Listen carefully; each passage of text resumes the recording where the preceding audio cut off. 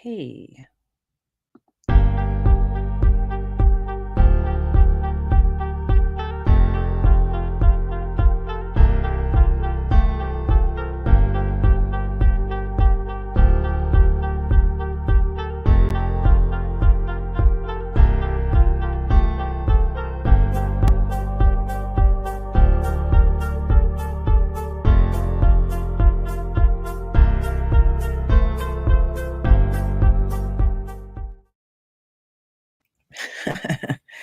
I tried the little countdown thing. See how that works. How is everybody today? Sunday afternoon. It's freezing out. I figured I'd come. Just got back from a long weekend trip. Everybody's relaxing right now. I was trying to relax. I was falling asleep a little bit, but then I figured I'll come hang out with you guys. Everybody's relaxing in the house right now. So we were away all weekend. We just got back. My son had a tournament in Philly, kind of near Philly, not exactly in Philly, AB first. So yeah, he first time ever we returned from a roller hockey tournament and did not bring home a medal. So, but he had a good weekend. Scored 24 goals in 7 games, which is pretty damn good. But just the team was we were missing one of our key players, besides Jesse, one of our defensemen. So it was a rough weekend, but we went into the weekend kind of knowing that. And he still played really well, though. So I'm proud of him. I still can't believe, when I watch him sometimes, I'm just like, it's amazing. It's just amazing watching this kid.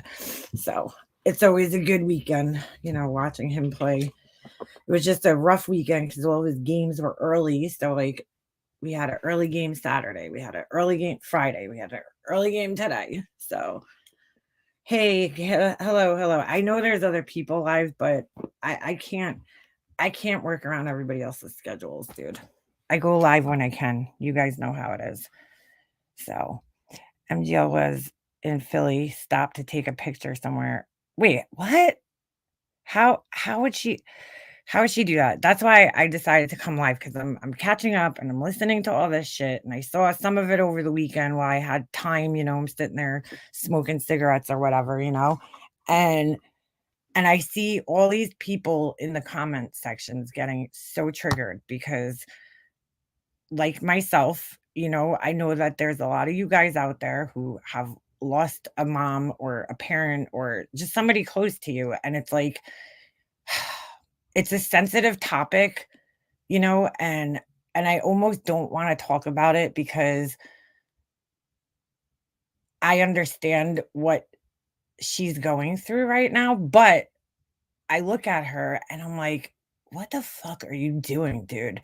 Like, what either we're being fooled and she's exaggerating and lying about her mom's condition, or she's just cold and selfish and self-indulgent, and I don't know.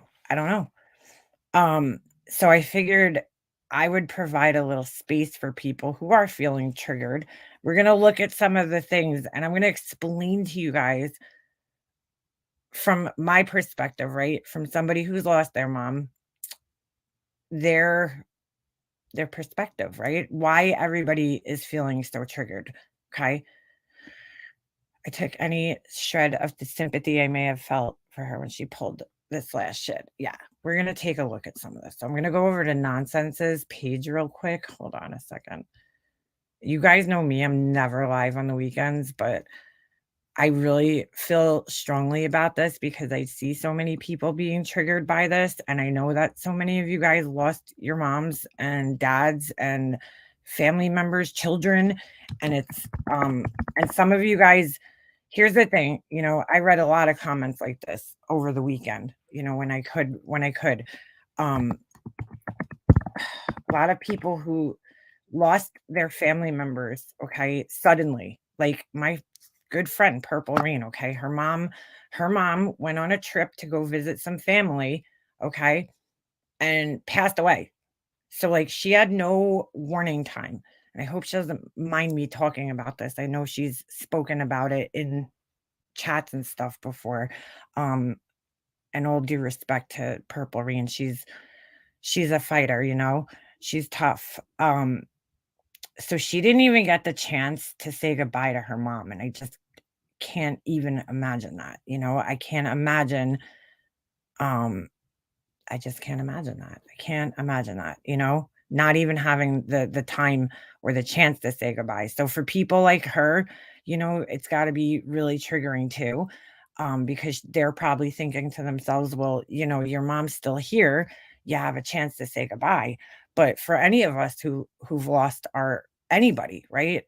Um, even if you've had a chance to say goodbye, right? There's never a such thing as like having enough time with somebody once they die. You just there's never enough time.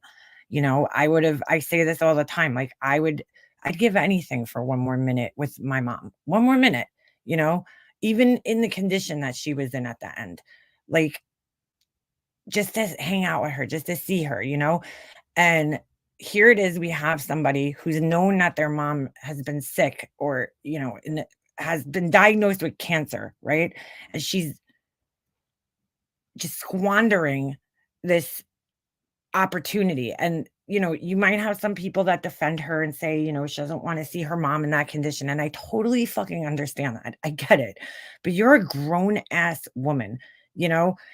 And I would be right on board with those people if I didn't see her using her mom's illness in the way that I'm seeing her use it. So I've even fought with myself because I'm like, okay, I talked in great detail. Those of you guys who follow me for a long time know this, right? I talked in very great detail about my mom's illness and like everything that I went through. I mean, I showed you guys every detail of everything that I went through with my brother and his wife. And it's like, you know, maybe it's oversharing at the time, you know, looking back now, um, I shared a lot of really personal shit, but I was just going through something that I just was so traumatized by, and I really didn't have the support system that I needed, right? Well, that I was used to having. And so I turned to, you know, making videos to just get the story out so that I could heal from it. And then it ended up turning into this like huge, you know, not huge, but this bigger thing where, you know, I was helping other people get through, you know, their loss or make sense of their loss and stuff. And so it gave me another kind of sense of purpose during that, you know. Um, it's Mother's Day here in England. I missed my mom so much. Yeah, sorry to I know, girl. I know. I know so many of you guys and Zero Filter Jewels, I know we've had our issues in the past and I've seen I saw a video, somebody sent it to me the other day and I would personally like to say I'm sorry for all the loss that you've dealt with in the last year. I didn't know that you were going through that with friends and your brother and everything like that, and I just wanna say sorry. I saw a video, and I just apologize for all that you're going through. So anyway, but I shared I shared my story after the fact, right? Like, that didn't happen for, like I think it was, like, almost a year or 2 until after you know, after my mom passed away, and I had a channel before my mom passed away, and I just dude, I when my mom was sick, and if you guys those of you guys who watched my series, like, you know, like, when my mom was sick, I couldn't do anything else, like, all I could do was focus on her, maybe there's something wrong with me, I don't know, you know, I couldn't do anything else but focus on her illness, like, in my situation, granted, it was a little different, right? I didn't have my mom had nobody else, like, my brother wasn't there, you know, her siblings were she has siblings, right? But none of them live close by.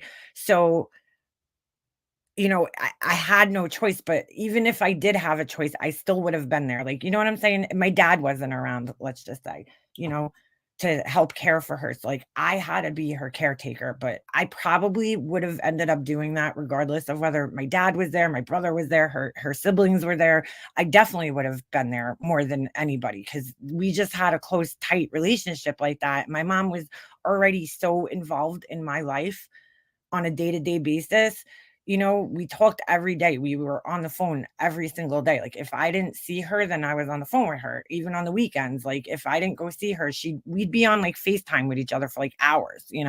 So like that's the kind of relationship that we had. Um, her mom has the stepfather around, and so, that helps alleviate a lot of the caretaking uh, duties, right, off of her and her sister. And I understand that, they don't live close by, but this is somebody who doesn't have any obligations really at home. Okay. Her son is, um, what, 15 or 16 years old, and he's at an age right now where it's like he's not dependent on his mommy. He has a license even, right? I think he started driving. When I went through this, I had a 3-year-old. My son was 3 years old. He was just about to turn 4 when my mom passed away. He was like a month out from turning 4. And I had to drag this 3-year-old around with me, to doctor's appointments, to hospitals, to um wherever we had to go, pick prescriptions up, food shopping, anything I had to do for my mom. So, and my husband works a full-time job. So it was like I had no choice. I had to drag my son around with me. She has a 15-year-old son, and he's able to take care of himself. She has a friend that's in town, right? That raised her son. So it's like, even if she can't be home, there's somebody there to care for him. Even if her and her husband can't be home, there's somebody there to care for him and look after him. I didn't have anybody, you know? Um, I'm not trying to compare our situations or whose is worse. I'm just saying, like, I had obligations at home and I still made it happen. She doesn't really have obligations. I mean, her only obligation is to sit home and go on YouTube. I mean, she doesn't clean her own house. She doesn't cook dinners, apparently. I don't cook that much either. So I'm not judging her. I'm just saying that, like, it just doesn't seem like she does all that much, right? As a stay-at-home mom, right? Quote unquote. She doesn't do much. She doesn't have a job. She's not a career woman. The work, okay, quote unquote work that she does do, she could do from anywhere, right? So why not stay with your mom? Why not, you're doing all this traveling elsewhere.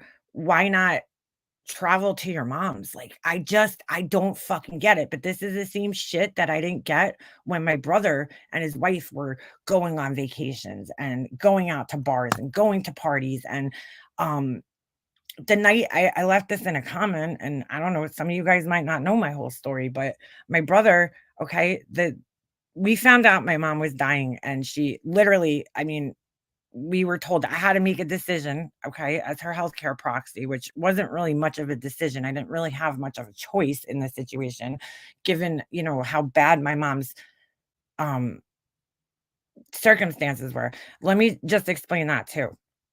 So my mom, for you guys that don't know this story. I know most of you guys know this, okay? My mom was diagnosed with type 2 papillary type 2. Yeah, it was, oh my god, now I can't remember the name. Type 2 papillary kidney carcinoma. I believe that was how it was said, right? It was a rare and very aggressive form of cancer, okay, that originated in her kidney. And by time they found it, there was an 8-inch mass around her kidney, her native kidney. My mom had a kidney transplant. So this was her original kidneys that she was born with. Okay. And one of them had this mass. And she got a nephrectomy, which means they took out the whole entire kidney with the mass and everything. When they went to do the surgery, there was a lot of lymph nodes in the area that were surrounding her kidney, right? And then, so obviously the cancer had spread to her lymphatic system, and cancer is staged by the spread, right? Okay. So if it originates in the kidney and stays in the kidney, you're stage 1. Um, I believe once it goes to surrounding organs, you're stage 2. Once it gets into the lymphatic system, it's stage 3. And then once it gets into the bones, and I believe the brain too, and I'm not 100% sure about this, so don't mark my words. I'm just giving you guys an idea of how they stage it, or at least how my mom's was staged, okay? Once it goes into the bones and the brain and stuff, then it's considered stage 4, and that's when you're considered terminal in terms of cancer, okay? My mom, after she had her nephrectomy, they removed some of the lymph nodes, they removed some of the, they removed the mass and everything, and then after she had her surgery, it was just, like, downhill from there, okay? Until it ended up, she all of a sudden just developed this really intense pain, like, I don't know, I wanna say, like, a month or 2 before she passed, and I mean, in her back, and she kept telling everybody she had sciatica, and that wasn't the case at all. What had happened was the cancer had spread to her basically her tailbone, and it fractured her tailbone, okay? So when I brought her to the hospital for the last time in October of 2016, I I've never seen somebody in that much pain in my entire life. I mean, it was she was on fentanyl, she was on, Percocet or whatever they gave her for pain. I brought her to the hospital that night. They gave her, like, 3 different shots of Dilaudid or more maybe, right? And she was screaming. I mean, and when I tell you guys screaming, like, if she was aware of how bad she was screaming, I know she would have been, like, mortified because my mom had a very high tolerance for pain, and, like, she was one of those people where she did not like any attention on her, like, at all, and to know that she was screaming the way she was, okay, where you could hear her down the hallway in the emergency room, um, she would have been like, "Oh my god," you know? Like, my mom's just not that person. Hey, Diamond Cutter. Did you I did. You know what, Diamond Cutter? I did. I was in the car driving home. Um, I'm gonna text you back. We'll talk about that after. So so anyway, she was in a tremendous, tremendous amount of pain. Like I've never seen anything like it. And let me just tell you, sitting by, in the emergency room with her that night, it was the hardest thing because it's like there's nothing I could do to take her pain away. It felt like I was just watching her like with her hands tied behind her back and just people beating the shit out of her with like spiked baseball bats. Like it was just so, oh my God, it was horrible. It was just so fucking horrible to watch her. Um Yes, girl, yes, yes. Sorry, I had to pin that, but you're 100% right. So, like, you know, and at the time when I brought her in, I didn't know exactly what was causing the pain, and then we found out that the cancer had spread. So then they gave her a dose of radiation while she was in the hospital during that last month, and during that last month, um, in the last few days of her life, that was when I had to make that decision, which wasn't really a decision, okay, because the last month of her life was just horrible, absolutely horrible, um, and the last during that last month, they gave her radiation just to get her out of pain, it wasn't meant to cure her cancer or anything. They hit her spine with a really heavy blast of radiation, okay? And what ended up happening is the radiation goes through your body, and I still don't fully understand this, but I'm assuming they shot her through because I remember they tattooed her, right? They put a tattoo on her where they were gonna blast her with the radiation, and I believe it went through the front. I don't even remember. I don't know if it went through the front. Either way, okay, the radiation basically weakened her bowels somewhere. So either her colon or her small, I believe it was her colon.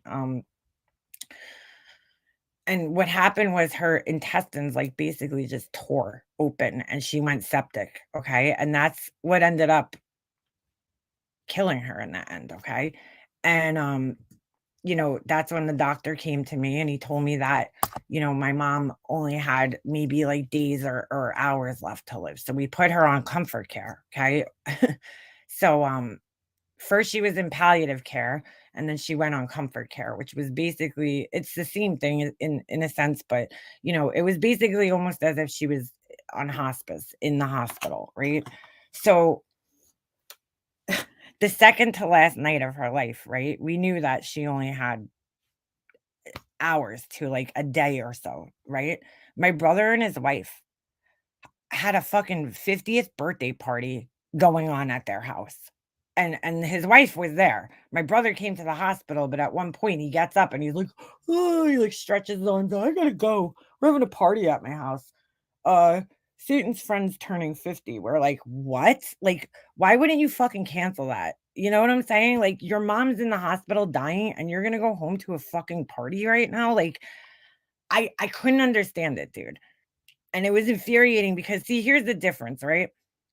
I know my brother to be like any other times in the past when my dad was sick, like my brother was always at the hospital. He would not like he wouldn't leave my mom's side, and I know under normal circumstances, if it wasn't for his wife, he wouldn't have acted in such a selfish way. As far as MGL goes, I'm sure that her family is very well aware of her behavior. Okay. And so, the way she's acting might not even be out of sorts to them because they're like, yep, that's her. She's fucking selfish. While my brother was also a selfish person, he wasn't like that type of selfish, if that makes sense. Um, I know he cared about my mom, in the past and both my parents. And like, that's just how we were brought up. Like, something happens to family, you're there, dude. Everything else goes to the fucking wayside and you're there for your family? So to see my brother acting like that, it was shocking to me because like, that's not his typical behavior. So anyway, yeah, this is very triggering for those of us who've, gone through this and dealt with this because, we all know this person in terms of YouTube. I don't know her personally, but like, dude, how are you sitting on the internet throwing your mother's illness in your son's face, throwing it in everybody's faces, basically? It's almost like I feel bad saying this, but like, she sounds like she almost wants her mom to pass away, like, as fucked up as that sounds. My sister and family behaved terribly. So, girl, my whole family was horrible during this time. But I just wanted to give you guys a little update. If you want to know the whole full story, because it is, I think, in my opinion, it's interesting. Um, I have two playlists on my channel. So you start off with the when evil enters your life, and then the second one's called when grief enters your life. So the first one's like the story of my mom before she passed away during her illness, and then after she passed is the second one.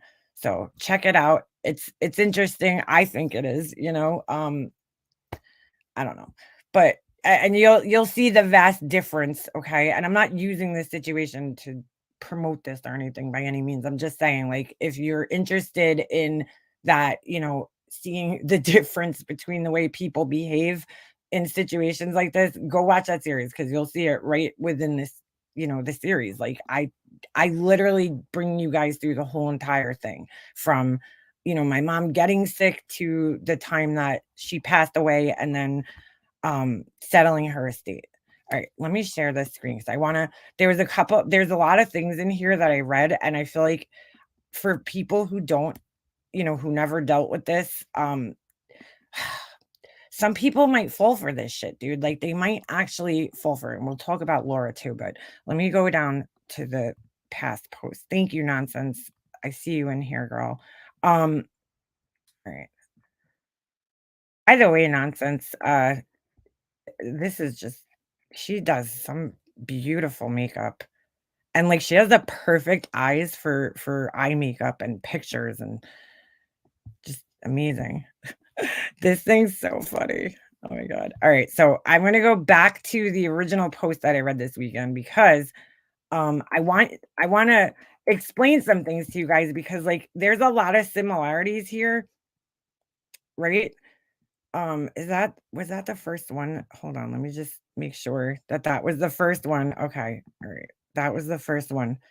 So we have the she's gone. Now here's some things I want to clear up. Okay, I heard some clips of Laura. I didn't watch her entire live, but I heard some clips. Okay, and oh my god, it's mind blowing. Okay, Laura's like, well, let me explain the difference to you guys. Okay, there's brain cancer, and then there's cancer in the brain. Okay, so when she's saying that her mom the cancer spread to her brain, that's not brain cancer. That's whatever cancer she started off with, lung cancer, that spread to her brain. So it's a little different.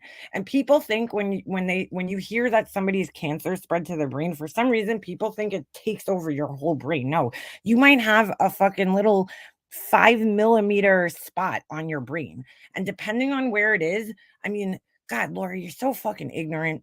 educate yourself, because I heard Laura saying something to the effect, well, if she has brain cancer, then it's already her mind's already gone. No, Laura, that's not true, because guess what? The brain, like my best friend's mom, okay, for instance, she had breast cancer that spread to her brain, okay? And where the part that it spread on, it affected her feeling, right? Because different parts of your brain do different things, right? Like certain parts are, you know, responsible for your movement and stuff like that. And then you have parts of your brain that are responsible for your speech. Okay. So depending on where it is, it's gonna affect you differently. So let's just say it's growing on the, like my friend's mother, right? It grew on um whatever part of her brain, it was affecting her, the left side of her body. Okay, so she had no feeling in her hand or her arm or anything on that side of her body. Her brain, her mind was still there. She could still have a conversation. It wasn't affecting her speech or her thinking or anything like that. So, like, fucking educate yourself, because you sound like a fucking idiot, or you really don't know what you're talking about. Just because cancer spread to the brain, that doesn't mean that you're like going to be incapacitated, okay, immediately. That's not how it works, dude. Holy shit. Mallory, hold on. I want to read. I see a bunch of long comments. So, Misty, well, I can't believe it came back to MGL saying her mom's gone. Ironically, I lost my dad to same cancer. Oh my God. I'm so sorry, Alexis. That's how I came to her and YouTube, how the tables have turned. Yeah. Sorry. I am very sorry to hear that. Mallory was on PT, but we all know when Molly comes live again, she's going to pull her typical histrionics and continue to exploit her mother and deflect from her awful actions and behaviors. Yeah, dude. Yeah. All right. So let's look at these posts, because there was a couple of things in here that I feel like I could help explain and clear up so other people understand. So she writes this, she's gone. I love you. Okay. And I'm sorry, everybody knows what's going on with her mom. So there's no other way to take this than what it is. Okay. There's no other way to take this.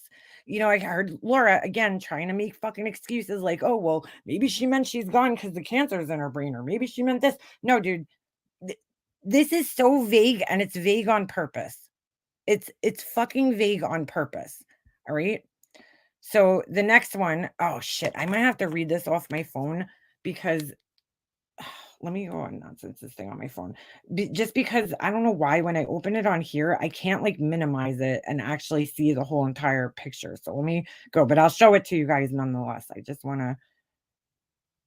All right, let me go down here. I'm gonna read it off my phone, but all right. So you see people up here, this comment at the top, it says, "Oh, Marissa, I'm so sorry to hear this. My heart breaks for you all. Sending boundless love today and always." Okay. She writes back, "We are at a truck stop rushing in New Jersey. I'll get a chance to say goodbye. Hope my sister makes it." Okay. So again, she's not correcting anything or saying, she's not gone yet. She's not correcting it. Somebody else writes, "My prayers for you all, Marissa, sending my deepest condolences and prayers." Okay. So then we go to the next one. Um, and this is now an update, and this was Nonsense posted this a day ago. So I'm gonna assume that this was from yesterday, or it could have been possibly the day before. So she writes, "I'm here. Can't believe how quickly I got to New Jersey. This has never happened before where I have gone by so quickly. Dude, and again, the punctuation and all that shit, we all know is horrible, so just bear with me as I try to read this, because it's confusing, and we all know she does this talk to text bullshit, okay? And doesn't bother to edit it for the people that are paying her 25 to 50 to $100 a month, okay? Um, this is never this has never ever happened before where I have gone by so quickly. Turns out only two people could come and be in the room with my mother. Not only that, now the lawyer is meeting up with us in about an hour. I've been choosing to be the executor as she does her will, which I think she means will today, obviously. I don't know why it wasn't done sooner." So let me stop there and just explain this to you guys. Okay. Actually, no, I'll explain it after I finish reading this, because it'll make more sense. Dawn and all of her three kids booked one-way flights. Okay, let's go to the next one. Um, they will be here tonight. My mother's house will be packed, but me and Princess have a hotel to stay in Connecticut. believe it or not, wait, believe it or not, but isn't too far from my mom, so we're gonna keep coming back. Now, I'm gonna explain all of this after. Let me finish reading it, and we'll go through that. Adrian and Jake, and she writes Adrienne, like a girl's name. Adrienne and Jake are going to make their way after Jake gets out of school, which should be in the next 10 minutes. I'm sorry that I freaked everybody out with my last post when I said she's gone, but when they told me, well, at least when my stepfather told me that it went to her brain, it brought me back to the last time I saw her. Oh shit, hold on. Um, and she didn't recognize me for me. It's so confusing. Cancer in the brain means she's gone in a few minutes. No, no, no, it doesn't. That is not, because then you wouldn't have even left your house, right? Give me a break. I'll be able to see if she remembers me or not. I'm downstairs waiting for whoever is upstairs with my mom to trade off. I don't even know if she actually stopped to see her mom, because this just doesn't make any sense, okay? Um, I can't believe how many people in my family are going to be coming by here and taking time with my mother. And I really hope that this doctor makes an exception, or at least send my mother home. Now, like, that doesn't make any sense, because like, why would they send her home? She says this is not okay, because the way it's looking, there's going to be 45 people here waiting to see my mother at the same fucking time. Okay. So let me break this down for you. Let me go back a few slides here for you guys. Here's the first thing, okay? She writes over here, the lawyer, um, hold on a second. The lawyer is meeting up with us in about an hour, okay? I've been chosen to be the executor.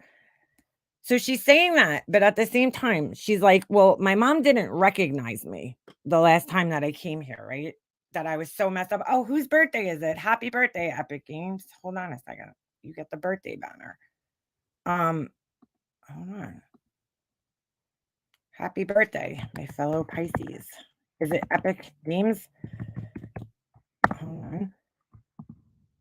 So yeah, so she's saying her mom last time didn't recognize her, and now she's like, I want to see if she's gonna recognize me, right? Well, guess what? Okay. Um, guess what? That's you can't have a will written if somebody's in that, if somebody's incapacitated, okay, that will never be valid, because in order to sign a will, you have to have, do I have my mom's will? I actually might have it in here. Hold on a second.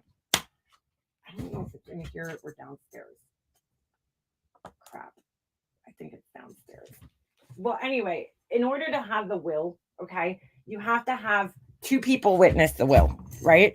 Nobody is going to witness that will if she's incapacitated and can't recognize people. They'd be putting themselves on the line. That's just not going to happen. Now, um, a lawyer was supposed to come up to the hospital when my mom was in the hospital, but my mom already had a will. She just wanted to change who the executor was, right, on her will. Nothing else. She didn't want to change anything else. But it my mom at the time was still in, condition to make decisions, right? Even though she was on painkillers, she was still deemed, medically okay, where she can make sound decisions. And the attorney asked her a bunch of questions, to make sure that she was with it. So that doesn't make any fucking sense. And then I'm like, why would her mom pick her as the executor? Like, it just doesn't even fucking make sense. That whole thing doesn't make any sense. The other thing that doesn't make any type of sense to me here is the part where she's saying that, dude, I live in the Northeast and I travel quite a bit. Okay. Hartford, Connecticut is kind of like in the middle of Connecticut, right? Connecticut's a huge state. If you go look on a map, Connecticut's like the entire length of Long Island. Okay. So, in comparison to Long Island, I know that when I go to the city, okay, let's just say I'm going to Manhattan, it takes me a good hour to almost 2 hours just to get to this, city through the city. So hold on a second. I just want to look at something real quick. Let me just look at a map real quick. Because just looking at the map, okay, I could tell that, hold on a second. Hartford, Connecticut is kind of centrally located in Connecticut, and that's where she said this thing is, right? But it's also way up north, almost on the border of what state is this above Connecticut? You think I would know? Massachusetts, right? Massachusetts is big. So Connecticut basically stretches the whole entire length of Long Island, right?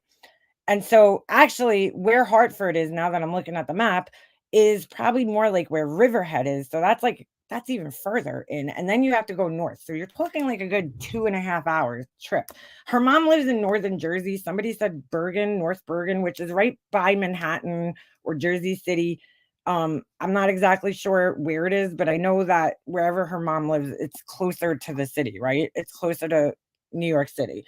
So in that case, you would have to drive over a bridge that is a far trip. You're talking honestly, the trip for her to get from her mom's house in Jersey to um anywhere in Connecticut, right? But especially Hartford, Connecticut, which is in the center, more northern part of Connecticut, that's going to take her about 3 hours.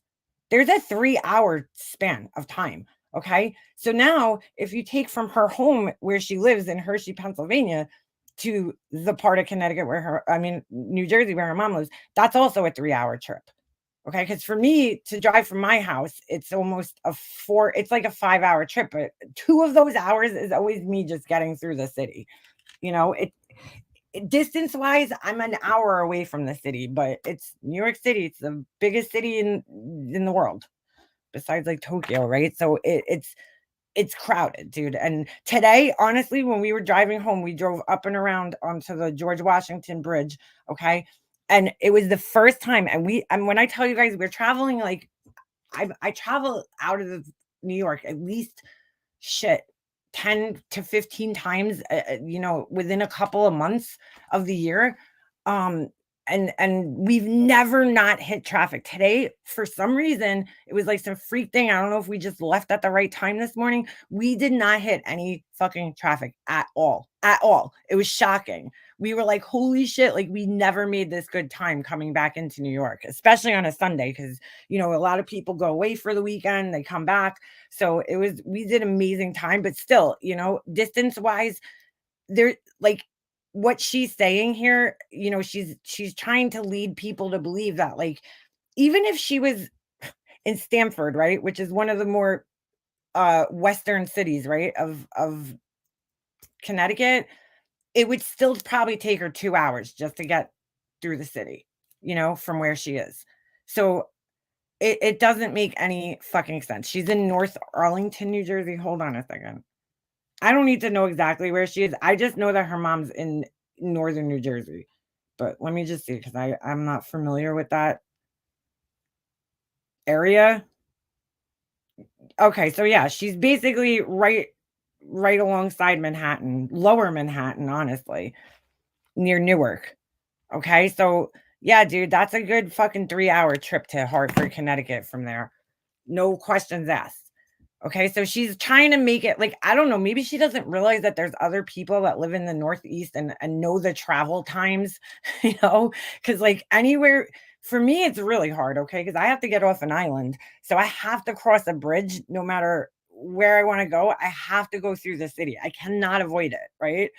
It's either I have to go around the city or through the city. So, I mean, I know I've traveled down to Hershey a million times. I mean, we were just in Philly, near Philly. I wasn't in Philly, but we were near Philly. Okay. So I know the times it takes. We've been doing this for years now. Okay. So I guess she doesn't realize that there's other people that live in, the Northeast that like know how it works. And so I don't know why she's making like her saying this, stay in Connecticut, believe it or not, it isn't too far from my mom. So we're just gonna keep coming back. She didn't go back. She didn't go back. You're not gonna drive 3 hours, dude. It's an almost 3 hour trip. Don't mark my words, but I'm pretty sure it's a 3 hour trip from one place to the other. You know, that's 3 hours without traffic. Okay, so getting through the city. All right, so now this is the next set of posts that I saw that I'm just like, wow, dude, this is fucking unbelievable. Unbelievable. All right, so let me go to this one. All right. So it says 4 a.m. I'm in bed just laying here. I've been on the phone with Justin, been talking to Princess for hours. It's like, which one is it? My sister got in a few hours ago. I still can't sleep. My mom's still in the hospital, and it's been a nightmare. While I was able to spend a good 20 minutes, dude, with my mom and tell her everything I wanted to tell her, and I have a very good heart to heart with her. Bro, how do you have oh my god, how do you have a heart to heart with somebody in 20 with anybody in 20 minutes, let alone the woman who gave you life, okay, and raised you up into this world? 20 minutes is nothing, okay, in the grand scheme of things. This is fucking crazy, you guys. And I want to explain why. Hold on. Let me finish going because I'm getting like more infuriated while I'm reading this. Um, okay. 20 minutes with my mom, tell her everything I wanted to tell her. And I have a very good heart and have a very she again, she's doing this on talk to text, so it's like so hard. And I know you guys can't see the whole thing, but I'm reading it off my phone. Heart to heart with her and tell her everything I wanted to tell her while she was coherent. So I guess she's coherent now. I was very grateful to have a time with her.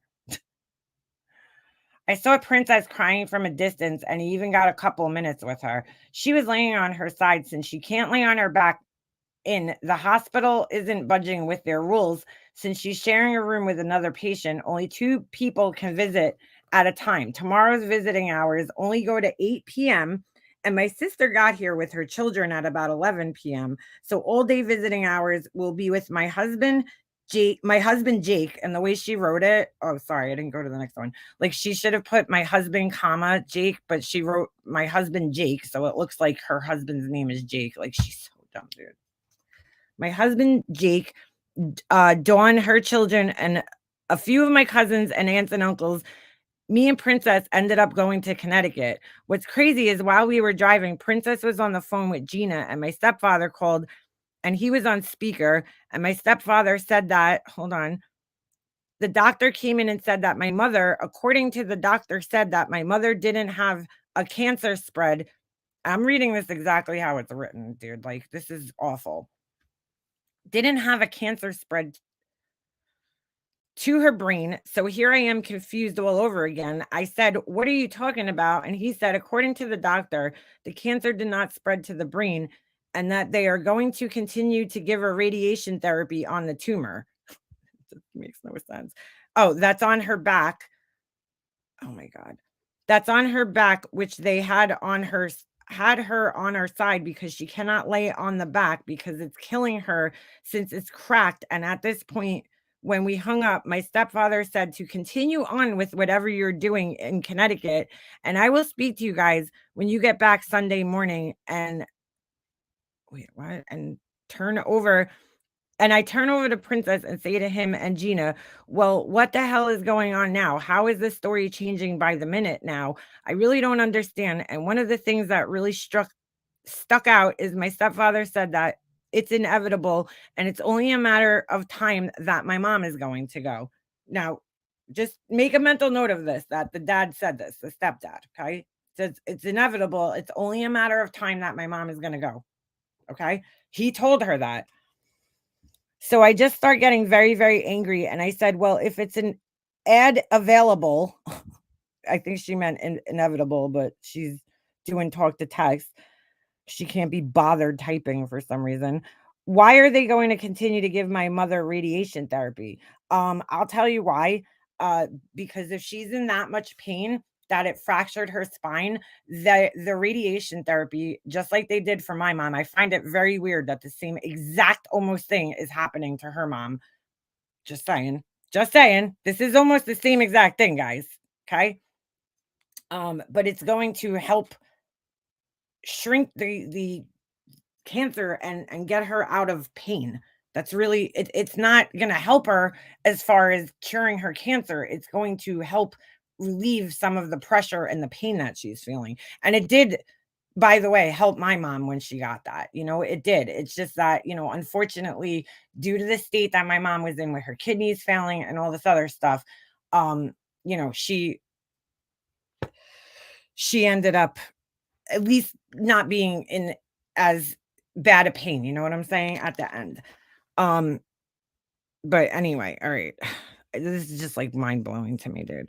So, okay, it's a matter of time. Okay. So I just start getting very, very angry. And I said, well, if it's Ed available, why are you going? Oh, I'm sorry. I just read that. Why are they cannot continue to give her all these experimental bullshit if she's gonna die anyway?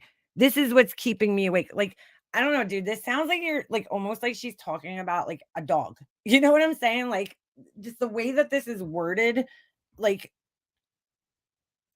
I don't even understand. Like, I don't even understand this. Is she trying to say, like, why are they giving her why won't they give her all this experimental bullshit? I don't know. I don't even understand this.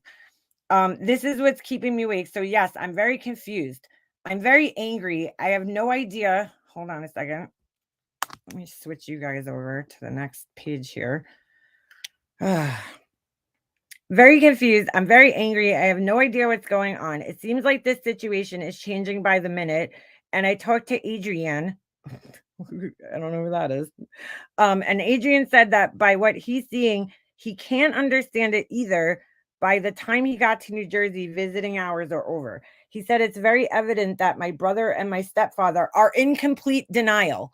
Okay. Do you guys see this? It says, let's go back to what I told you guys to make a mental note of it. My stepfather said that it's inevitable and it's only a matter of time that my mom is going to go. Okay. And then on the next one, it's evident. He said it's very evident that my brother and my stepfather are in complete denial. Which one is it, dude? Which one? Because it can't be both, dude. It sounds to me like he's come to terms with it, but I don't know. It just doesn't make any sense. Okay. My brother is not coming to terms with my mother having any difficulties at all. He has not visited her once in the hospital. And it turns out that my self father said that he's gotta force him to go to the hospital tomorrow. And my stepfather has total and complete hope. And he's all right. So now I just gotta go to the next page here. Hold on. Dude, this is fucking crazy, bro. Like absolutely fucking crazy. Okay. Okay. My stepfather said that the doctor came in and said that my mother oh, all right. So hold on. The first 3 slides are like repeated. So give me a second here. New Jersey visiting hours. All right. Adrian said, but we see and he can't understand it. All right. This is about the brother. Hold on. Not visit. Um, Tomorrow and hope. Hold on a second. Okay. Here it is. And complete hope. Wait a second. He said it's very evident that my brother and stepfather. Okay, hold on. Force him to go to the hospital. My stepfather has total and complete hope, and he's uh open to any sort of treatment imaginable. And my mother's friends are saying, no, no, no. That's the reason she's in the position she's in because her deterioration has gone this bad because of the treatments. Now I'm afraid to say anything or else I'll get jumped on. So I kind of feel like I'm on autopilot. I don't think that anything I say is right. I don't feel like anything I do is right. I'm just trying to stay out of everybody's way. Okay. Thank you all for the beautiful text messages. Thank you. Thank you so much. You have no idea. Dude, there's so much wrong with this. Okay. First of all, I can't even make heads or tails of whether, her dad stepdad's in denial. Thank God her mom has this guy, okay? Because it sounds like he's the only one who's actually like talking to the doctors. Now, let me just explain something to you guys. When somebody's in the hospital, I'm not going to lie to you guys, it does get very fucking confusing, okay? There's different doctors coming around, okay? And it gets very confusing. So like some of this confusion here might be a real thing, okay? As far as like the cancer spreading to her brain or not spreading to her brain, like maybe somebody misinterpreted something, maybe maybe somebody misunderstood something. Like it is very fucking confusing when you're talking to like 10 different doctors, okay? And but here's my problem. It seems to me that neither her nor her sister, okay, because I heard another clip the other day where, this is just disgusting. She had the sister on speakerphone, and I think Laura was on the panel. And Laura, just shut the fuck up, dude. You are not good with these types of situations because you don't have empathy either. So, you're trying to show empathy, and it's just not coming off genuine. And to somebody who doesn't have empathy, it's just like, oh my God. But anyway, the sister, I don't know what look, she's out there too, okay? She's out there. This clip also triggered the fuck out of me. I think it was on Nonsense's channel. I think it was actually the day I was driving up or down to Philly. And I'm like, dude, like, I could tell that neither her nor her sister, number one, ever spoke to a doctor.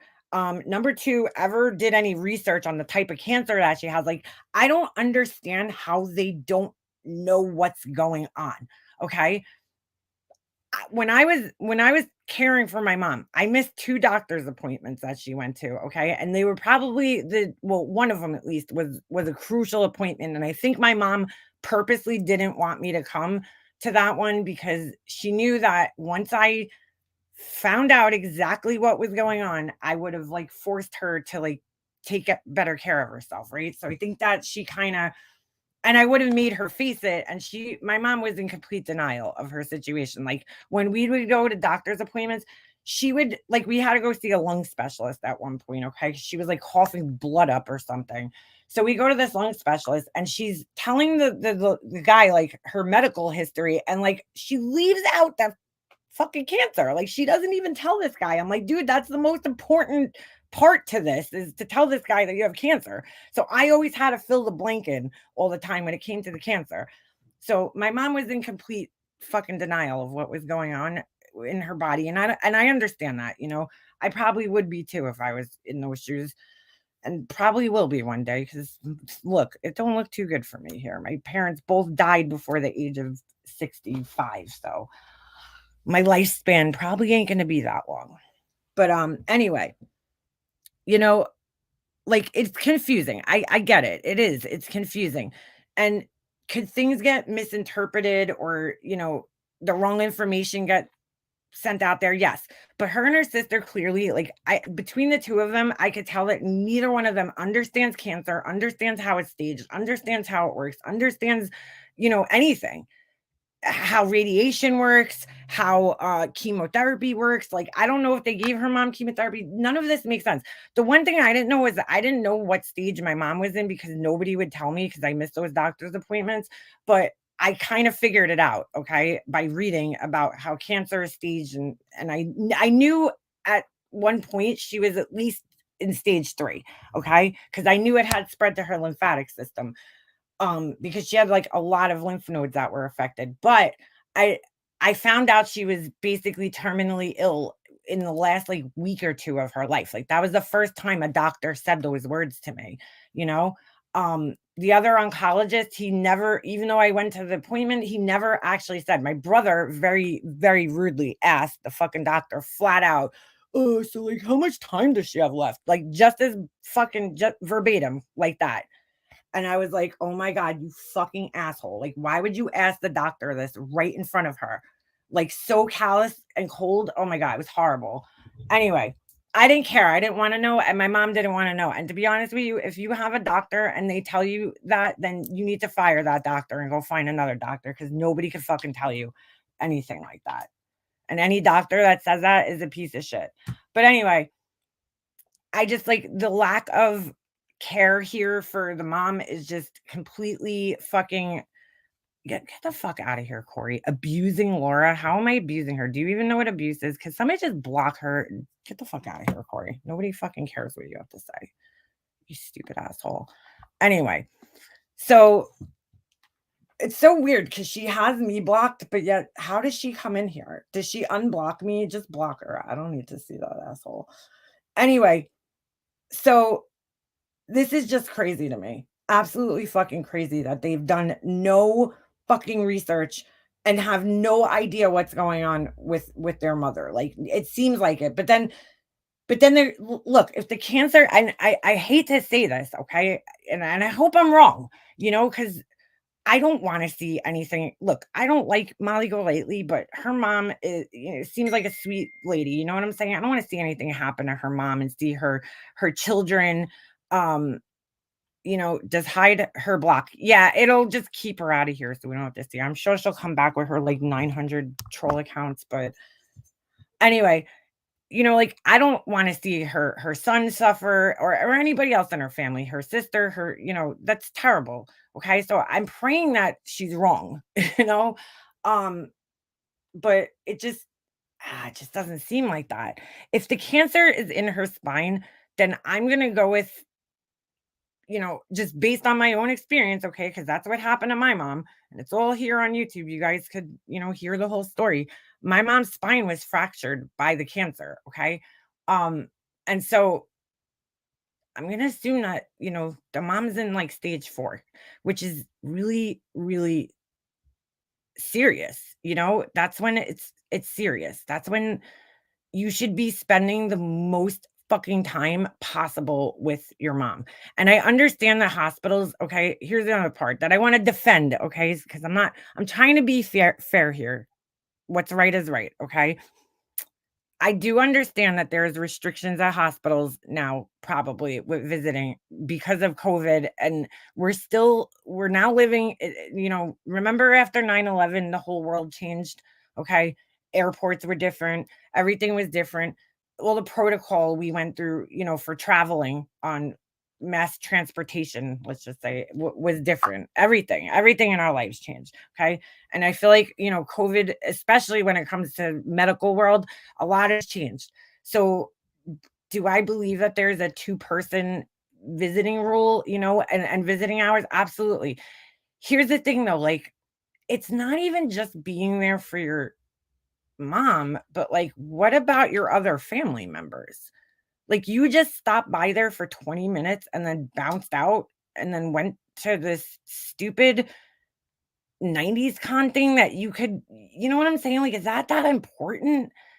This is why people are getting triggered, because it's like you could be spending this time with your mom, and we know that there's gonna be this show of emotions, right? When the mom passes away, and it's like, which seems inevitable, right? I mean, it's inevitable we're all gonna pass away one day, but based on what I'm gathering here, okay, from the very little information I can get from these posts, it sounds like her mom's in a really serious situation right now.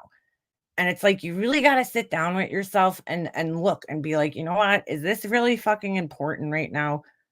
Going to see these washed up celebrities at this convention? Or is it more important for me to spend time not only with my mom, but with my family? Why are you there and why are you fucking not at the hospital with your kid? Comforting your kid, he's also dealing with this loss. Why are you not with your husband and your kid ever? Why is everything always done so separately? It just I don't get it, dude. I don't get it. And I don't know. Be there be at the hospital. See, like, I don't know. I'm trying to put myself in her shoes based on what's said here, right? And I'm thinking to myself, okay, even if I could only, even if my mom has a huge family, okay? She has 6 brothers. She's one of 6, right?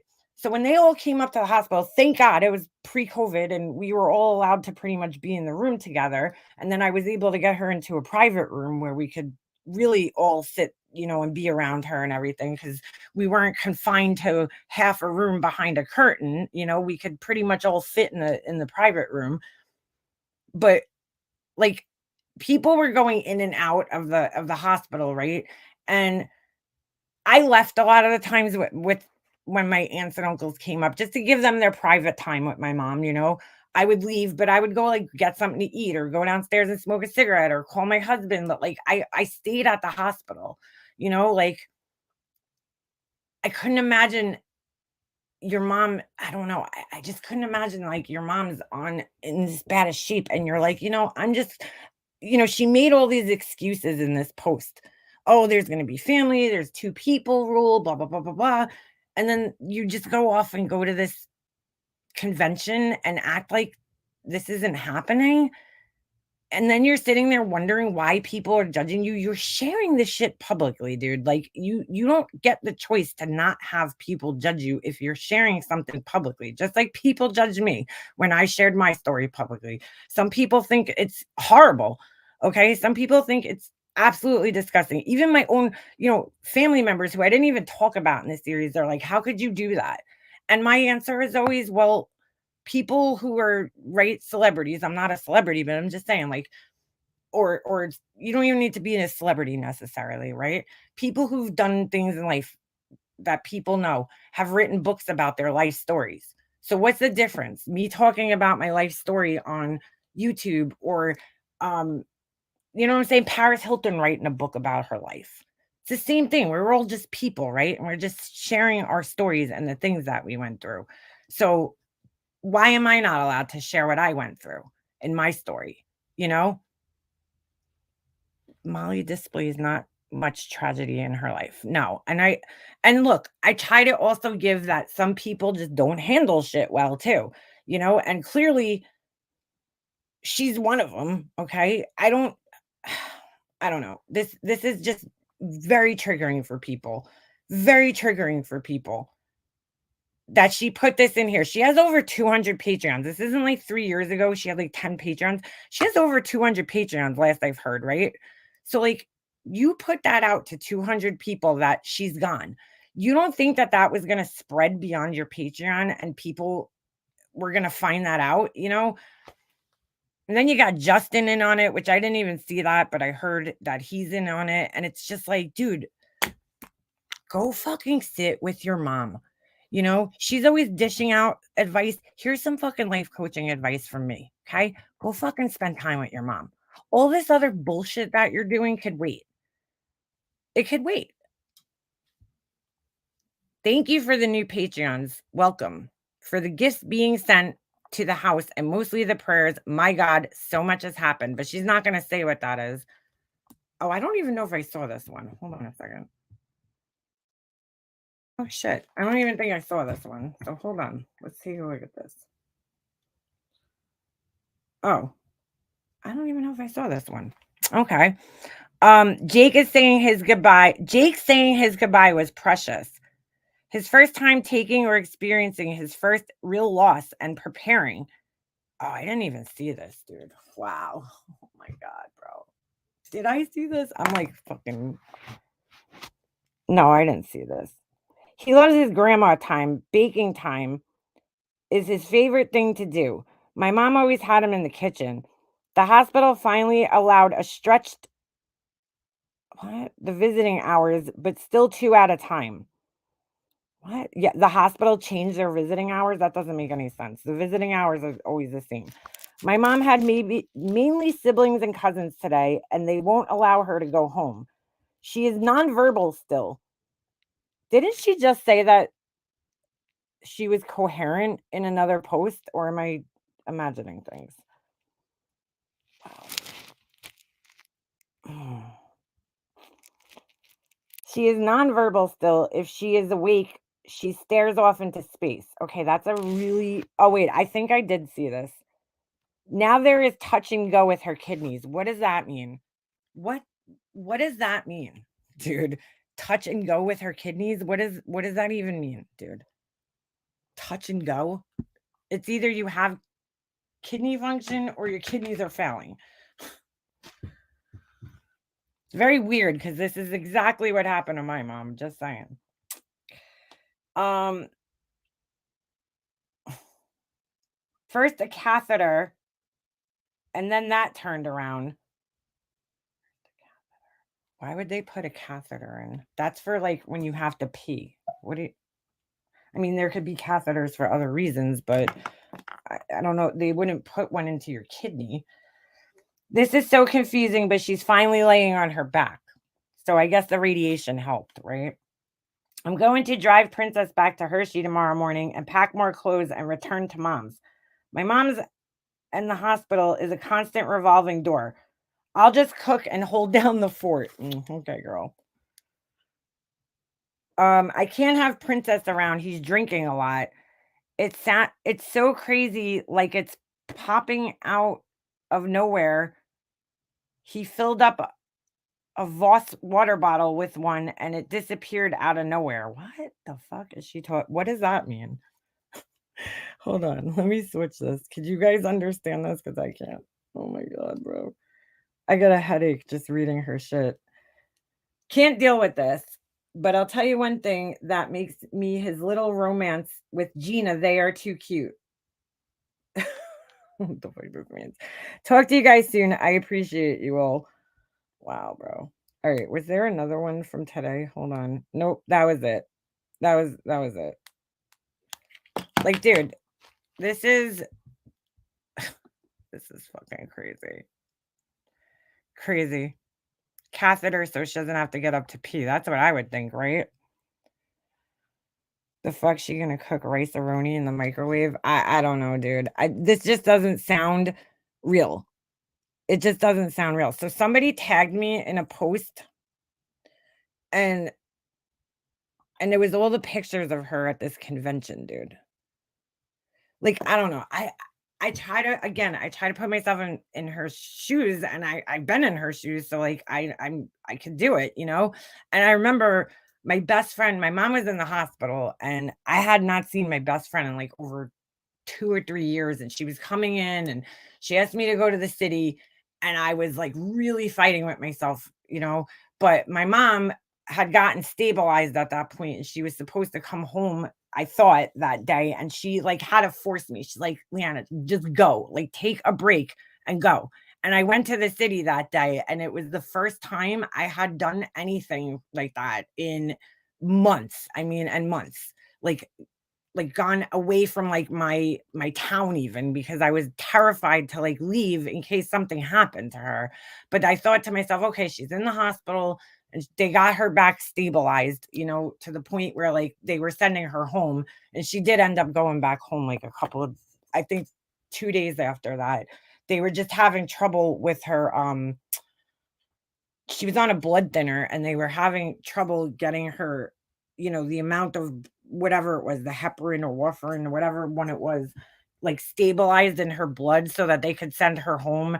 And she had to do like shots. She had to take these shots. So there was something going on. I forget exactly what it was, but it was something with that, you know, that with the blood level and just getting her to a point where she could go on a more you know, she could go home and just go on an injection or a pill or whatever. But I'm like, "Oh my god, dude," like, you know, that was hard for me to go that day. I remember I went and the whole time, you know, it got my mind off of things for a little while, which was nice because it was like nonstop me just thinking about that 24/7. But like it was also hard to go. I just remember you're on the train ride home, just like, "Oh my god," I'm just like, "I just wanna get home," and I probably went up to the hospital when I got home, you know, and saw her.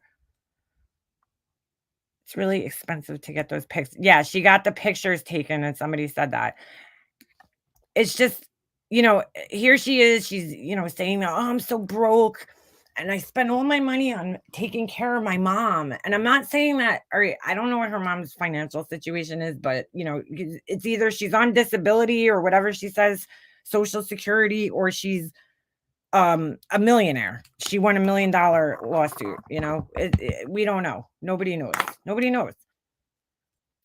Yeah, I was with my mom day in and day out. Yeah, I needed a break, dude. It was it was a needed break, you know, I'm glad I did it, but I that was not normal for me to do, was to leave her at all.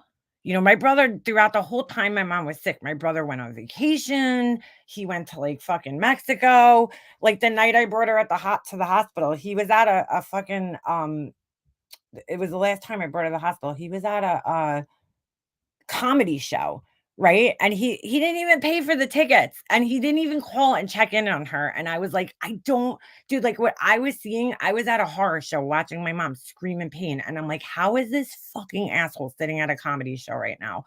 Like, I couldn't even think of laughing in that moment, and he didn't even call and check in on her, and I let him know that, "Dude, it's bad." Like, she's in bad shape. I sent him a video, because I wanted him to see, like, how bad it was.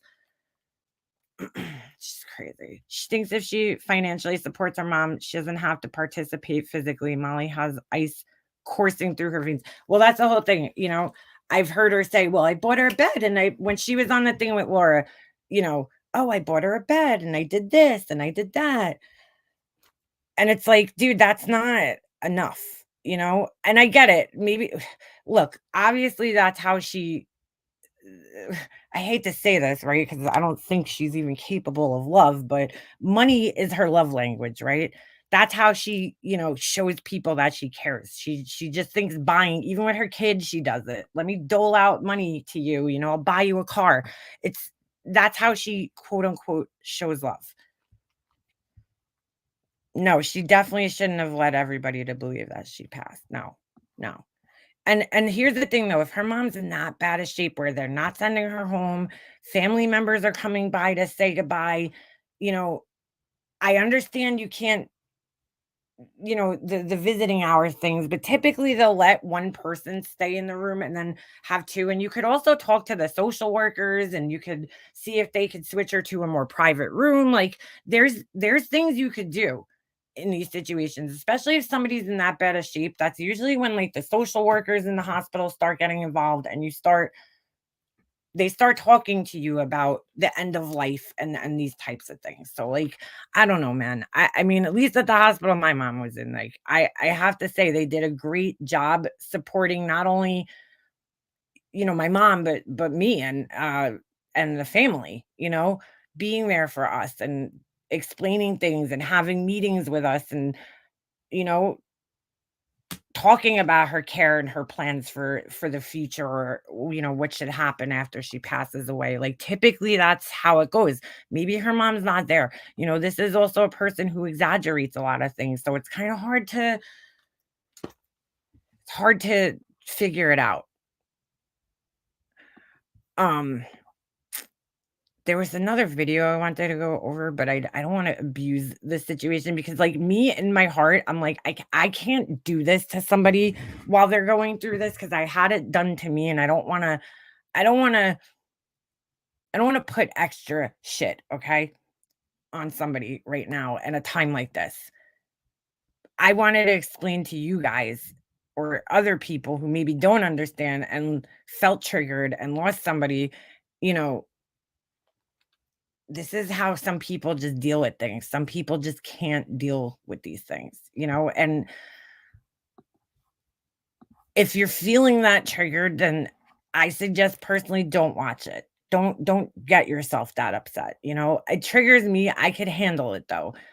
It just it just reminds me of the situation that I went through, right? Because I felt like me and my brother were just on total opposite ends of the spectrum. I'm here taking care of my mom, doing everything that I possibly can to be there for her. And my brother's out just living his life like nothing happened, and it seemed like that even after she passed away. It was just like, did anything in your fucking life change? Because like I felt like my whole entire life fell apart after that, and it took me a good 5 years to start feeling somewhat normal again after my mom passed away. So like I don't I don't get this behavior. It's very troubling to me because I just don't understand how you can't not want to be there. I don't get it. Of course she lies about her expenses. She lies about everything. I did want to look at a clip with Laura though, so hold on a second, 'cause she's another fucking idiot. Laura's just look, it's really funny, listening to Laura try to explain empathy to other people. It's terrible. Yeah. She's definitely look, just to call a spade a spade, she's definitely playing on people's emotions here, and it's really fucked up because there's so many of us who have lost our parents, and then you think of the people who lost their parents and didn't get to say goodbye to them, didn't have that chance, and here you are, where that this is, as hard as it is, okay, to understand what she's saying here, she's given us enough clues to know that her mom is in a advanced stage of her disease, right? She's in a very advanced stage of her disease. It's in her spine and she's in pain. Okay, she posted a photo of fentanyl patches and she's making such a big deal out of it. You know what I would be doing if I saw those? Oh, thank you God. Thank you God that they put my mom on fentanyl because she's in pain and I don't want to see my mom suffer. So thank you God that they did give my mom fentanyl patches. But I'm just saying, like she's like a child, like, oh my God, fentanyl, because you're hearing about it in the news. But it's yes, in that sense, it's a horrible thing, but in the hospital sense, when somebody has cancer, because that's why fentanyl exists, okay? It's a fucking blessing, okay, that it's there and that somebody could have that and that they don't have to suffer in the pain that they're feeling. But she posts that. Why? Why do your followers need to know that your mom has fentanyl patches? Especially when, like, I do remember there was a point in time, and if somebody has the clip, let me know, where, her mom doesn't want this shit on the internet. And to be honest, my mom didn't either. My mom didn't want, when she was sick and she was passing away, okay, my mom didn't even tell her own mother that she had cancer. Like I told you guys, she was in total denial and she like didn't want it out there. So I didn't discuss it ever on any social media until after she passed away, you know? And do I know? I don't know. I don't know how my mom would feel about me sharing her story. I think she would be okay with it because I think that I I'm sharing her struggle, and I think maybe she would want people to know, especially the people that hurt her, to know how she was feeling and what she went through, at this point in time. Beforehand, no, she didn't want people knowing, but I think after just knowing my mom and knowing the relationship we had, I think she would be okay with me sharing what I shared, you know? Did I share every little detail? No, but, there's some things I'll never talk about, but it's just sad. It's really sad, dude. She's doing this to her mom. Her mom didn't want this. She didn't want this. And I get not having a support system. Okay. Some people just don't have a support system. You might have people in your life, but they might not be the right type of people. I was lucky in a sense. I had my husband, first of all, I mean, just hands down, he's my rock. I wouldn't have got through anything if it wasn't for him. I could never even repay him for the support he showed me. Like we don't even have enough time in our lifetime to repay my husband for just being him, and the way he carried me through all of this. And not only that, just his patience with me, even to this day, just being so patient with me and dealing with me and dealing with all the baggage that comes along with me, Um, but I had, friends, I had family, and I had a support system, but I still turned to, just sharing my story because I know there's other people out there who are going through this thing. And sometimes it does help to share your story. So I'm not downing her for sharing, the fact that she's upset or something like that. It's just putting your sister on speakerphone and talking in such detail about your mom's medical situation and all these personal private things about her finances or whatever it is that they're discussing. Like, I don't know if that belongs here now. Maybe after the fact, fine, you want to talk about it, but like, instead of sitting around talking about it, be about it. Go fucking see your mom. Go spend a fucking week with her or near her. There's no fucking excuse from this woman. Like I said earlier, she doesn't have obligations at home. She doesn't have a job. Financially, she could afford it. She could afford to stay there for a month, a week, a month, whatever. Yeah, she might have to give up some of her fucking luxuries and not be able to stand in the W, stay at whatever, the fucking W hotel or whatever fancy fucking place she's at, but god damn, dude. It's gonna make it really hard for people to feel any type of sympathy for her when that day comes, because she's so fucking exploitative of her own mother. And I think I said this years ago, like, she's the type of person who would fucking do this. Her behavior is in line of what I would expect it to be. Somebody who just uses, yeah, chocolate facial. What does that even do anyway? I don't know. I don't know. Wait, what? Hold on a second. Who just said that? Sharon Fine. Why? Oh no, that's not what I was reading. Sorry. Swear sometimes I just realized Lauren's last name isn't De Laguna. That's where the weirdo's from.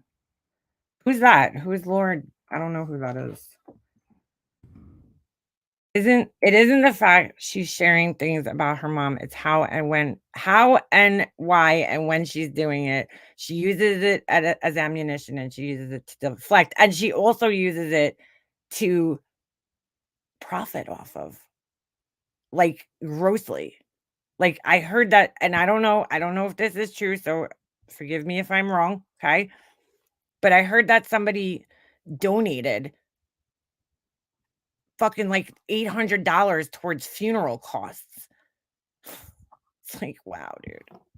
Dude, like, your mom should have a life insurance policy, you know? I don't know. I don't know. I don't know. I don't know. Usually, life insurance will pay. I don't know what her mom did for a living, but if she has any type of, retirement or pension or anything, usually that's part of it, you know? But fine, maybe she doesn't have that. Hold on, I'm just closing out programs here so I don't get so messed up with these videos here. All right, I'm just trying to find this thing. I don't know what the case is, and it doesn't even matter, but accepting money like that, ugh, it's fucking crazy, dude. All right. Was it maybe it was Everything Lately might have posted. I'm trying to just think of who had the clip with Laura because Laura girl. Laura, let me explain Laura's motives here for those people that don't. Oh, that's what I wanted to listen to. Nunya went up. Hold on a second. Hold on. Where's this music coming from, by the way? Is that in the video? Let me switch this for you guys. All right.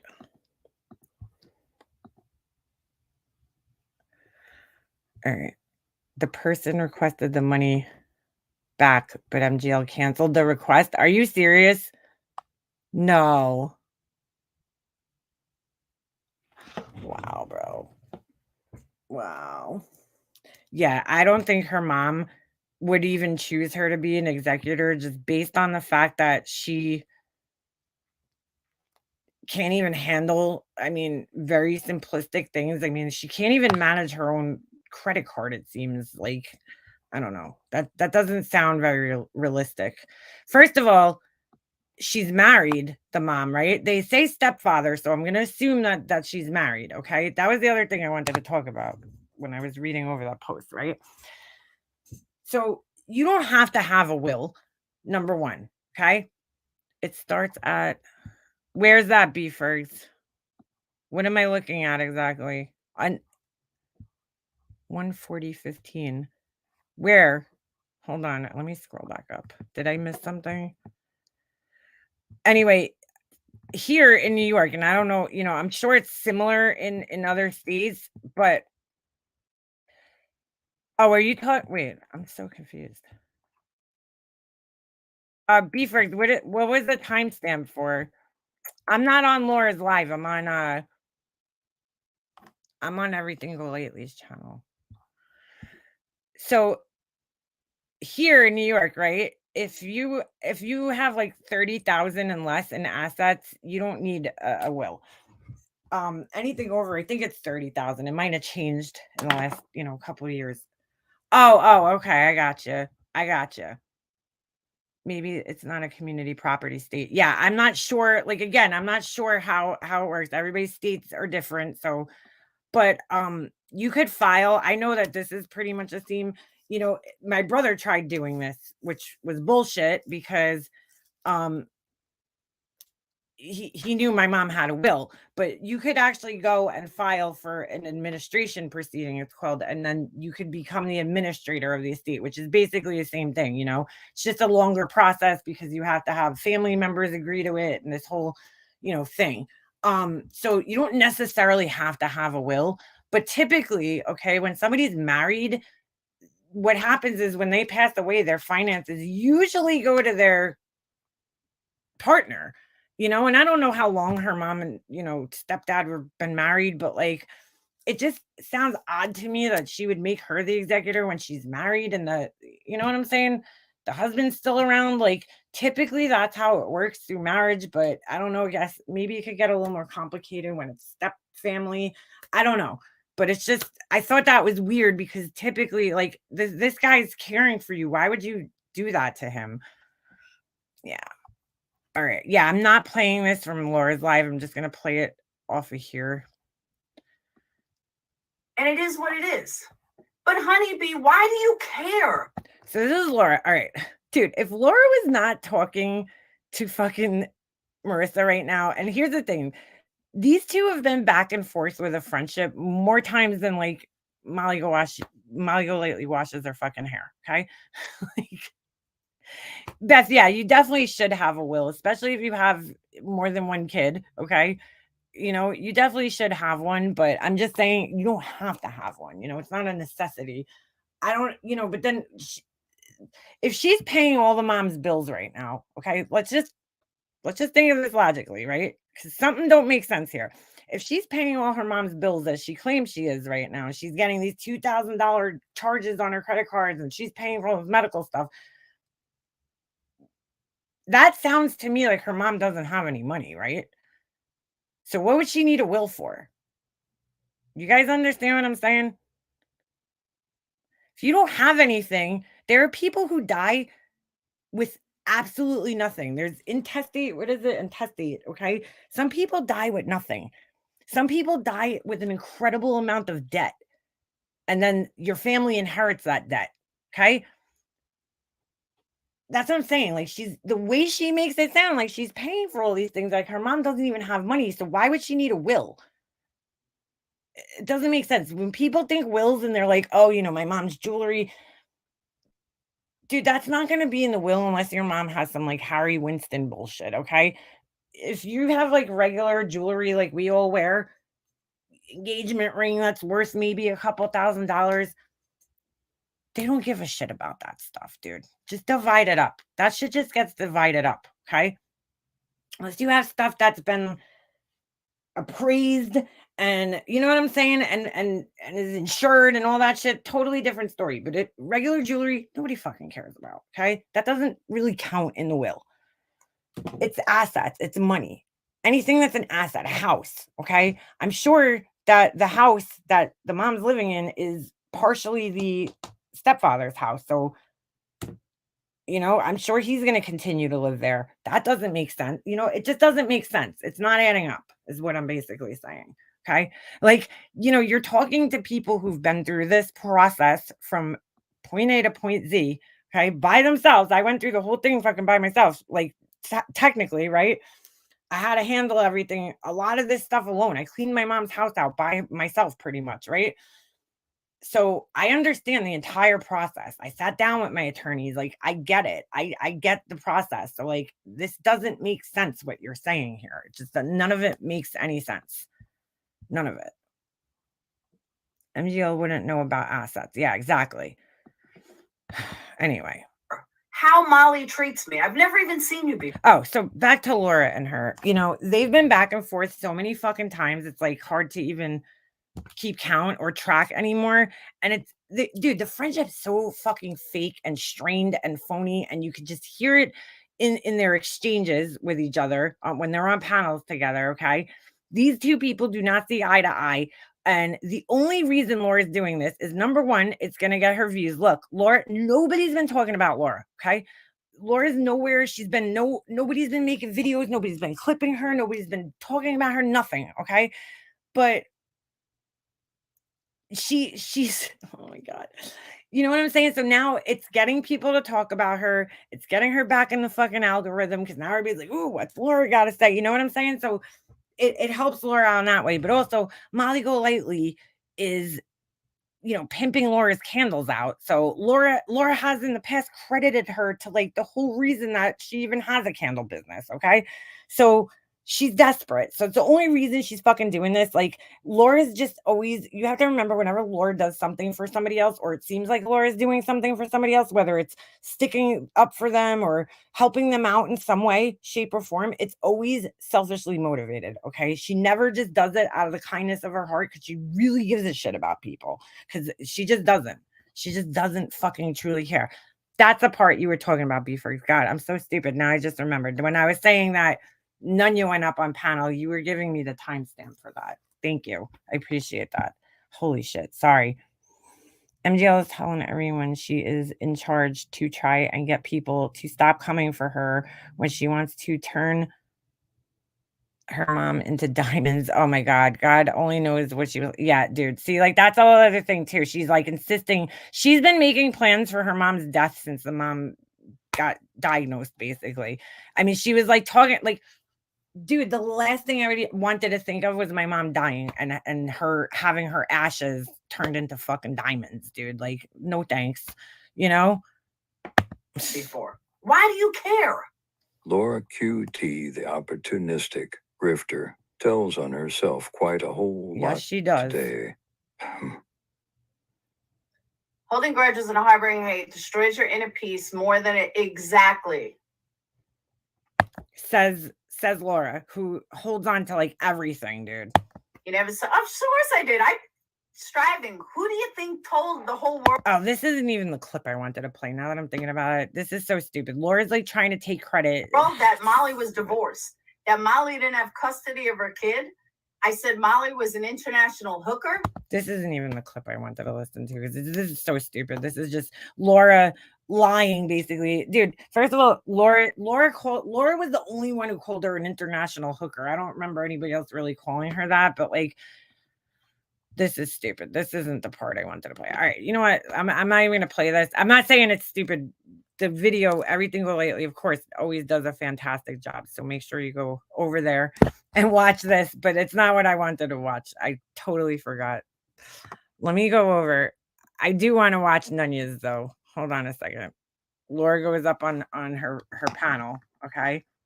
I mean, Nunya goes up and she gets totally fucking taken for a ride and gaslit. You see this right here? Okay, here you go. This is Laura. I mean, come on, dude. Come on. Thank you, B-Fergs. I knew somebody would grab that link. Much respect to Everything Go Lately. They do a great job. But you see, she got, look what she got out of this. She got to put a picture of her and Molly Golightly. Okay. Like, talk about using your friend for content, Laura. If you really gave a shit, you know. And she got 5,000 views off of this. Okay. That's the most she's got. And Laura, can I ask you why it's hashtagged Idaho for Molly Golightly drama? You tell me you're not trying to grift off this, Laura. Because guess what? Anytime I do a video about this woman, I never put her fucking name in the title. Okay. I don't hashtag her name. I have a few times, just if it's something I really feel like is important to get out, maybe. But you're her friend and you're hashtagging her name in here because you want the fucking views off of it. This is the most views Laura's seen in months. And I'm going to prove that to you. Hold on a second. We're going to go back to her channel. I didn't even look at the views before, but I just realized that the only time Laura gets views is when she's doing fucking any type of drama videos, which, you know, is fine. Okay. Because we all get views technically, right? Of drama related shit. But she totally denies that she does drama. You know, I don't. We talk shit here. That's why I always say that, you know. Pull up a fucking chair and let's talk some shit. So if you look at her videos, well, those are her member only videos. So let's not look at those. And then she hides everything too. That's the best part. Let's go on her lives, not her regular videos. She's trying to post ring cam videos. Like, come on, Laura. Look, so this got her 5.6 thousand views. And then look, 3,000, 2,000. I don't know why she put Queen Bee's name in here. So she got 5,000 views. Candles in Crime, 1.5. Look, Candles in Crime, 539 views. 1,000, 1,000. She can't even get 2,000 views off of these. 635, 1,000.2, whatever. 2,000. All right. So look, she's not stupid. She knows putting her name and hashtagging it in there is going to get her views, which still is shitty views, to be honest with you. For somebody with 20,000 subs, she should be getting at least fucking 8,000, 9,000, 10,000 views per video, but she don't. All right. So, yeah. Just let me play a couple minutes at the beginning of this, and then we'll skip because I'm not gonna play this whole thing. It's fucking 3 hours long. But Laura's, her intros are always where she goes on the fucking stupidest rant. Okay, why is it 14 minutes in and she's just starting the stream? Is that for real? The only Oh, reason she was already doing why it. Okay. people will call other people out, I give you 2 reasons. One, Oh, because I heard. All right, I know where I heard some of this, but never mind. Oh, is this her playing one of these stupid? Y'all been starting rumors. Let me help you with some. I love how Laura uses all these rap videos, and then she's like, "Oh, I hate rap music. Ugh, so bad." Then she plays it. Like, oh my god! All right, let me. Why 10 minutes of this though? Yes, me probably about to drop a new record. I do what I want, no matter if I get approval or not. Y'all ain't gonna stop. God, Laura, if you're gonna fucking share rap music, dude, share good rap music, dude. This is garbage, okay? This is fucking doo-doo caca garbage. For I'm fuck's an sake. art research. If people want to hate, then I'm grateful. It's only gonna make what I say. Oh my god. memberships, my subs have been amazing and my Patreons have been amazing with building up my membership. So yeah.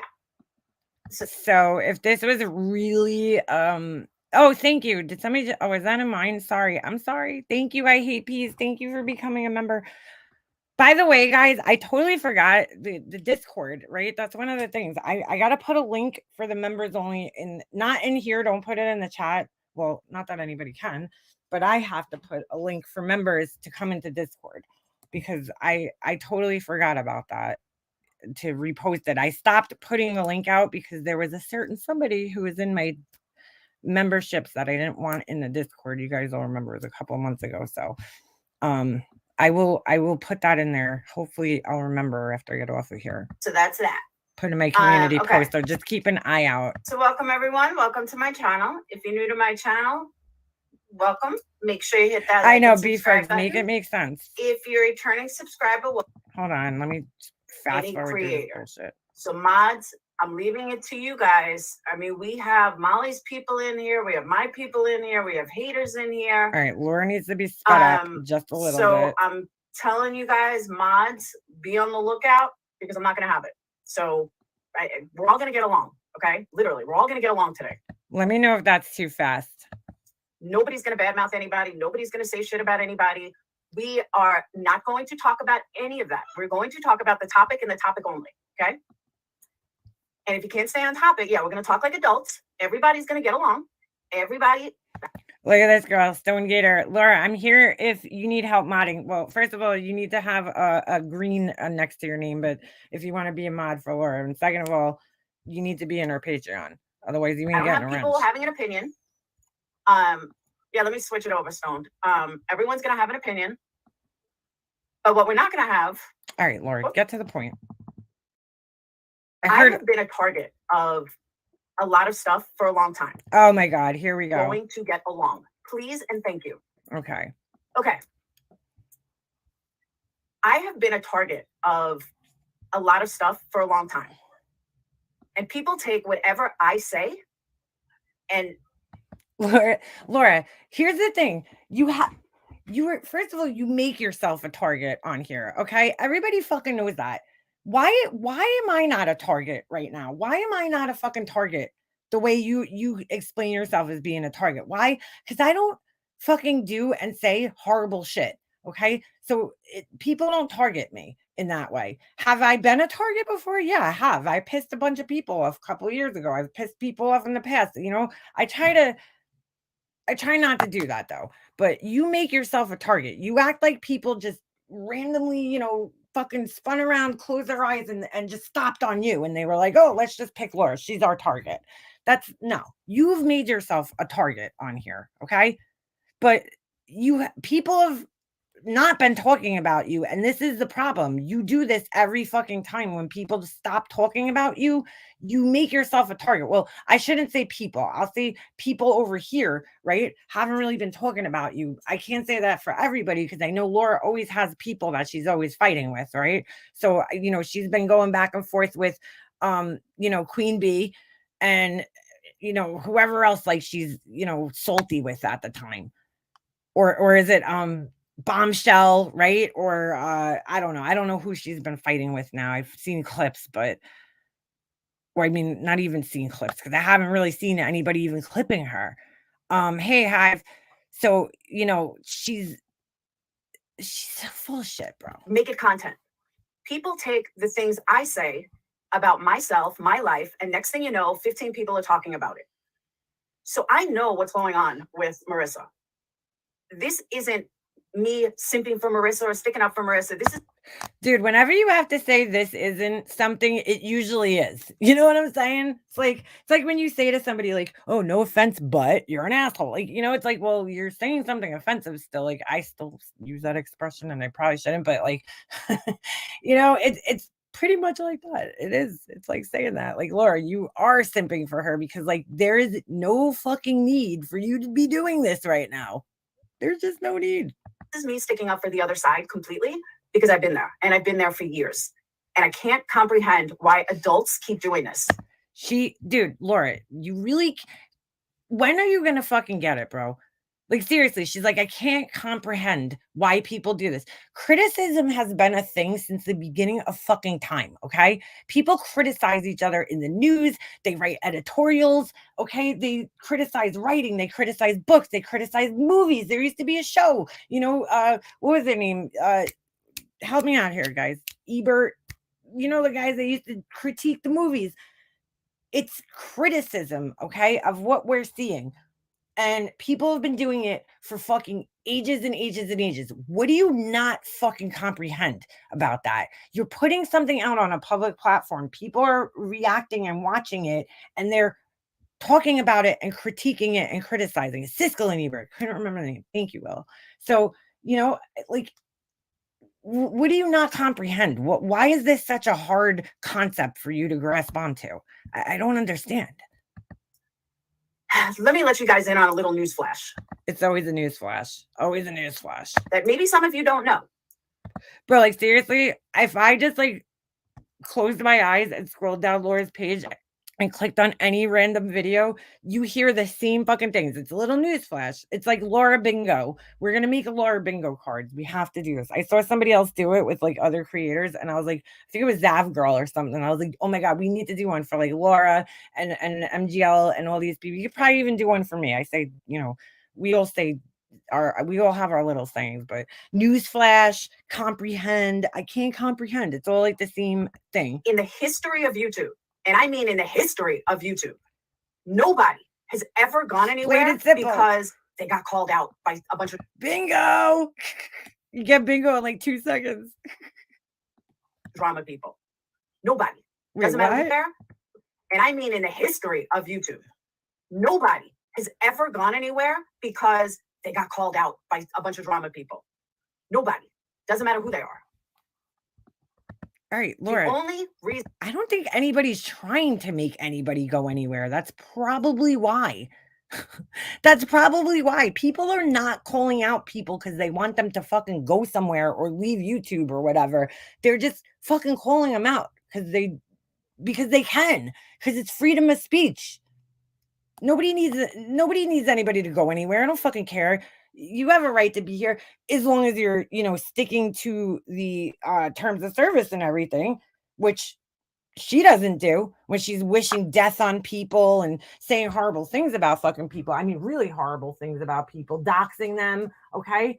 do I believe she deserves her channel when she does shit like that? No, I don't. I think she's a fucking asshole when she does that shit. But if she's following terms of service, then I don't fucking care where she goes or what she does. But I also don't have to support her, and I also have a right to critique her. I just found a whole nother thing of makeup brushes that I didn't even know I fucking had hiding in here.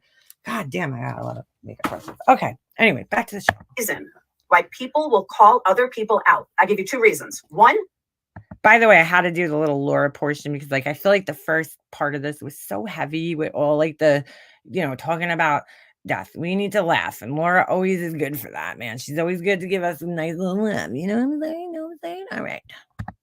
because they had a fight with that person and they want to, vent themselves. Okay, fair enough. Vent themselves.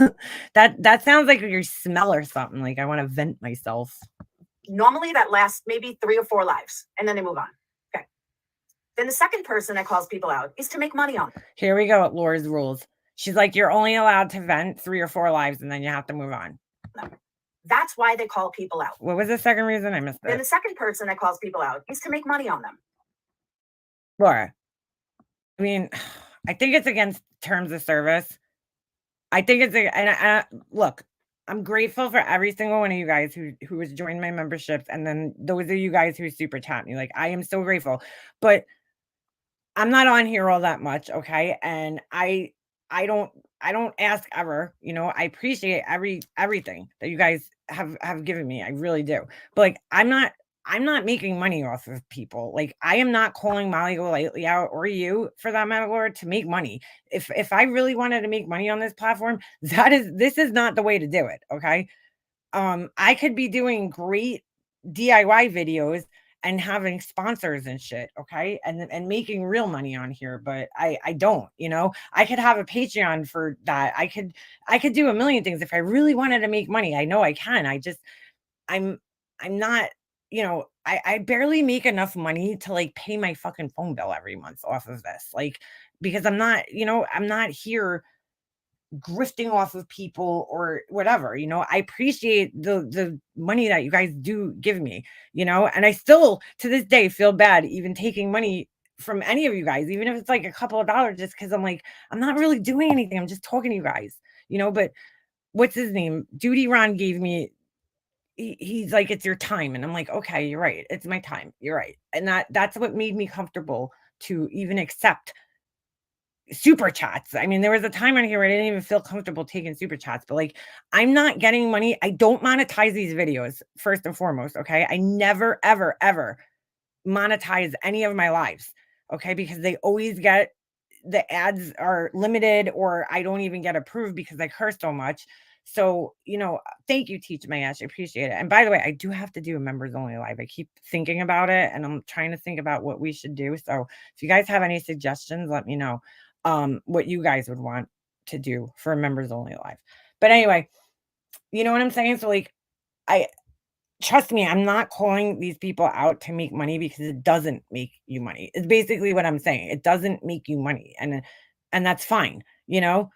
For some people it might, I don't know. I see other people like getting, a lot of super chats and stuff, but I'm not doing it for that purpose. Okay. Clearly to make money. Lives, and then they move on.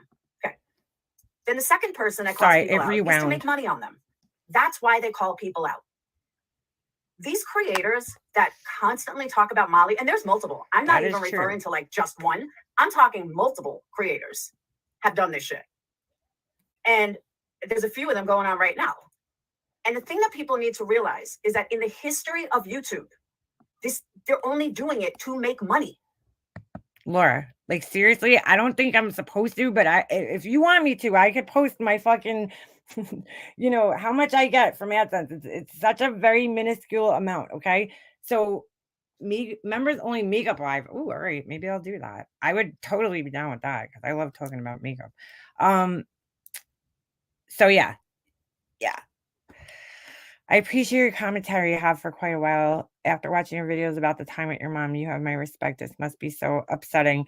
Sorry, I lost your comment. I thank you, Patty. Appreciate that. And it is. That's why I came live today, because, my chat, if there's one thing I could say and be a little I don't want to say narcissistic about, but I don't know. You know how Laura, everybody's always bragging like, oh, my community this. One thing I could say about my little community that we have here is that I think it's one of the most supportive places. Okay. I definitely know that that's one accomplishment that I have on here is that I created a place for people to come and talk and support one another, especially when it comes to loss. Okay. Because we've had many lives in here where we've gotten pretty deep into talking about loss and supporting one another in that. And I think we have a great thing here. So and even in my Discord, people are supporting each other, and I think it's an amazing thing. Okay. Women are in there supporting one another, talking about their lives, and you know what I'm saying? And I think it's a great thing. Um, it's a great little community we've built here as far as grief goes, right?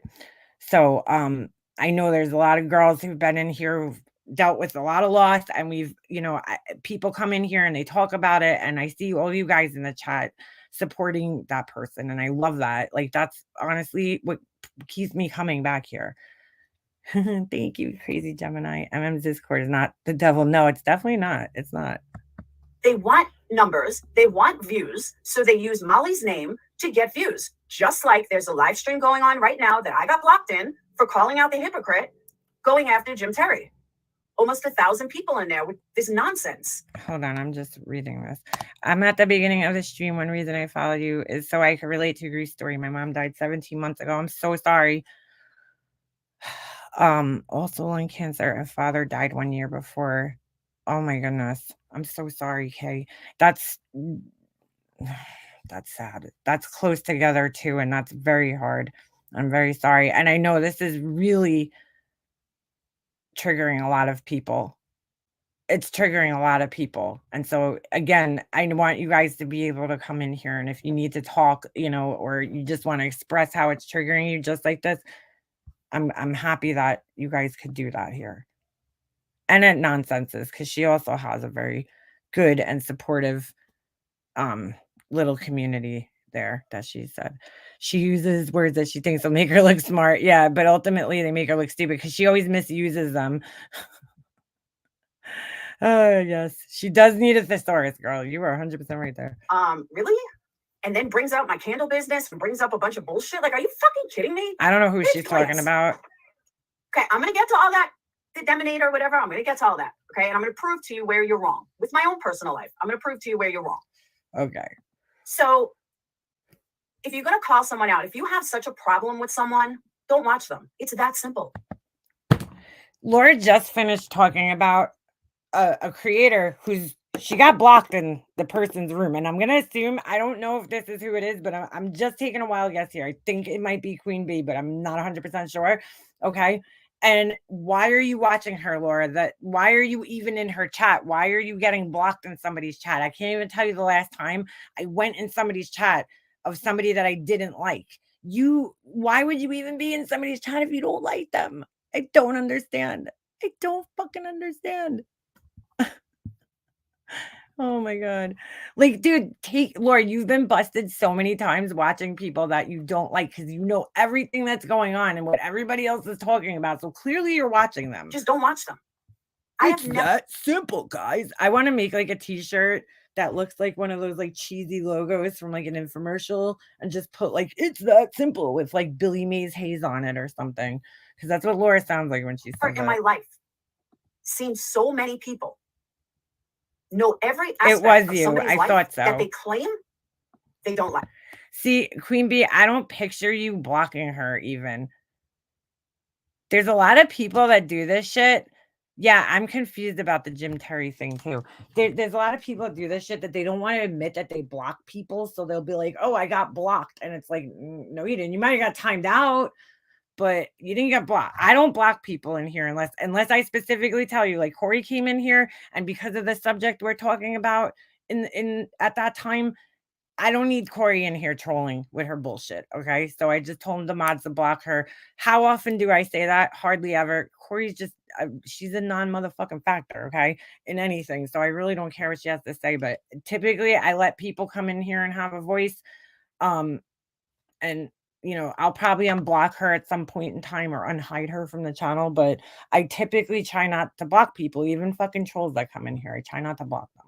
Like, all right, it's not a secret. I know some of her fans are in here, so I apologize up front, but I can't stand Betty. I think Betty is the biggest narcissistic liar I ever seen. Laura, you think everybody's a narcissistic liar. However, that's my own personal feeling. And you talk about her a lot, Laura. You bring her up in like every stream. Just saying. Do you see me watch her? Nope. Do you see me I can't see anything you're doing, Laura, because I'm not in your fucking house. make videos of her? Nope. You do bring her name up quite a bit. Why don't I make videos of her? Because I dislike her and she needs calling out so bad. You want to know why I don't make videos of her? Because you have to watch somebody in order to get videos. If you don't watch someone, then you can't know what they're saying. Because I don't like her, so I don't watch her. I have had this conversation before. I have discussed this. So because Laura, quote unquote, doesn't watch people she doesn't like, that means that everybody else has to do that. Everybody else has to follow protocol because Laura doesn't watch people, supposedly, that she doesn't like. So now we all have to follow that rule, okay? Because Laura does it. Laura also dresses like a fucking dude, okay? And wears like fucking mid-rise jeans and has a muffin top hanging over it, right? With a man's belt and then like big clunky boots, okay? With boot cut jeans. That's your style, Laura. That's what you do. I don't do that though. I wouldn't dress like that, but that's your style. Do your thing, boo-boo. Do your thing. Speaking of style, I was thinking about this, and this definitely would be a members only thing, okay? I was thinking of this. I think it would be a pretty cool video, and you guys let me know. But I was thinking, I told you guys I went through all my clothes. I'm thinking of doing like a round 2 and going through clothes again, okay? And you guys help me, like, tell me what I should get rid of and what I should keep. And then if we keep things, we'll figure out outfits to put together. I was like, maybe like a try-on thing, but obviously I was thinking, I'm like, how could I do that live though? Because that would be really fucking hard. But like a kind of style thing, right? Because it's kind of hard to dress when you're older. So I don't know. I was thinking of doing that. I don't know if you guys would be into that. Let me know. Right? Wouldn't that be fun? I don't know. I think it would be fun to go through like my clothes and like just get rid of things. You guys can kind of help me. But that would definitely have to be members only. All right. Before. And I just don't understand picking apart somebody's life, every fucking move they make. Really, Laura? You didn't understand? You don't understand that, but you literally fucking have a true crime channel where all you do is pick apart people and their lives and every move that they fucking make. Okay. They're not the problem, people. You're the problem. If you're sitting there making video after video after video after video about somebody, you're the problem. Really, Laura? Why? Because you said so? Marissa is not trying to make money off her mom's death. Laura. Bro, the minute mark, dude, somebody fucking timestamp this shit, mark the fucking date, okay? Take a picture, fucking whatever you got to do. When her and Laura fall out, because they will, again, Laura will definitely accuse her of trying to profit off of her mother's sickness, okay? 100%. She didn't even die yet, so how would she make money off her death? You're trying to make money. If I would have played Everything Golightly's video out before, what you would have heard is Laura saying that she made all these rumors up about Molly Golightly. I'm the one who made the international hooker thing, and I'm the one who spread the rumor about her being divorced and not having custody of her kid and da-da-da-da-da, right? Takes full responsibility for completely fucking lying about somebody, okay? But then here she is saying, well, you're the problem. You're the problem if you do this. Off Marissa's tragedy. Not Marissa, you. All the people that are sitting there calling her out and going through every fucking step. You're the one that is fucking calling out. You. What? It doesn't even make sense. Nobody else. So, I mean, you're the one that's the problem, not anyone else. So let's go a step further. Okay. People are, all right, let me back up. I didn't realize this. Let's back up to 2008. Why are we going to 2008, dude? I started a Facebook group for mothers of twins. Oh, this was the part I wanted to listen for. We're gonna listen to just a little bit of this, but Laura with this bullshit, dude. Oh my god. She knows. Look, dude, Laura's an idiot, but she's not like stupid. You know what I'm saying? Like she knows what. Trust me when I tell you, I was friends with Laura, and I know that she behind the scenes is saying one thing about MGL, and then in front of everybody, she's saying something different. Trust me, I know Laura, and I know how fucking two-faced she is. Okay, when she does shit like this, she does not fucking care. So she's gonna do everything she can. That's why when Nunya gets up on panel, I'm like, it's honestly a waste of time. And I understand. I'm not, criticizing Nunya for talking to her. She doesn't know Laura the way we do, and especially the way I do. But like, there's no sense because Laura will argue with like a piece of wood. Like she will make up anything just to argue and be right. You know what I'm saying? And like, even if she knows deep down inside that you're right, she'll still do whatever she can to make it seem like whatever stance she's on at that point in time, she's right. Because she has like contradicted herself. I can't even tell you how much with defending certain things and then being against them. It's like, it doesn't even make sense half the time. Right? And I had no idea that it was going to blow up to thousands. 2010. Oh, she's my saying custody she fight made started. a group.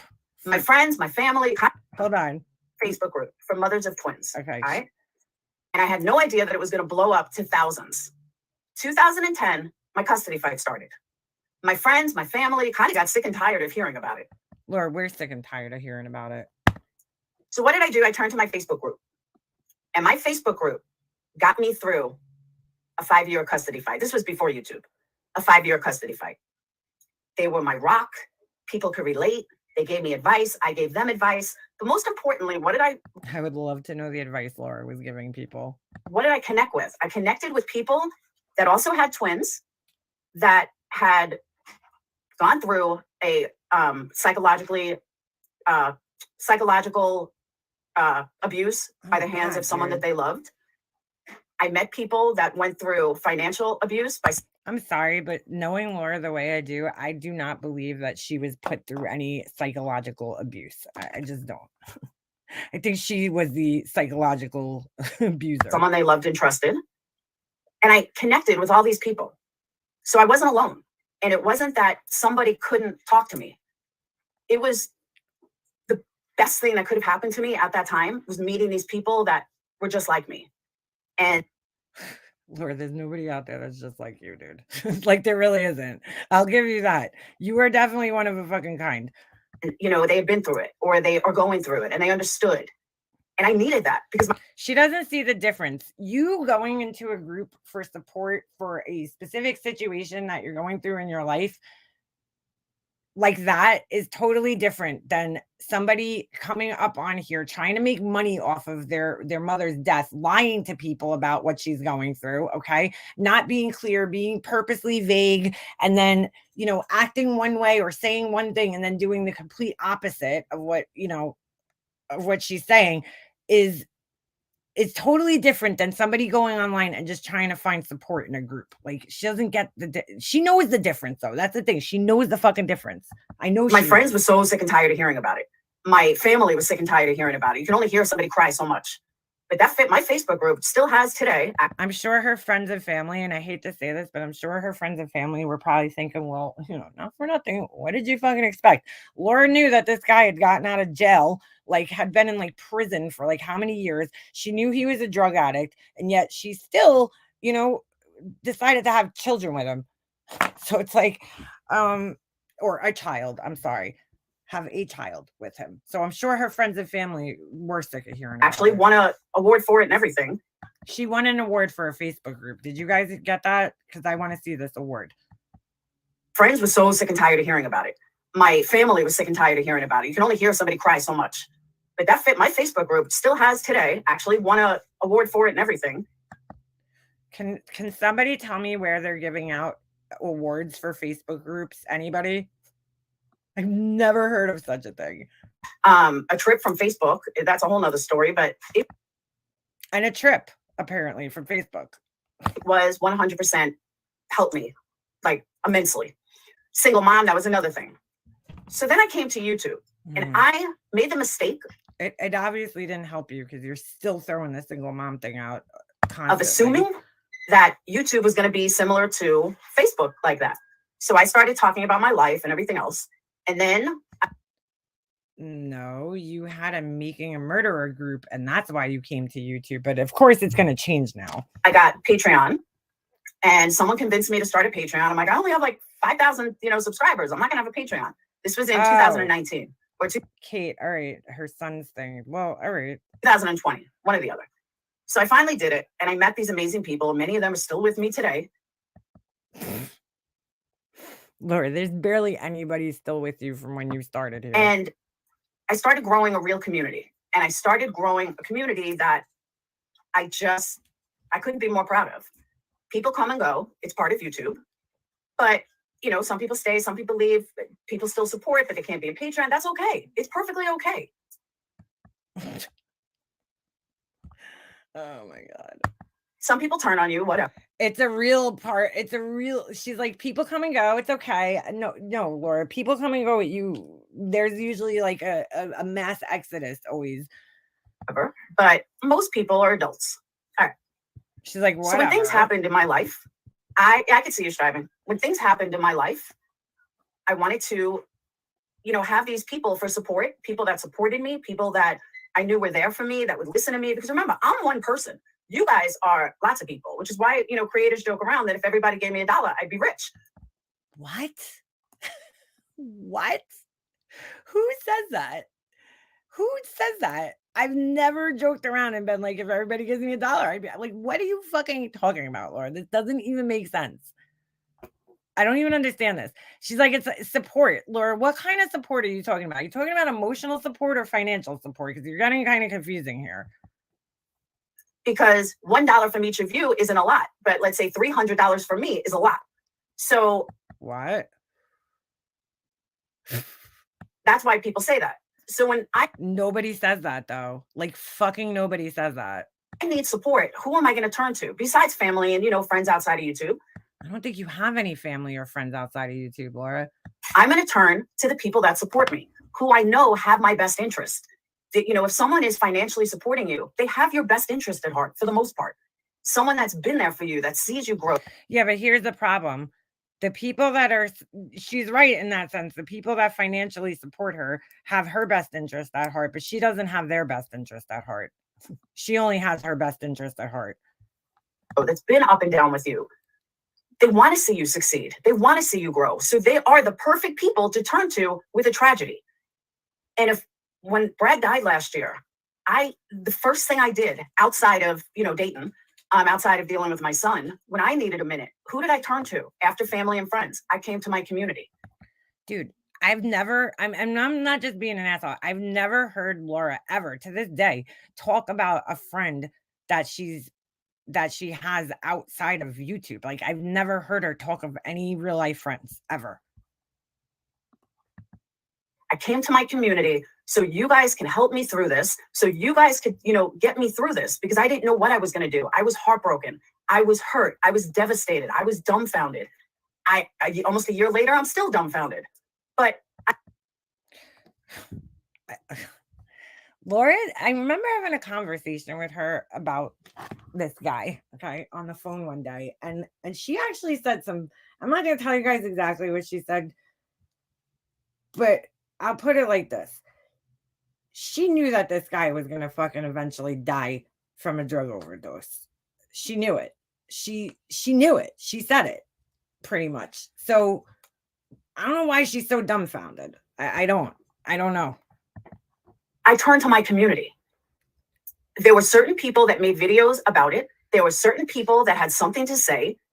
My personal life is nobody else's business. Then stop fucking sharing it on here, Laura. You share everything on here, down to the corn in your shit. Like, seriously, you share so much on here. How the fuck do you have the balls to say that it's not somebody's business? You make it people's business when you put it on a public platform, dude. If I choose to put it on YouTube to speak to my community about something that upsets me, That doesn't give you the right to take it. Just because you No, Laura. If you go in your Discord or some shit and you speak, and even then, it's still not fucking private. Okay, if you're putting something out in front of a group of people, just know that at this day and age, it's going to get shared out. Okay, so I don't know why the fuck you still expect a sense of privacy on the internet. Like I don't fucking get it, dude. can doesn't mean you should. There's something called morals and ethical. There's something called morals and ethical. You mean ethics? And just because I put You mean the things that you don't have? it out there doesn't, and you can use it for content, doesn't mean you should. Can I ask who used her son's father's death as content? Because I don't remember anybody doing that. Did I miss something? That is the part that so many people on YouTube are missing. If you think that Molly is not doing the right thing, then don't watch her. If you think that Queen Bee and Voices for the Voiceless are doing the wrong thing, Laura, then don't watch them. If you think that Bombshell is doing the wrong thing, don't watch her. I mean, seriously, dude, take your own fucking advice. that Molly is using her mother's tragedy as a money ploy, which is ludicrous. But if you Really, Laura, it's ludicrous, dude. Laura has many times called Molly Golightly a narcissist. Okay, sorry if you guys hear crinkling. I'm going in my pocket. I don't know what the hell's in. What is in my pocket? Oh, a bag. Okay, sorry. I need something on my lips. I was trying to look for my lipstick. My lips just feel so dry. Anyway, she's called Molly Golightly a narcissist. I mean, every bad thing you could say about somebody, she said it about this woman. So, like, that's why I find it so hard to believe that all of a sudden Laura doesn't see all these characteristics about her. Like, come on, Laura, just stop. think that, that's your problem. Don't watch her then. But Why do we not have to? I don't actually watch her. Okay, I don't watch her channel. So I don't want to give her fucking views. But I do see clips and it comes up in my feed and I watch it and I see it on Nonsense's channel. So I don't watch her, but I could still talk about to it. think, you only have one mother, okay? Doesn't matter. Doesn't matter what kind of person you are. Doesn't matter if you're an asshole, if you're a piece of shit, if you're a liar, if you're a narcissist. It doesn't matter. You still only have one mother. So no And- matter what you think of Marissa, it's not just Marissa. You still have one mother, and so you should go spend time with her instead of sitting on YouTube arguing with Mallory or going to see Tori Spelling, okay? And all these fucking washed up celebrities from 90210. You know, you're right. You only have one mother. You should be directing this speech, Laura, at your friend and telling her that you only have one mother. You should go fucking spend time with her instead of worrying about all this other bullshit that you're worried about. Instead of getting chocolate facials, go fucking spend time with your mother. Jake is losing a grandmother. Adrian is losing a mother-in-law. And that's terrible that his mother and his wife is exploiting the fuck out of that. It's not just about Marissa. Laura, when are you going to understand that you can't control the fucking internet, dude? When are you going to fucking get that you can't control a bunch of strangers on the internet? Nobody can. When are you going to understand that? My kids understand how YouTube works. By the way, Sage has a date with an influencer tonight with over 1 million subscribers and a TikToker. So go Sage. Bro, that is like so cringe because like if dude, like if my daughter was dating somebody or if I had a daughter, right? I like the fact that they would have 100 or 1 million subscribers or followers or whatever the fuck would be like so irrelevant to me. In fact, it would probably be like, oh, you sure you want to date that person? You know, they have like, you know what I'm saying? Like that would be a deterrent for me because I'd be like, oh, I don't know. I don't know if that's a good idea. Laura's like so excited about this. You know, it's like, how about, oh, my daughter's going out on a date with a really nice guy, you know, who's going to treat her really well. No, she's worried about how many fucking subscribers this guy has. And then I heard a clip this morning of Laura fucking, you know, telling her daughter how to dress for the date. And I'm just like, dude, are you like, what is wrong with these people that they try to control their children's like everything, their dating lives, their fucking haircuts? Like, I don't know, it's fucking weird shit, man.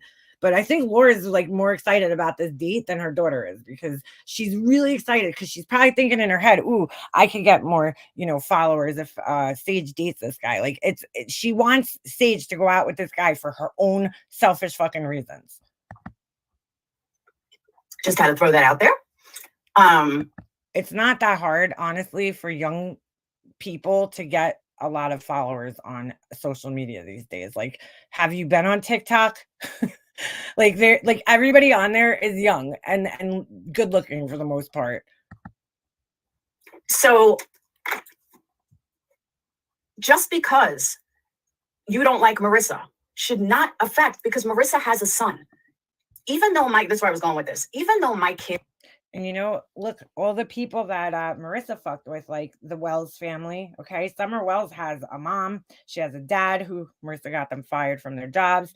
Aunts, uncles, cousins, a grandmother, right? She didn't give a fuck about those people. What about what was that family that was grieving the loss of 4 people, if you count the baby that wasn't born yet? Oh yeah, the Ruseks. She didn't give a fuck about those people in their time. Who else is out there?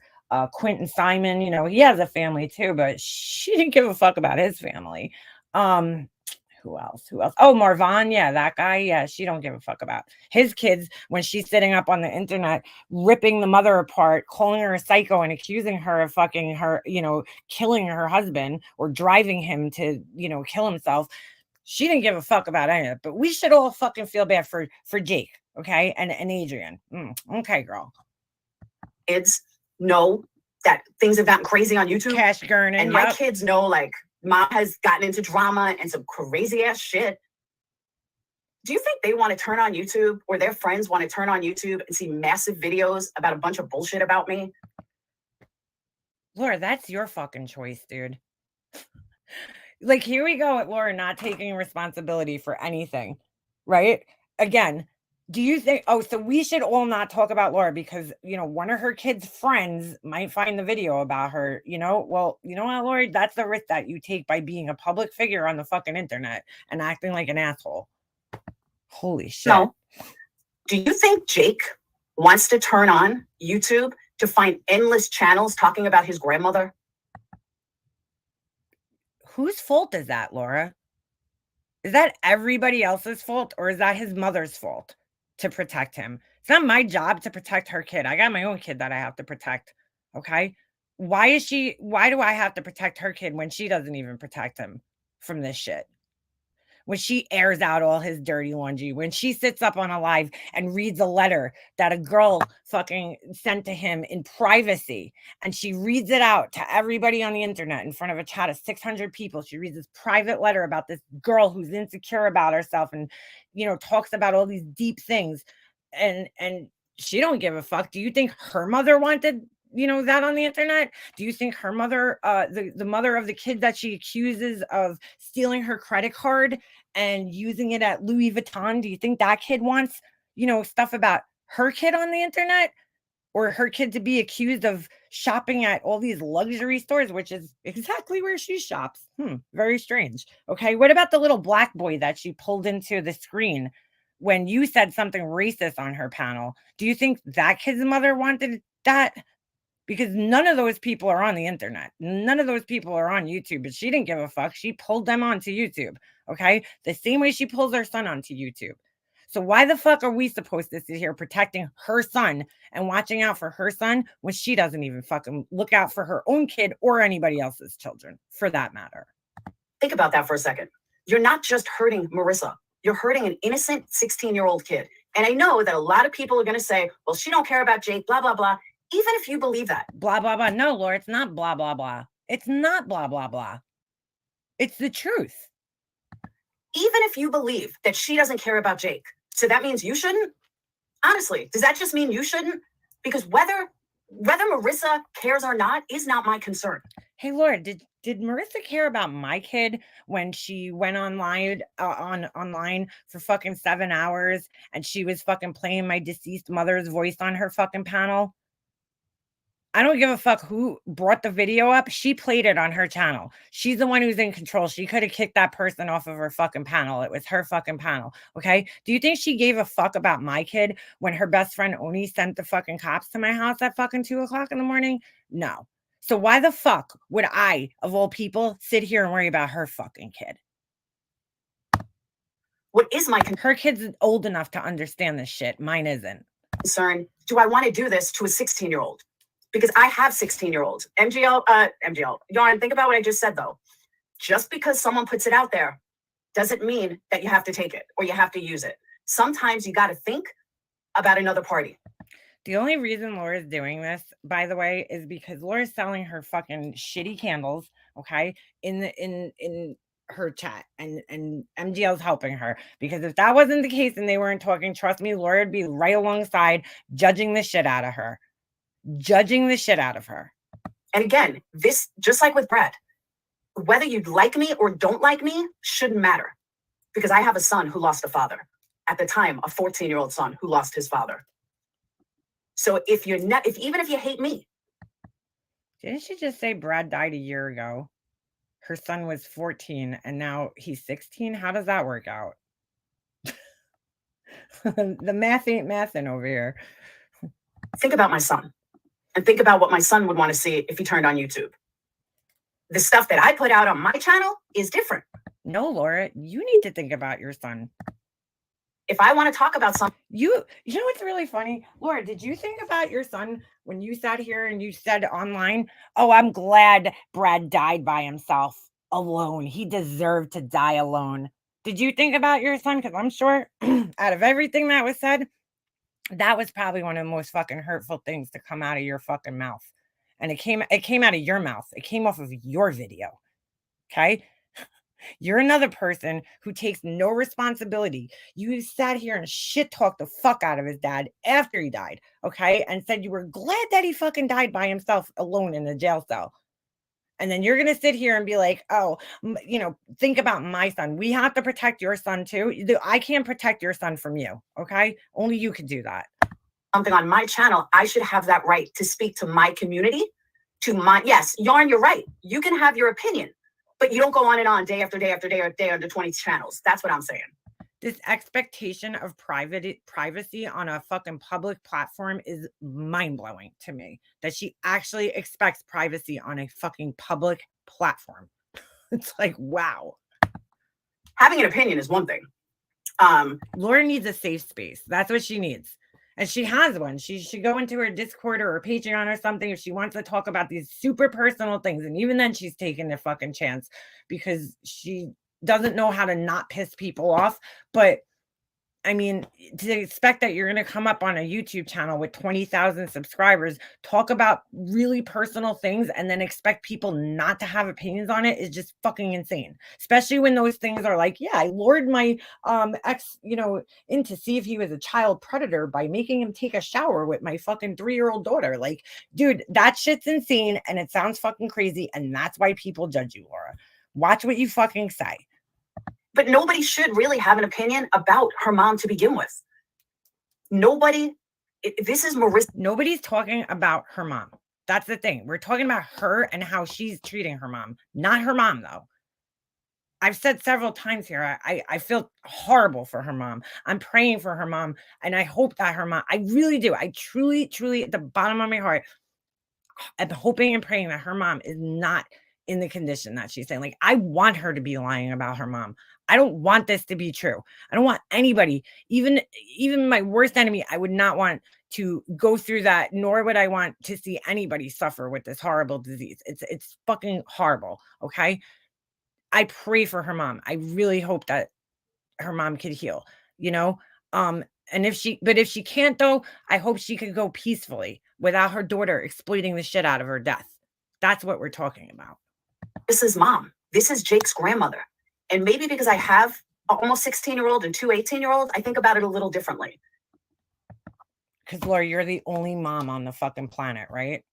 And then people talking about how they're going to call them out. Why are you going to call out anybody? Laura, do you think about anybody's kids when you're calling people fucking bitches and cunts and fucking, doxing their pictures and all this other shit? the fuck out of here, dude. Yeah, you call your own daughter a narcissist. Shut up. What gives these people the right to think that they can just call out people at will? Who the fuck are they to call anybody out? It's called what makes us think that, Laura? It's called the First Amendment. Okay, that's what makes us think that we're American and we have the right, we have the freedom of speech. Okay, so that's what makes us think that, because we have freedom of speech. Period. End of story. You don't have to ask that question anymore. Are you the moral authorities of YouTube? And this goes for anybody. Are you the moral authority for YouTube? Because that's what you fucking sound like you're trying to be right now. Anybody, unless you were personal friends. I could see Mallory going after Molly because Mallory was hurt. Mallory was friends with her. That kind of back and forth, I understand. And I would never say that she can't. But how long does it go on for? Literally, how long does it go on for? This is like another way of Laura, like, you know, when she used to do this, she used to like randomly pick somebody so that she could somehow tie it into her own situation. Like, well, how long are people going to pick on me for? You know, it's just like, Laura, you don't fucking care. You don't care. And you just sound stupid right now. Yeah, but Brandley, what you're missing, I called Bomb out one day. Like, we know that you don't have empathy, Laura. So like, you got fired from your job for having empathy. So we know, like, for not having empathy, I mean, so we know that this is all just bullshit. We're not talking one day. We're talking these people go on and on and on and on and on and on, day after day after day, and it's all their content. There you go. I'm not, and I used to like Bomb, but I'm saying that calling somebody out once, that's totally different. I'm talking about Has Laura, I haven't watched her, so I honestly don't know, but has she only called her out once? Because I don't think so. I don't believe that. calling people out every single fucking day, making it their only content, spewing hate every day. That's what I'm talking about. Because Laura, you don't do that at all, right? Okay. And this, moral authority of YouTube just doesn't seem to end. These people going at dissecting what Dawn was saying, what I was saying, what Molly was saying. Why is what we said on Molly's panel to somebody that's about to lose their mom? Why is that such great content?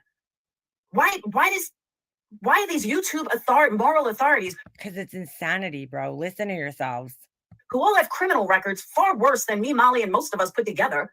Laura, I definitely don't even have a criminal record. Like, who are you talking about now? Who are you talking about? Oh my God, dude. We'll leave Betty out of that. And all of a sudden, they're the moral authorities. And she has to mention Bullhorn Betty. How do you know her thing? I thought you don't watch her, Laura. You don't like her. You don't watch her, right? Of the YouTube. You can't even watch half these channels anymore. It is ridiculous. Why are you watching them if you don't like them? Why are you fucking watching them if you don't like them? Oh my Just God. because Marissa gets on here and talks about her mom doesn't mean that's what I'm saying. That is exactly what I'm saying, Joy. Is that Was this the live these she people just followed need up to for? stop. Probably nonsense. Apparently, I don't know. Maybe you have the criminal record. We just don't know. And just realize that it's not just about, Molly. And again, if you don't like Molly, okay, don't like Molly, then don't watch her. All right, guys. So we're not allowed to voice our opinions anymore. First of all, because Laura said so. But second of all, because we are all responsible to shelter her 16-year-old kid. We're all responsible to shelter him and make sure that he doesn't know what a piece of shit his mom is. Okay? So this is going to be my last live ever. But they don't. They know every move this woman makes. They record every single live. If I don't like some Laura, because every move she makes, she does it on the internet. Like, she does it on the internet. And guess what? There's a lot of people here with a lot of fucking time that could sit there and record her lives and watch her lives. And it's not just one person, it's a whole community of people working together, right? Who all catch little bits and pieces and shit and put it together. All right. And that's what she's here for. No, isn't she here to entertain people and for people to watch her? Isn't that why you're here? So you don't get to choose what people watch you. You don't get to choose how they behave or whether they like you or don't like you. You don't have that luxury. So, like, dude, I mean, I can't believe how many years Laura's going to sit here and seriously still think that she can control the internet. And she's going to be like, I don't fucking understand. I don't fucking understand why the internet does what it does. I mean, Laura, seriously, you've been on the internet long enough to understand that you can't control it, and that if you're gonna fucking push it out here, people are gonna have something to say about it. And there's nothing you could fucking do about that. And that goes for all of us, myself included. So either you watch what you fucking say on here and you try to act like a normal human being, even if you're not, or you act like a fucking asshole, do stupid shit on here, and people are gonna talk about it. You want the attention. If you want attention, then you don't get to choose what kind of attention you attract. You know, well, you do to an extent, right? If you want negative attention, which seems like what Molly Golightly likes, because again, she's another person who's been on here long enough to know that certain behavior people are going to go crazy over. She knows, and you know. So stop acting fucking stupid. Like you don't understand it. You understand damn well why people do this. Someone, I'm not watching them. I can't stand them. There are channels I'd last 5 minutes on, and then I just can't do it anymore. So why do you keep trying to go into Queen Bee's lives, Laura? And the mentality of people is beyond my comprehension. I posted a comment to someone. Everything's beyond her comprehension. You know why? Because Laura's comprehension is like rock, sky. That's her comprehension. Like she's so dumb, dude. That's why everything's beyond her comprehension. Because Laura's like 1 + 1 is 12. Like Salty, calling him out for being a hypocrite. Somehow it got changed that all of a sudden I'm kissing JT's ass. What the fuck are you talking about? What about Dre? I didn't follow Molly during the Dre shit. I think I called her out a bunch of times, actually. So because Laura didn't follow her during the Dre, she's like, I didn't follow her, but I think I called her out a bunch of times. But because Laura didn't follow her, okay, during the Dre thing, it didn't exist. Okay. Even though this woman's been proven innocent and she continues to harass this girl till this day. So she should be giving that advice to her friend because Dre literally never did anything to Molly Golightly. Okay. She's been harassing her, but because Laura didn't watch it, it didn't happen and it didn't exist. Okay. I love when her chat calls her out and this is her answer. Who even asked that? They probably got blocked. I literally think I called her out a bunch of times during the whole Dre thing, but I wasn't talking to her at that point. So wait, I'm so so when you're mad at her, you're allowed to call her out, Laura. But when everybody else doesn't like what she's doing, they're not allowed to. Okay, I see how this works. Rules for thee, but not for me. We got you. That's always how it is. Dude, Laura She's is like a comfortable broken venting to her subs and record. Patreons, and that's her God-given right. People want to holler about their rights, give Molly hers. I agree with that. It is obsessive if you know someone. Yarn, that's what. Yo, if Molly Golightly went off the grid, okay, and spent time with her mom and didn't sit up on the internet crying about her mom dying, but then sitting there worrying about what Mallory has to fucking say and all this other petty fucking insignificant bullshit, okay? Because when your mom's dying, everything else is insignificant. Everything else in the world is insignificant. Everything is fucking petty. That's one thing I remember when my mom was sick. When my mom got sick, forget when she was dying, when she just got sick, I remember like there were certain things I like wanted to tell her, but I wouldn't talk about her because I'm like, that kind of seems petty in comparison to like what she's going through. So I'm not going to say anything about it. Like, you know what I'm saying? Like, I'm not going to complain about, you know, whatever it is, like, oh, my son's annoying me, or this is annoying me, or my husband's pissing me off, whatever it is, you know, because it's like in the grand scheme of things, what my mom's dealing with is so serious. Like her illness is so serious. Anything that I'm going through is just pales in comparison. It's not even like, you know what I'm saying? I feel so petty. I don't want to complain to her because she's going through so much. And like, I'm going to be okay. Like this little thing that's annoying me right now is I'm going to get over it, you know? So, I mean, if she just got off the internet and realized, you know, not to waste her time with this petty shit and spend time, even if she can't go see her mom, FaceTime her. You know, we live in a different time today. Get on FaceTime with her. You know, talk to her, sing to her, play music for her, do something for her, okay? Other than sending a fucking DoorDash to her house. She's throwing it in everybody's faces to use as like a weapon when she should just go spend time with her mom and forget all this other petty shit, dude, that's going on. Nobody would have anything to say about her. If she just got the fuck off the internet and went and spent time with her mom, nobody would have anything to say. She's the reason that people have something to say. Why doesn't Laura realize this? She does realize it. She's playing it up because she has to kiss MGL's ass a little more. So Laura's the definition of Captain Save-A-Ho, you know? She's got to step in and do this because Laura's always and never had, okay, of all the friends that have ran through the Molly Golightly fucking world, Laura's never gotten that like top spot like Justin has. And Laura wants that Justin spot. She wants that spot really bad and always has. But she's never gotten that spot where like MGL sends her gifts and sends her money.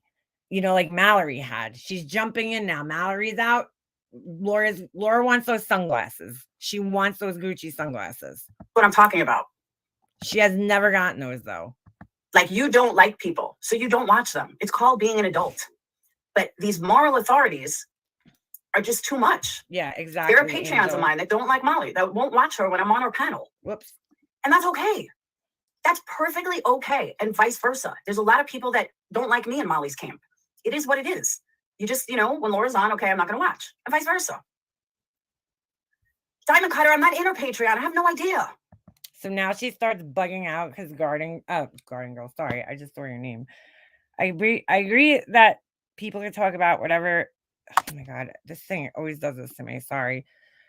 Whatever they want, but some channels only talk about a particular channel day in and day out. Tell me no one is that interesting, and it's freaking weird. I mean, that's a matter of your opinion. Would I spend every single day talking about the same person? No.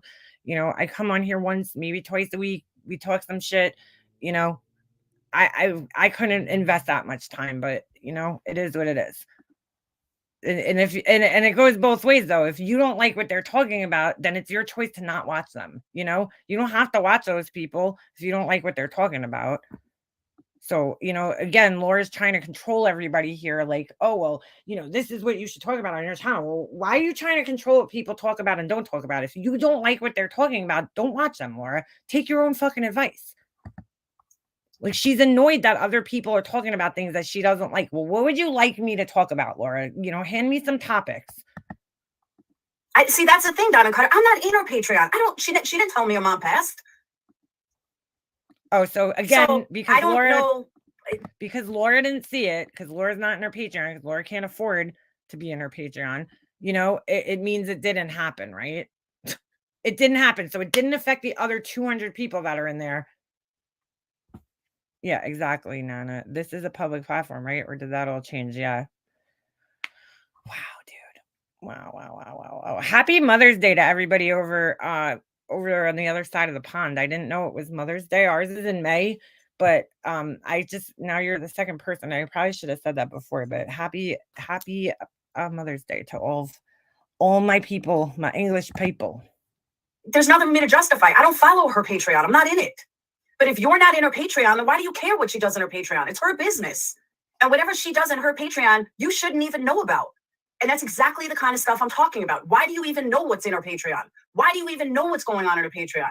Because their Patreon's public, Laura. Essentially, Patreon is still public. That's it. Is it a little more private than YouTube? Yes, because you can have a smaller crowd there. But there's still 200 people in there, dude. And it's open to the public. So anybody who wants to pay could go in there. It's just like if you had to pay to get into a nightclub, right? I could go in the nightclub, take pictures in the nightclub of my friends and show my friends who couldn't pay to get in the nightclub the pictures from that night. Oh, look, this is what this place looks like. Swipe, swipe, swipe, swipe. Here's the dance floor. Here's the speakers. Here's the bar. Here's this. It's the same thing, Laura. It's the same fucking concept. You're just paying to get into it. Just like if you have to pay to get into Disney World, are you not allowed to tell people what goes on in Disney World? You know what I'm saying? Guys, Disney World is secret because you have to pay to get in there. Even though it's open to the public, it's a secret. You can't take pictures and don't let anybody know what goes on in Disney World. It's the same fucking thing, Laura. What do you not understand? Technically, she is gone. If she has cancer of the brain, technically she is gone. That's not true, Laura. That's not fucking true. If she has cancer of the brain, oh God, dude. Oh my God. First of all, Laura doesn't even know what's going on. She doesn't even care enough to fucking read or ask her friend exactly what's going on. But she does not have brain cancer. She has lung cancer that could have potentially spread to her brain, but that doesn't mean that her brain is gone. You're an idiot, Laura. Educate yourself about cancer. You sound like a fucking fool. Marissa told me she said goodbye. But I just don't understand that. 20 minutes. Bye. Bye, Mom. See you later. 20 minutes. I'm good. I'm going to fucking 90s com. Hey, what's up, Cast the 90210? Tori Spelling. This is way more important than saying goodbye to my mom or spending, more than 20 minutes with her. That. Oh, okay, so here's a Patreon of Molly. So Molly didn't literally mean she was gone. Come on, people. You think she would say that intentionally. You're sick in the head if that's the case. Thank you, Husky Lover. Molly didn't literally mean she was gone. Come on, people. You think she would say that intentionally? You're YOUR sick in the head if that's the case. Sorry, not sorry. Oh my God, dude.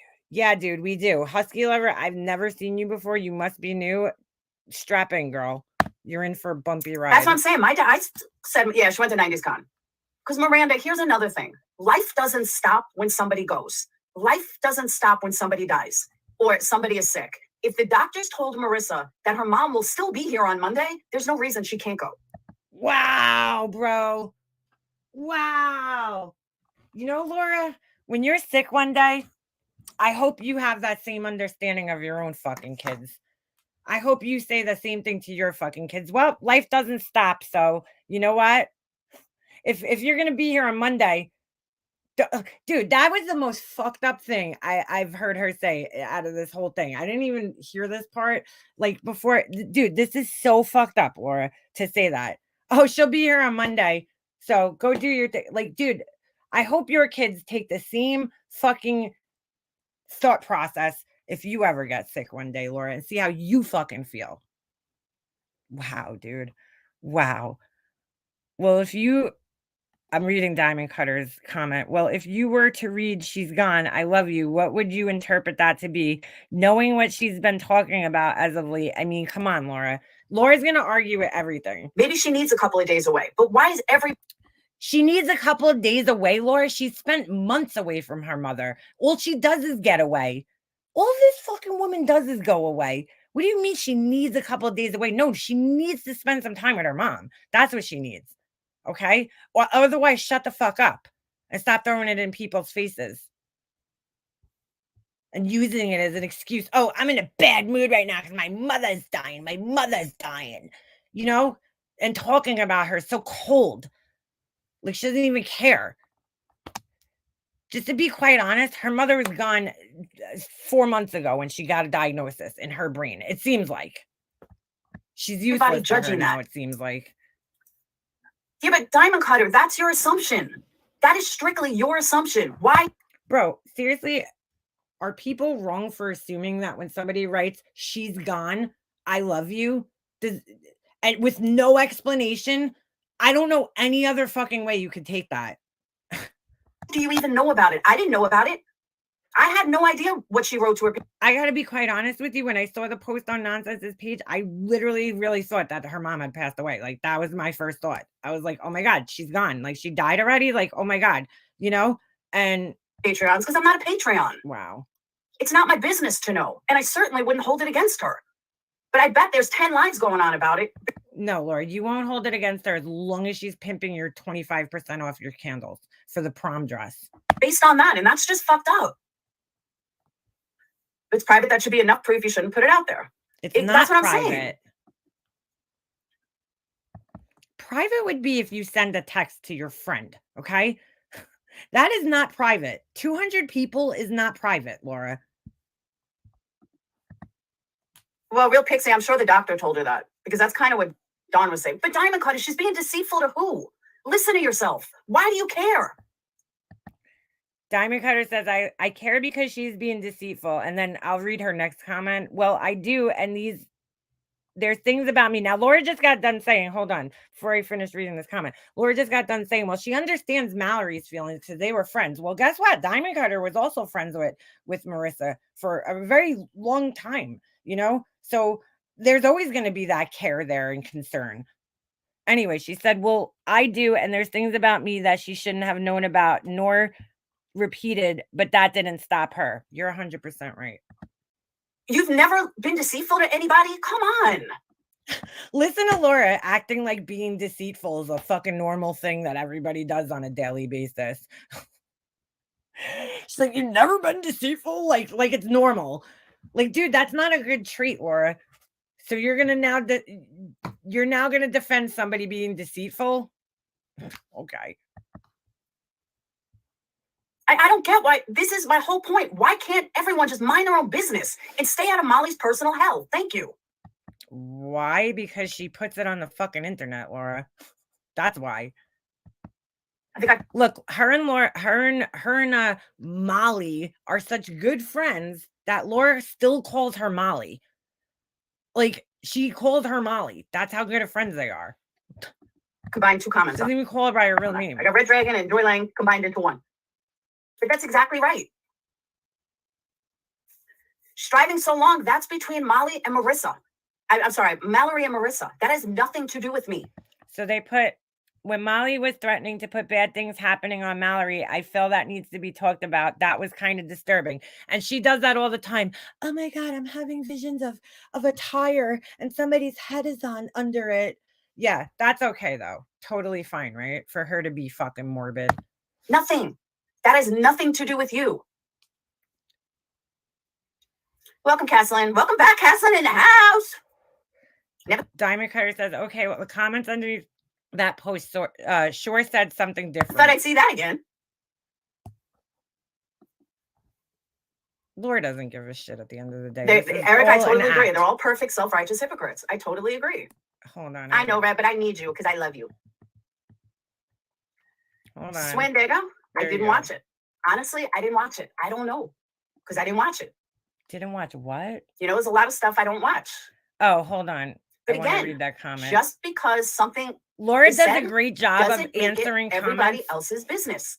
Just because Laura doesn't realize that not everybody that's watching is watching the chat. So she answers comments in the chat, like, but doesn't read the comment. I mean, I know we probably all do that at times, but I try to read so that if you're not watching the chat, you know what I'm giving an answer to. So this person says, I don't know, Laura, I'm disappointed in her explosive response to Mallory. It's gross, bad news. So Laura, again, Laura didn't watch it, so it doesn't matter because Laura didn't see it. Nobody else's feelings are valid. you can doesn't mean you should. Hold on. Let me see. But again, just because something is said doesn't make it everybody else's business. Just because you can doesn't mean you should. Plain and simple. There's a lot of stuff I would like to call out, but I don't. Oh, wait, There's a lot of Laura. stuff that I could say. Wait, Laura, why would you like to call things out? I thought you don't like care or do those things. But I don't. Why? Because it's not worth it.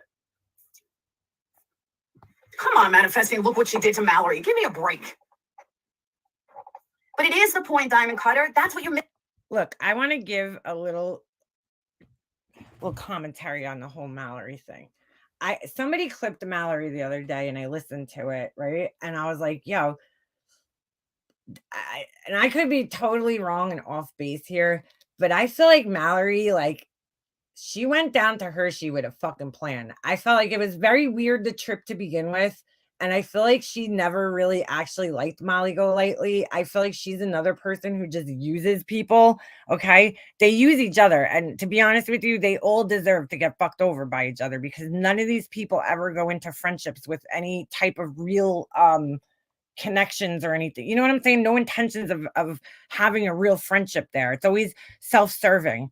A lot of these people, you know, it's beneficial for Mallory to be friends with Molly Golightly. She just hit 16,000 subscribers, right? Mallory used to get like 10 people in her chat. So their mutual friendship is beneficial. I don't really know how it's beneficial to Molly Golightly, but there was certain things that she said in her live that I was listening to, and I'm like, ooh, this kind of sounds like this was like some type of plan. Exactly, Beck. She knew who she was. That's exactly. Mallory knew who she was, who MGL was. And that's exactly it. You know, she knew. All these people know. Laura knows right now. Laura knows who she is. Laura knows what she does. She's not fucking, dude, you got to remember, I sat on the phone with Laura for hours. We talked about people on YouTube and Molly Golightly certainly came up in our conversations. And Laura knows exactly who the fuck she is. So for her to be sitting here acting like she doesn't know, it's just a joke. I don't know how you do this. I don't know how you fool people into thinking that you like suddenly forgot who somebody was when you knew exactly who they were, just like Tiffany did before she befriended her. Like it's fucking mind blowing. But I honestly think that Mallory went down there to expose her, like in a sense, right? She went down there, she got all comfy with the house. She wanted to see all the inner workings because, to be honest, I think that Mallory knows deep down inside it's more profitable to be a fucking hater, right? Now that she got all those people subscribing to her and watching her, she's out. I really think she befriended her to use her. I personally feel like that was the case. And but they're all users. They use each other. They all do. And it's sad, honestly. Missing. That is the point. That is 100% the point. Always, Gina. And again, what she did to Dre, I have no idea. Gina says, Laura, I really love how fair and honest you are, and you do it with class. Okay, girl. Oh, Miss Lee, you were in Salties, right? He blocked me. I couldn't say anything. First they put me in timeout, and then they blocked me. All right. So I had enough of listening to this portion. We're just going to fast forward a little bit here to the part where Laura starts, where Nunya comes up on panel, because you just got to hear. I didn't listen to the whole thing before. I only listened to a couple of minutes of this part. And then I couldn't listen anymore. So we'll see how far we make it. One has spoken badly of her. MGL is experiencing karma. What karma is she experiencing? She's judged people unfairly and during their hardships. Who? Yeah. You know what, dude? She's always talking about karma and this person getting their karma, and she is getting her karma in a sense. And I'm not talking about her mom. That is not karma, okay? Because nobody deserves that karma. I'm talking about the karma of people criticizing her when she's done that to so many people while they're going through tragedy. She's getting that same karma back. And do I wish that on her? No. I don't wish anything, bad on her mom or anything like that. I just think that, you know what? People have watched this woman harass other people for years now, multiple people, and they're not going to back off. And she's getting what she puts out. Who is she judged unfairly during hardships? Please tell me. Laura, seriously, you cannot fucking be serious with that. Oh, I don't know. Let's start off. Where should we start, Laura? Maybe Potty Mouth Mama? Every fucking true crime case that she's covered. I mean, holy shit. Dre, where do we start, Laura? Please don't tell me Dre, because Dre don't give a fuck about anybody. Laura didn't watch her during Dre, but Dre don't give a fuck about anybody. How do you know that, Laura? I thought you don't watch her. So how would you even know what she cares about or doesn't care about? No, because you know what Dre did? Here's the difference between Molly Golightly and Dre. Dre's husband was in the hospital. So you know what the fuck she did? She got the fuck off the internet. She got the fuck off the internet for a good, like, how many months was it? 5 months, 6 months? And she fucking spent time with her family. You're worrying about Molly Golightly's son. Okay.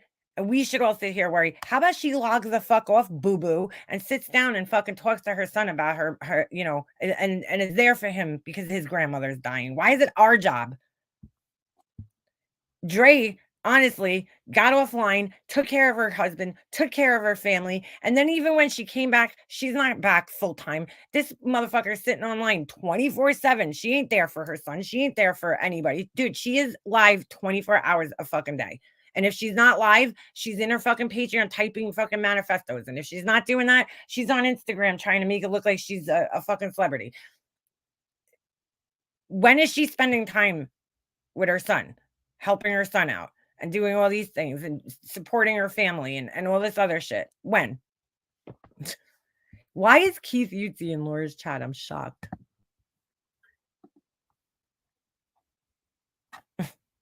That's why I don't follow. I mean, Dre's a perfect example. This is why I don't follow like Hollywood and stuff. These people don't give a fuck about me, so I don't give. Dre's not from Hollywood, Laura. What the fuck are you talking about? What are you fucking talking about, Laura? Dre's not an actress. She's not from fucking Hollywood. She's a normal person who, just like you, just like me, just like Molly Golightly, who just built an online presence. Okay? And a pretty big one at that. The fuck are you talking about? Laura, you really sound stupid, man. Just stop doing this. Fuck about them. That's how I feel about Dre. Dre don't give a fuck what happens to me, so I don't give a fuck about Dre. So you see how Laura twisted that? Let's play this back real quick, because this is what people like Laura do. Okay. When they can't get in an argument, she totally just like twisted it and changed it into something totally different because she doesn't have an argument there, right? She can't argue with that. Laura knows what happened with the girl Dre. She knows enough. Trust me. People in her Patreon, people are fucking filling her in. But listen to what she says right here. Please tell me. Please don't tell me. Hold on. Did they wish MGL's mom well? No one has spoken badly of her. MGL is experiencing karma. What karma is she experiencing? She's judged people unfairly and during their hardships. Who? Who is she judged unfairly during hardships? Please tell me. Please don't tell me Dre, because Dre don't give a fuck about anybody. So you see how Laura twisted that? Don't tell me Dre. She knew that was the answer. Nobody even fucking said it. If you look at her chat here, nobody even fucking said it yet. Not one person even named anybody. She didn't even give anybody time to name anybody. And she already said, please don't tell me Dre, which tells me that Laura knows that that's one person. Okay. That is one person right off the top. That's one person. Okay. So Laura's like, yeah, just because you can doesn't mean you should. Yeah, exactly. So now Laura just twisted that into, well, she doesn't give a fuck about anybody else. So that makes it okay then. Because she doesn't give a fuck about you, Laura. Well, she can't give a fuck about you because she doesn't even know who the fuck you are. But so Laura only cares about people that care about her. So she just told on herself right there. She only cares about people that care about her. And that's the only people that she cares about. She don't care about anybody if they don't care about her, which is really narcissistic and fucking selfish. Wow. But she twisted it because she knows that that's one person. She answered her own question.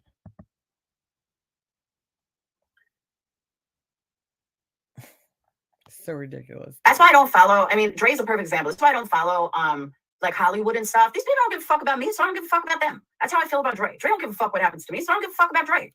Dude, because Laura, you only care about people that care about you. That's been proven time and time again. You really don't fucking care about other people unless they care about you, unless they're invested in you and your life. That's the only time you care about other people.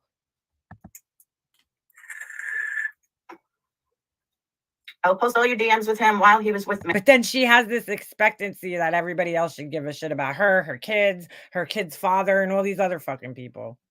She's sick in the head. Oh, shit. Hold on. Sorry. Ooh.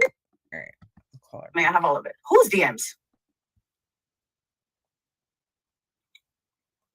Yep. Unless somebody benefits her, then she cares. You give her money, she cares about you. And even then, she really doesn't. Hey, Nanya.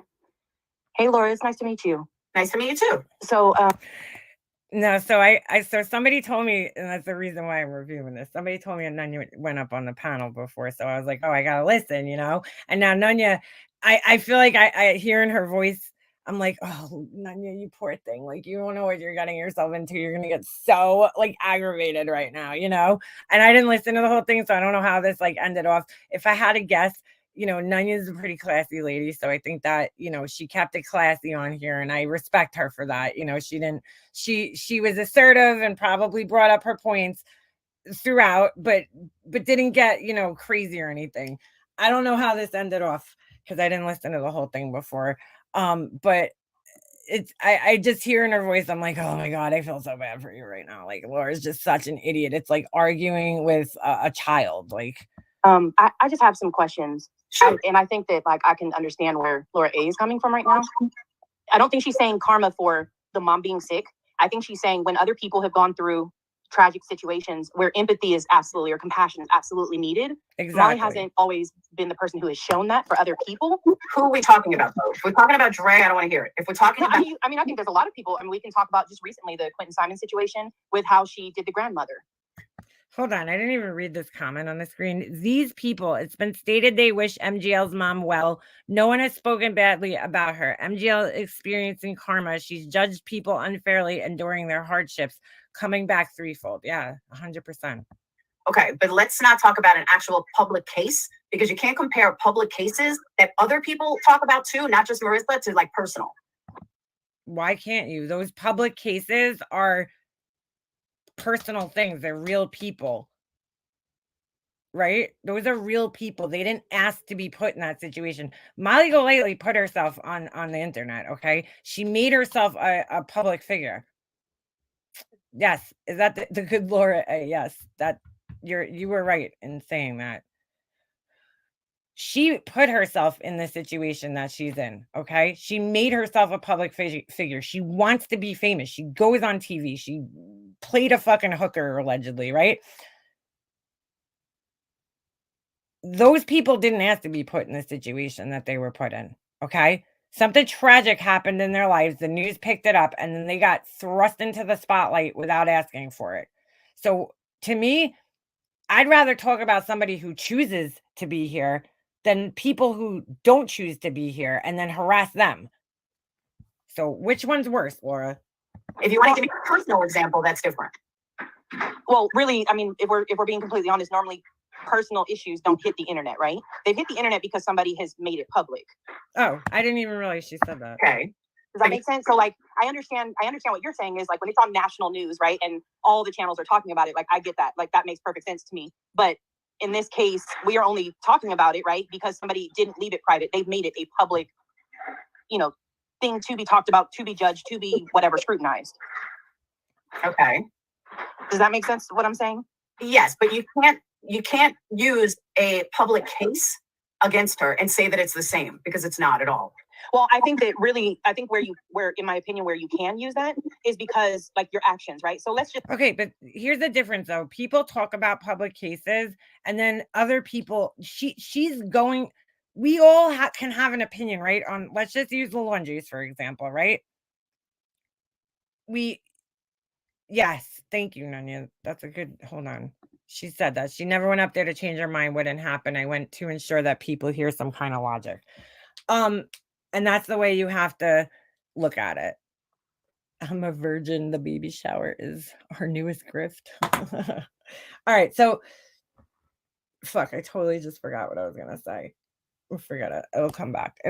I have to re-listen to what we just listened to. I got distracted by the chat. Hold on.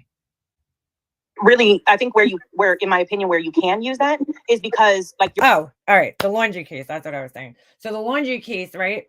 We could all have our opinions online. The difference is that why did she feel, out of the millions of people who followed the story, why did she feel like it was her job to go to the fucking house of those people, to literally go the fuck out of her way to fly down to Florida to go stand outside that house and protest in front of it?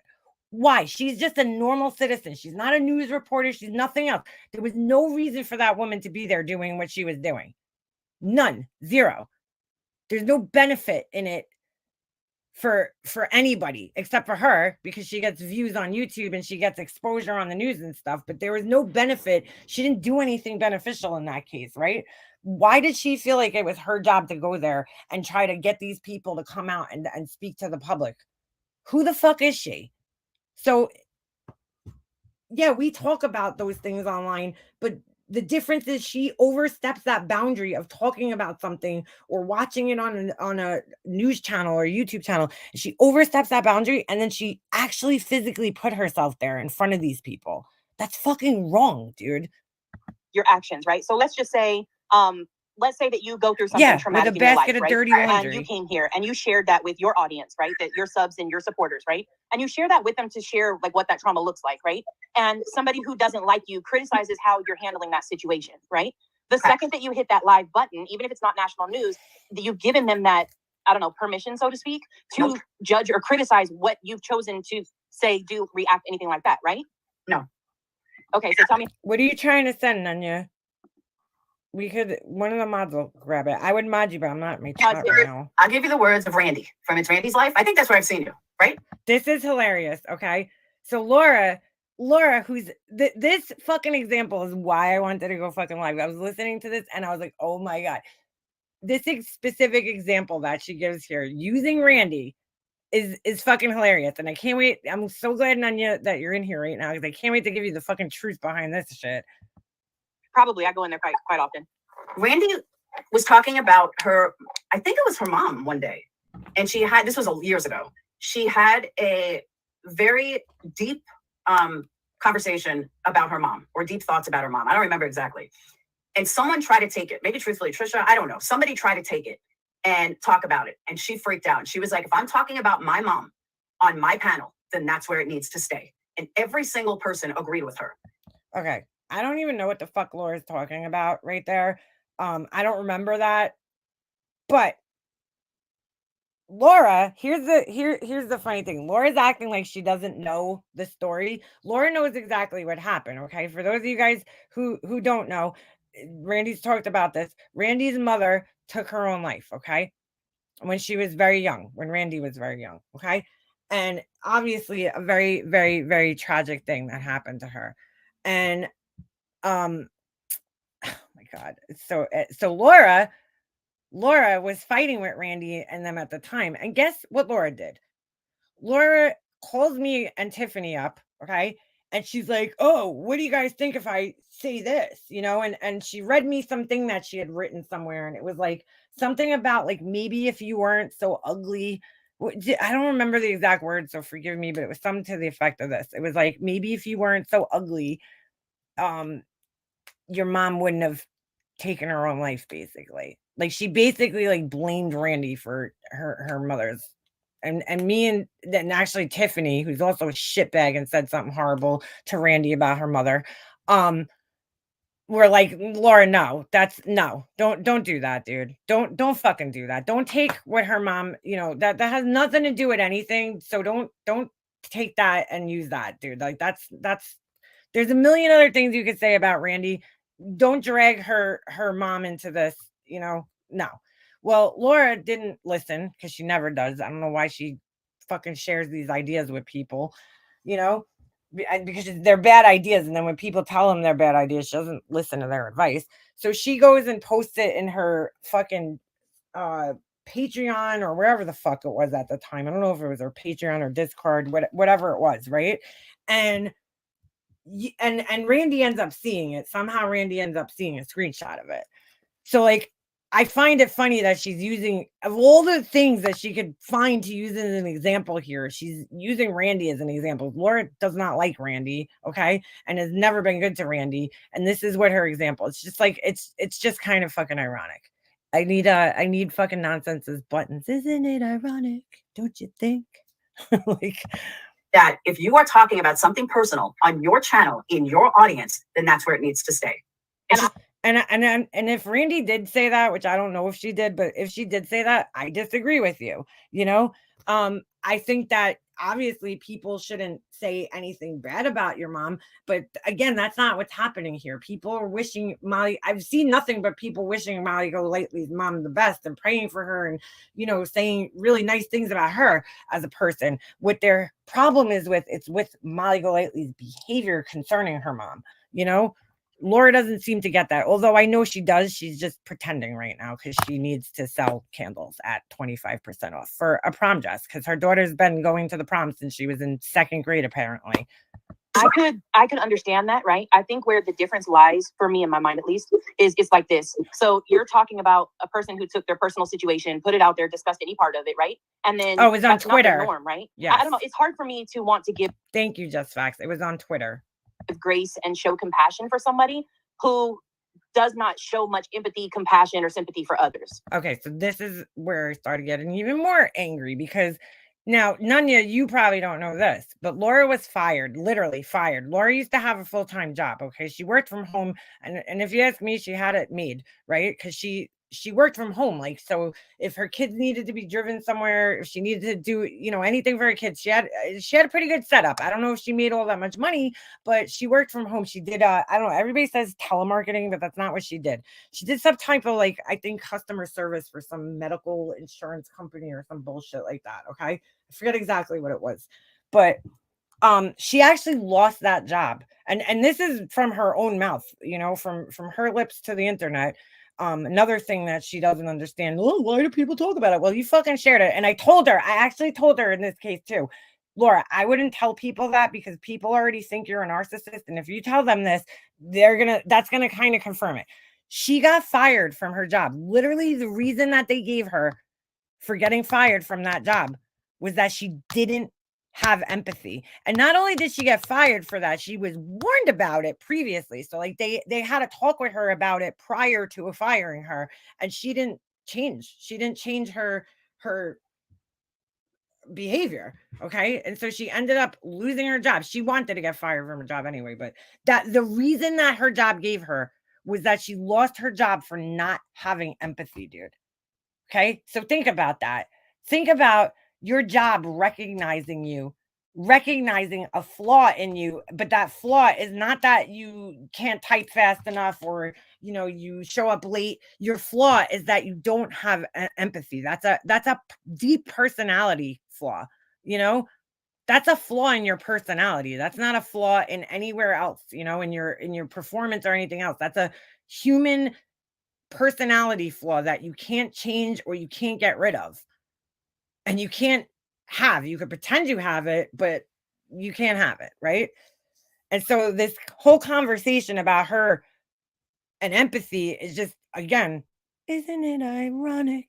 Don't you think? Because she doesn't have empathy, and she's, that the fact that she shared it online, I was mind blown. I'm like, Laura, like people seriously were calling her a narcissist, and like, why would you share that? That's just like proof right there that you're a narcissist. But she didn't care. She shared it. She thought it was funny, actually, which is even more fucking fucked up. You know what I'm saying? Like the fact that you thought it was funny that you got fired for not having empathy, like I would be crushed if somebody thought that of me. I'd be like, oh my God, what did I do to make people think that I didn't have empathy to the point where I lost my job over it? Like I'd be crushed. I'd be like really doing some fucking self-searching. You know what I'm saying? Like I would be doing some inward fucking journey, bullshit. Like what the fuck is going on with you, Leanna? Like people, like what are you doing that's making people think I don't have empathy? I've never been told that by anybody in my life, so the fact that somebody told her that and she thought it was funny on top of it, like and bragged about it on the internet, that kind of tells you everything you need to know about Laura. She doesn't have empathy. But when you talk, all right, so how and I only have, like I said, like the difference is like I don't know any of you guys in like in real life and outside of the internet, right? And so all I have to judge by that is what I see on the internet from this person's actions. But are you really seeing her actions throughout, or are you just basing this on clip channels? And no, I've only been here for 6 months, so I'll be honest and say I've only been on YouTube for 6 months, and I've done some research on a lot of different creators. I go in, I don't just believe what people tell me. You don't need to be here for all that long to recognize shitty behavior, or you know what I'm saying? You don't need to watch entire lives to recognize shitty behavior from people. A clip, in most cases, a clip will suffice, and a clip could be like a half-hour live or premiere that, the Everything Golightly channel puts together, or, a 5-minute clip that Heels in the Air puts together. Like, you don't need all that much when you consecutively see, right, the same type of shitty behavior. Doesn't matter how long you're here or how many clips you've seen.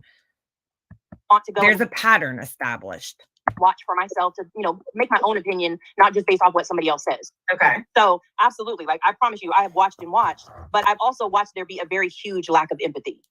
Yep. In numerous situations. Even if you go to the basics of like the lady Robin who was working for her, right? Was Robin too much? Did Robin cry wolf afterwards? Yes, in my opinion, she did okay, fine. But to me, in that particular circumstance, that's where like there was no empathy shown for the situation that Robin was in at that point in time. But do you know, hold up. Do you know how that all started?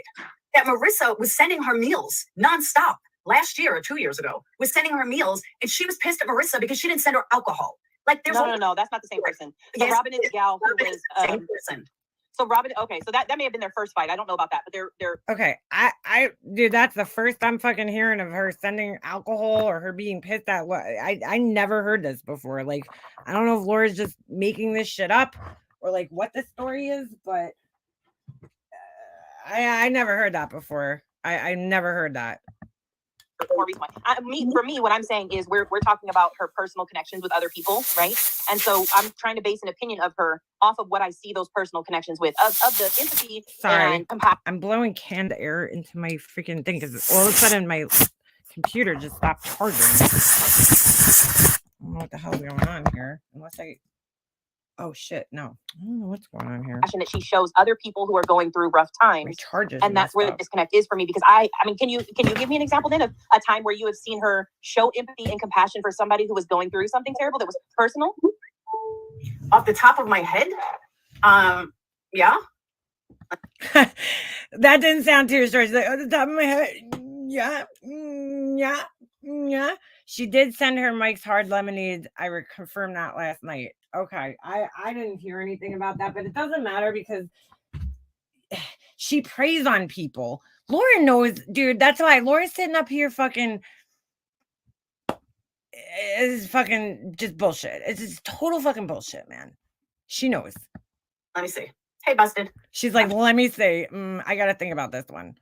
Now, listen to the examples she brought up. It just shows that Laura doesn't have empathy or doesn't know what empathy really is, because the examples that she brings up are not really examples of empathy. Trying to think. I mean, I've seen her show compassion for, what's her name? Justin. I've seen her show compassion For Justin, what happened with Justin? Where she give us an example. What happened with Justin that she would need to show empathy? Yeah, her chat had to tell her basically. for a lot of things. Laura couldn't think on her own. She couldn't. I have. You know why? Because Laura doesn't watch people she doesn't like. Just kidding. Want an exact example? Off the top of Cork, help me out. But she needed Cork to help her out. She's like, send me a lifeline, please. has shown empathy for a lot of different things. And I think that's where I have yet to see, you know, even I hear her talk all the time about all these families that she's helped. I have yet to see a family come forward that says, man, I'm so grateful for the work that she's done. I see it for a lot of like other like true crime channels and things like that. So I get that it does happen, but I think that's where the disconnect is, and it is very easy just as human beings to focus on the negative. So I'll definitely recognize that. I absolutely pray for her mother's comfort and pray for her family's comfort for sure, because her behaviors shouldn't be, for me, they don't dictate anything for her family. All right, hold on. Someone in chat reminded me. And Reminded you. No, Laura, you just didn't have any examples. I'm bad at like thinking off the top of my head. My son, my older one, No, you don't say. 2 years ago, had a horrendous accident. Ankle was upside down, literally horrible. Marissa, without question, we were tight then, but Marissa, without question, do you need anything? Do you want anything? What does he eat? I'm going to send all you guys dinner. Oh my God, I can't believe it. Jake, look at his foot. Bro, she's like, that's like an empathy to her. Oh my God, I can't believe it. She's like, she sent me some food. So like, yeah, that's her showing like empathy. But then like a week later, we weren't friends anymore because she like fucked me over. She had a lot of Why does this stupid thing keep dinging? Shut up. Stop doing that. Oh, empathy. She didn't have to do any of that. She didn't have to send him anything. She was, whatever you need, Laura, just let me know. We're in a hospital for like 3 days. She was wonderful.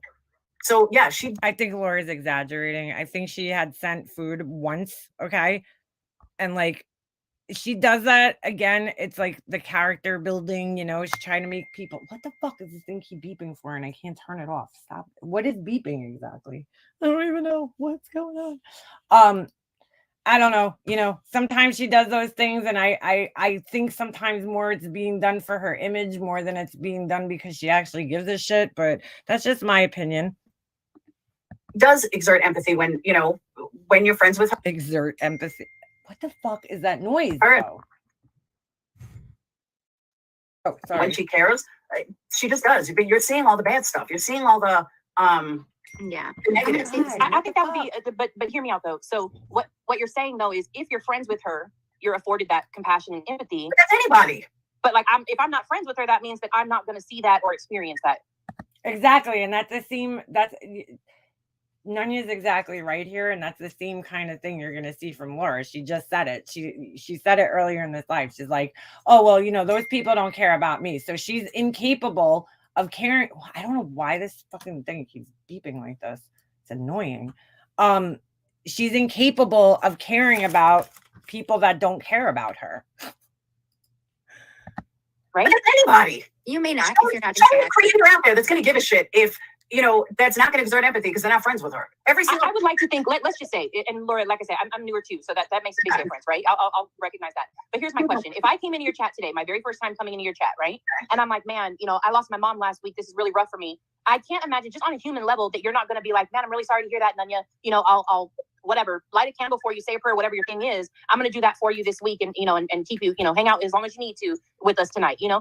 That to me is like, that's just general compassion that people on a human level should have. Now, take note of this right here. Kimberly Michalski. She did raise money for St. Jude.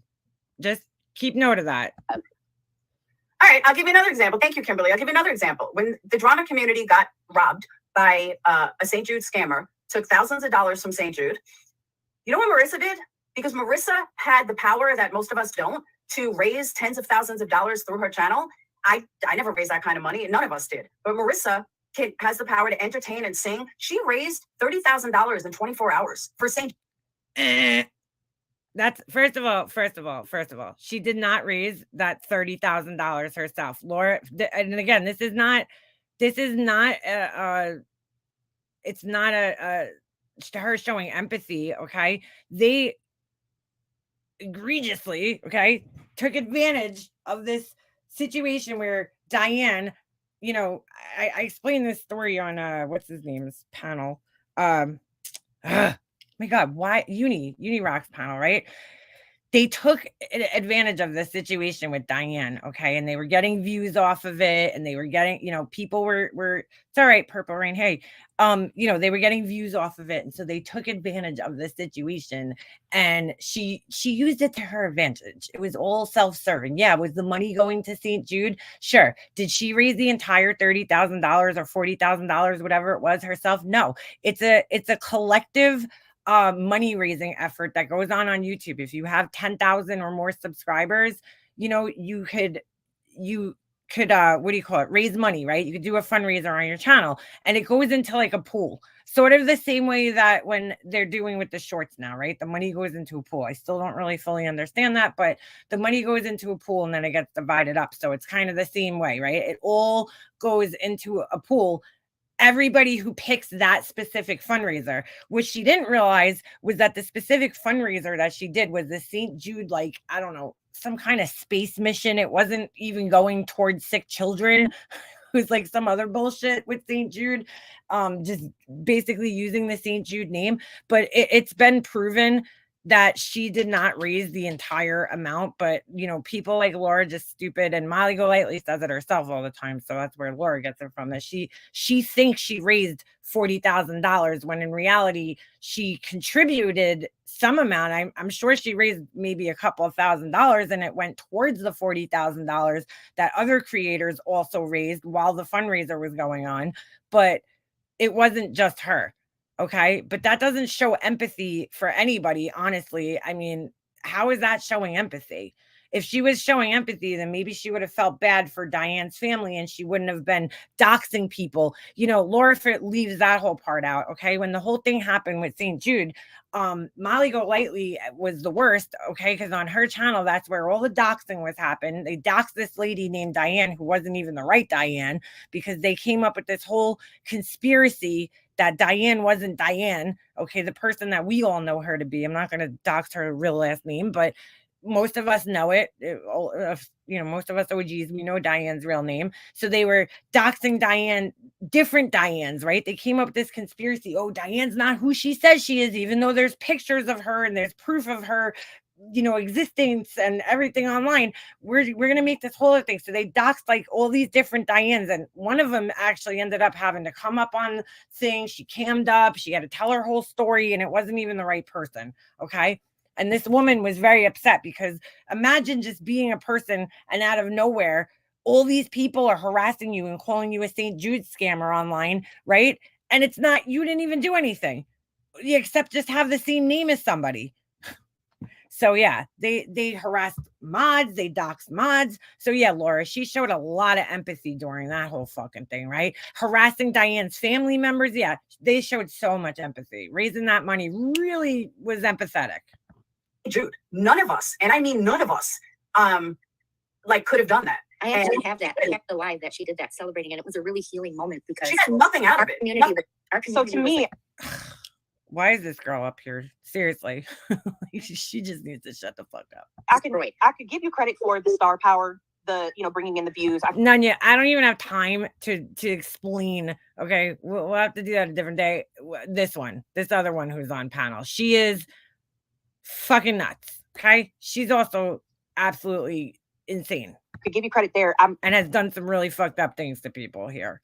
can you help me connect? And I genuinely am asking to understand, but can you help me connect how that ends up tying into her having the ability to empathize with what other people are going through? Because the whole community was burned. The whole community broke up. The whole community was burned. The whole community was torn apart. Everybody was fighting with each other. Yeah. Everybody Was fighting with each other because of them. They wanted everybody to be fighting with each other. That's what's so funny. They wanted to break the community up and have everybody. They wanted to destroy the drama community. That's basically what that was. And they thought taking Diane out was going to destroy the drama community because the drama community fucking hated them. they, That's you know, the end of the drama community. And I will say they did fool a good amount of people. They did for a good amount of time, but people slowly but surely came back to reality. bring everybody closer together again, because all the money that was taken, and it wasn't even that much, but you know, she raised everything that was lost. And then Does anybody else find that funny? When it was going on, the Diane thing, they were like, she stole $20,000. She stole $40,000. Now Laura's like, oh, it wasn't even that much. Well, which one is it, Laura? Which one is it? Make your mind up. some, and that's awesome. Yeah. Like Nunya's just totally, and she doesn't know because she wasn't around for that. Look, Nunya's being totally fucking snowed right here. Not that she's falling for it. I'm saying they're trying to just snow her because they're like, oh, she's new. She's only been here for 6 months. We'll just fucking make up whatever narrative we want to, and she'll believe it because it sounds legit, right? If you don't know any better. Thank you, Greg, and that's awesome. None of us would have Our done that. community, not yet to put it in context, our community was complete. Greg says, I think MGL is overall a good person. I think she is a compassionate person. Oh my God, dude. What is wrong with these people? I don't always like her style, my opinion, but I think overall she is a caring person just from years of watching her. Well, Greg, you're an idiot. Sorry, you are. And you just wasted $10 to say that. You're even more stupid. Destroyed. And, Yeah, I've heard. yeah, and Molly did that just for the community as a healing, and there were all sides, I guess, if you will, coming in, and she No, Whistle Dick. That is not what happened, girl. You need to sit down and just be quiet. That's not why she did that. and just saying thank you for hours she did it and gave it all to St. Jude. You know, so I mean, I get being new and kind of seeing more of the hate and not so much. These people can't see through that shit. Yes, did she raise money? I won't take that away from her. She absolutely raised money, but it gave her fucking attention. And dude, she used to sit and shake her fucking titties and dance and sing on fucking D-Live for fucking hours and hours and end. She did a 24-hour live stream one time, 24 hours fucking straight on D-Live, okay? For nothing, for ninja guineas, like fake money that didn't even exist, okay? The woman just, her payment is getting attention. That's what she loves, the fucking attention. And then if she could also in the process make herself look like she gives a fuck about other humans and for a good person, why the fuck not? Why the fuck not? Because you know what? In the end, that's going to make people go, oh, she's a good person. Next time she's live, I'm going to super chat her. I'm going to join her memberships. I'm going to join her Patreon. It's all self-serving bullshit. Just like what Laura's doing here is self-serving. Molly Golightly is the same way. It's all self-serving bullshit. Okay? When they pretend to care about somebody, it's always, in the end, going to benefit them in some way, shape, or form. Much of the empathy and not being around for the so-called good times that we had together, you know, but know that it was there. Molly has a following for a reason, you know, she does have empathy. She has a following because she's a fucking train wreck, dude. That's why she has a following.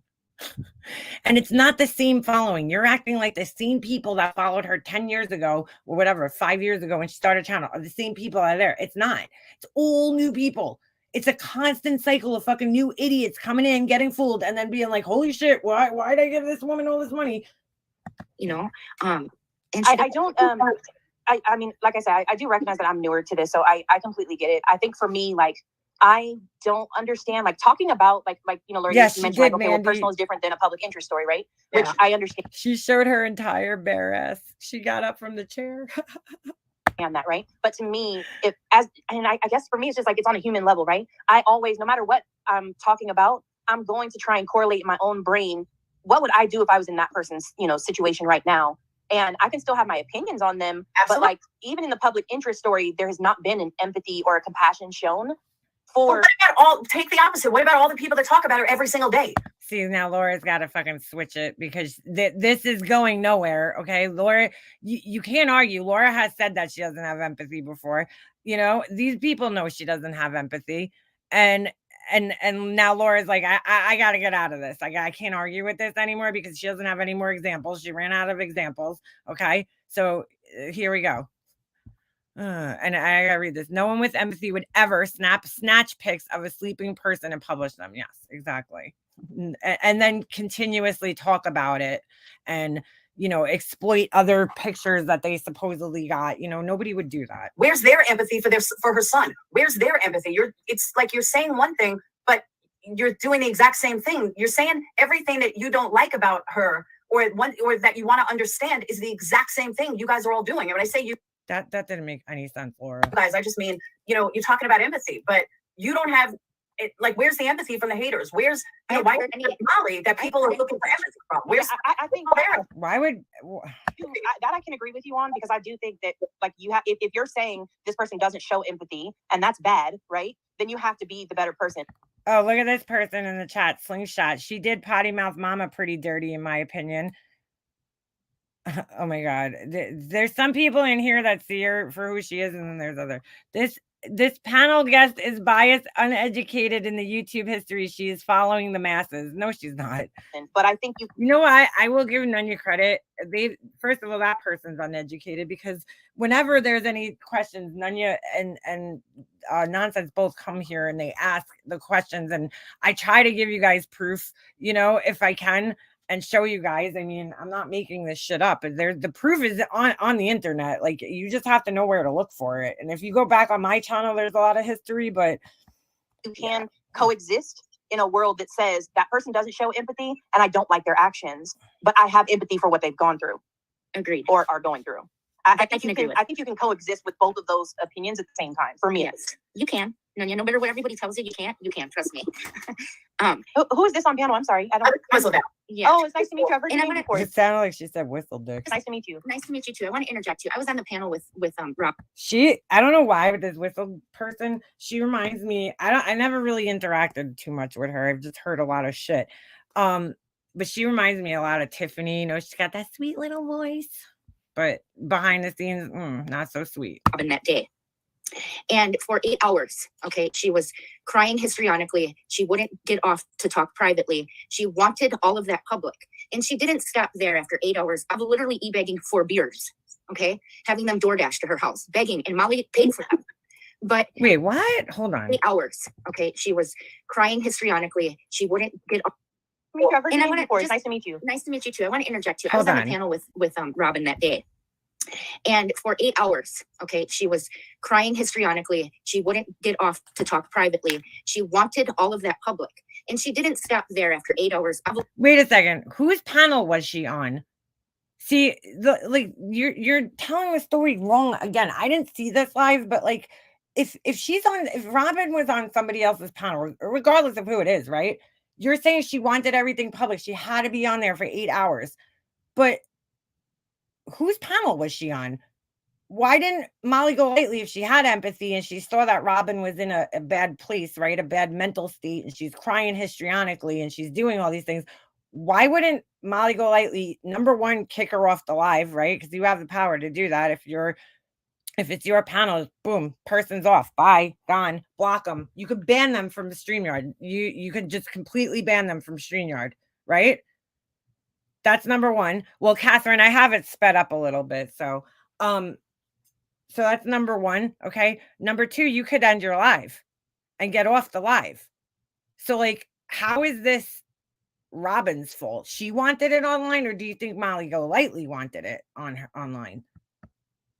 She wanted Literally- people to see this woman having a mental breakdown. begging for beers, okay, having them DoorDash to her house, begging, and Molly paid for them. I don't know when But this happened. I As she was on never. the panel for 8 hours. I remember the situation with the woman Robin coming in. I don't watch her channels. Like, I don't know exactly what was going on at that time, but I remember talking to Robin when I was on Alicia's panel, right? And I don't remember hearing anything about these beers or anything like this. Like, I do not fucking remember hearing this. I don't know if they are confused and got the wrong person or what the fuck is going on, but I feel like I would have heard of this if this happened. histrionically, not wanting to go private and talk about things, begging for beers. She continued to go on another panel and tell the world, right, that I kill my husband. I kill husbands. Literally, I kill my husbands. I've only been married once. Okay, I'm still married. That I take knives in the middle of the night, and I that's what I'm known for. So I'm trying to understand what any of this has to do with Molly Golightly not having empathy. Like, how did we get here? Why are we talking about Robin? please don't always listen to what other people say. Do your own research, okay? Yeah, no. She just told you she does her own research. My point was not the original fallout. I was talking more so about the recent fallout, the last time that they fell out. I think it was like at the This end was of the last year. time. Yeah, this was the last. But maybe we're talking about different Robins then. No, we're not. No, we're not. We're The talking first about. lady was the assistant, and Molly had ended up Yeah, firing we're her talking because about she was the- telling the yes, we are. Patreons not to. Yes, That's we are. Robin. Yep, Yep. yes, we are. That's And she Robin. just did this, Nanya. She just talked about me being a murderer. Okay, She does sound like Corey. I will say that. 2 months ago on Alicia's panel. So yes, we are talking about the same one. Don't always believe it. Some of these people on here are absolutely horrible.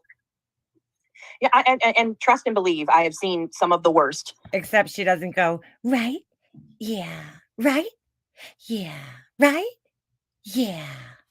Thus far, and like you said, I'm more than willing. Like, if I did not know that, and I have no problem with saying, like, okay, well, I didn't know that. That's fine. You know, I was using her more so as the example that Laura had asked for, like, in your personal life versus the public interest story. Not a good example. And I'm using her as an example as to just do your own research, you know? Yeah, she's totally trying to gaslight Nanya here. Because The I don't woman want to see Whack another, job. I don't want to see another member just fall into that sheep crowd, right? Because I'm going to tell you, been around long enough. I'm going to tell you. So Nanya just told her that she paid attention to this whole situation with the woman Robin, right? And she's telling her, well, she's like, then we must be talking about like a different person because like I don't remember that. So I'm assuming Nanya paid attention to the situation pretty closely at the time, okay? And she's like, I don't remember this, and like she's insisting that this happened, and nobody else remembers this.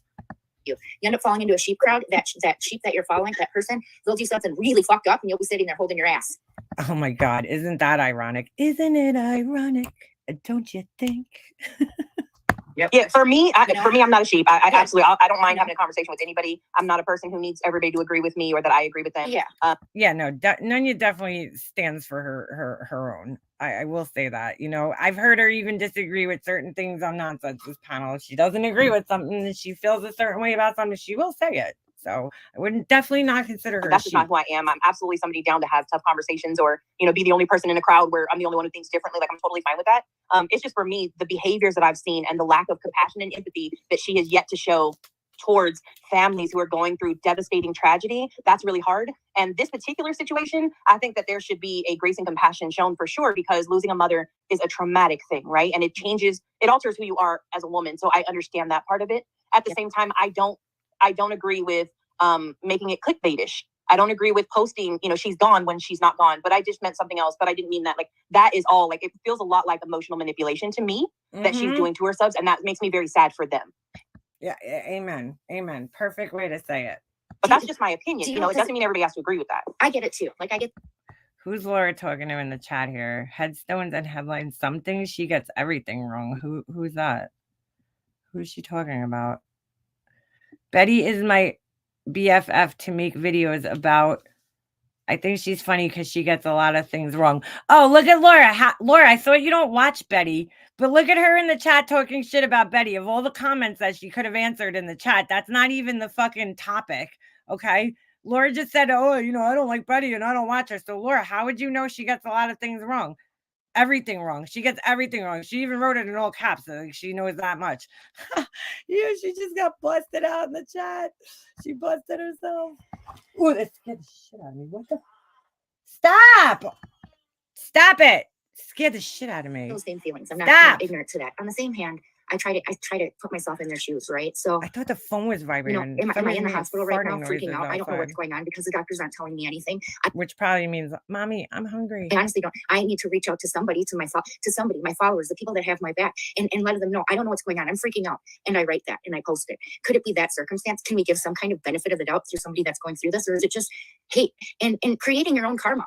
You know, when you're hating on somebody like this. I really have to ask why this girl even jumped up on the panel at this point in time. Like, it's almost like she had to save Laura because she knew Laura wasn't going to be able to handle Nunya on her own. Like, Well, I mean, wouldn't that be kind of like the same thing Laura just told Laura A? Is like your actions aren't what actually causes, bad karma yes, then. pizza would be great. See, maybe Laura and I have a different opinion on karma. My opinion is if you're going to believe in karma, then you should be asking yourself right now in this situation, what is your karma?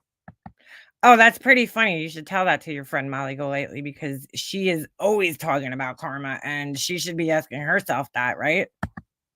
What is my karma, Jen, for being up on this panel right now? In every action. My karma isn't worrying about everybody else's karma. What the fuck are you talking about, dude? I didn't even get this far before. I don't know how much longer I'm gonna last because this girl's it's even worse than Not Laura. going to do me any good. Agreed. And I'm me personally, I'm no gatekeeper of karma. That's not my job, and I don't actually I'm not interested.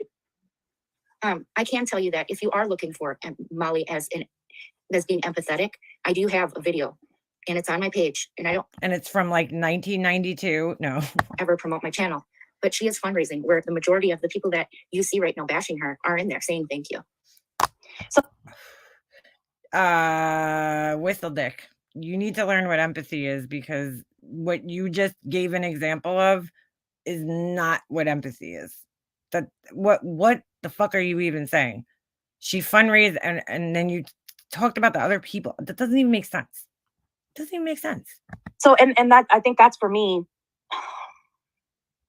And maybe that's like I don't even recognize anybody in Laura's chat. And for those of you guys who've been around like for a long time, I'm just going to read off some names. You guys tell me if you recognize these names. Peace and Struggle, Dark Horse Justice, Illusional Delusions, Tony NY, Share Bear, Rosemarie Guerrero, Shannon Pisces 77. Do you recognize any of these people's names? Glory, McKenna, Beefy James 2023, Kim Watts, Husky Lover, Slingshot. Do you recognize any of these people from her chat from that would be around during the Diane time? TS, Sheba Mom, Cork, maybe she's the only one. Okie Raised, Cashmere 75, Ms. Leah's in there. Sheba Mom, the good Lord, I don't recognize any. Caslin, maybe that's one person. There's two people literally, or three in all those names that I read that were around at the time that this was even happening when this fundraising happened. So right there, she's lying. maybe that's where the definition is different. I don't know. But to me, when I think compassion and when I think empathy, I don't necessarily connect it with money, so to speak. Some people blow my mind being in Laura's chat. Like I seen them in other chats talking hard shit on her, and then they're in her chat. It's weird. I think of it in actions, in words, right? The fact I will, I'll give credit where credit is due. Is she, can she put on a good show? Absolutely, she can. And so the fact that she can do amazing, things to raise money and to get money from other people, to put on a show enough to get money from other people, to donate to St. Jude and to those things, that doesn't surprise me. And that's awesome, right? Those are excellent charities. Can I for interrupt sure. you for 1 second? I have a serious question, and I want you to think about it before you answer. Mhm. Why is Molly held? And I know that I'm held to a higher standard too, but I'm using Molly's example because you're talking about her. Why is Molly Lord, you're not held to any higher standard than any other human being on this platform is.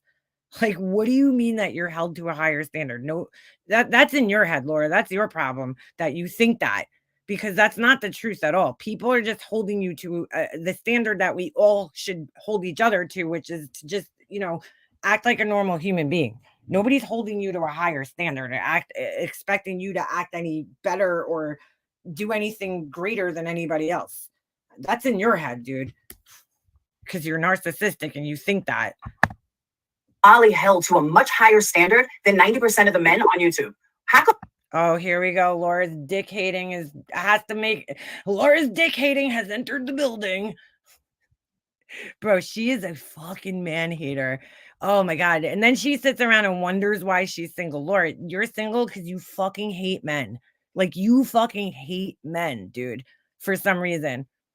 Because, and here's the funny part. Laura hates all men. She holds all men responsible for the way that she was treated by two men in her life. That if you would have had some sense on at the time when you met them and you looked at their past and you looked at their present and you said to yourself, you know what? This probably isn't the guy for me. You know, this isn't the kind of guy I'm going to take home. Like the same, can't turn a hoe into housewife concept, right? You were not going to change a man who was already knee deep in an addiction when you met him, like who had been in and out of prison. That wasn't going to happen, Laura. You weren't going to reform him. Okay. So to think that all men are like that because you had a bad experience with two men in your life that you didn't do your research on and make a good decision on, why do you hate all men because of that? Because there's some pretty damn fucking good guys out there, but you're never going to meet them because I don't know why, Laura. Honestly, you should want better for yourself, but not every guy is like the guys that you've been with. How come nobody's in Popcorn Planet wondering why they're not more sympathetic to others? Why they don't have empathy for others? Why is nobody in time? What is her hard on for Popcorn Planet, dude? I'm not a big fan of his, to be quite honest with you. I'm not, but I don't understand why what's like. I just don't like it. I don't care for him. I just don't care for his show. But what is her issue with him? Because I hear her bring him up a lot. Why is nobody in Joe Rogan? How come nobody is asked? Joe Rogan? What? I'm so lost. Hold on a second.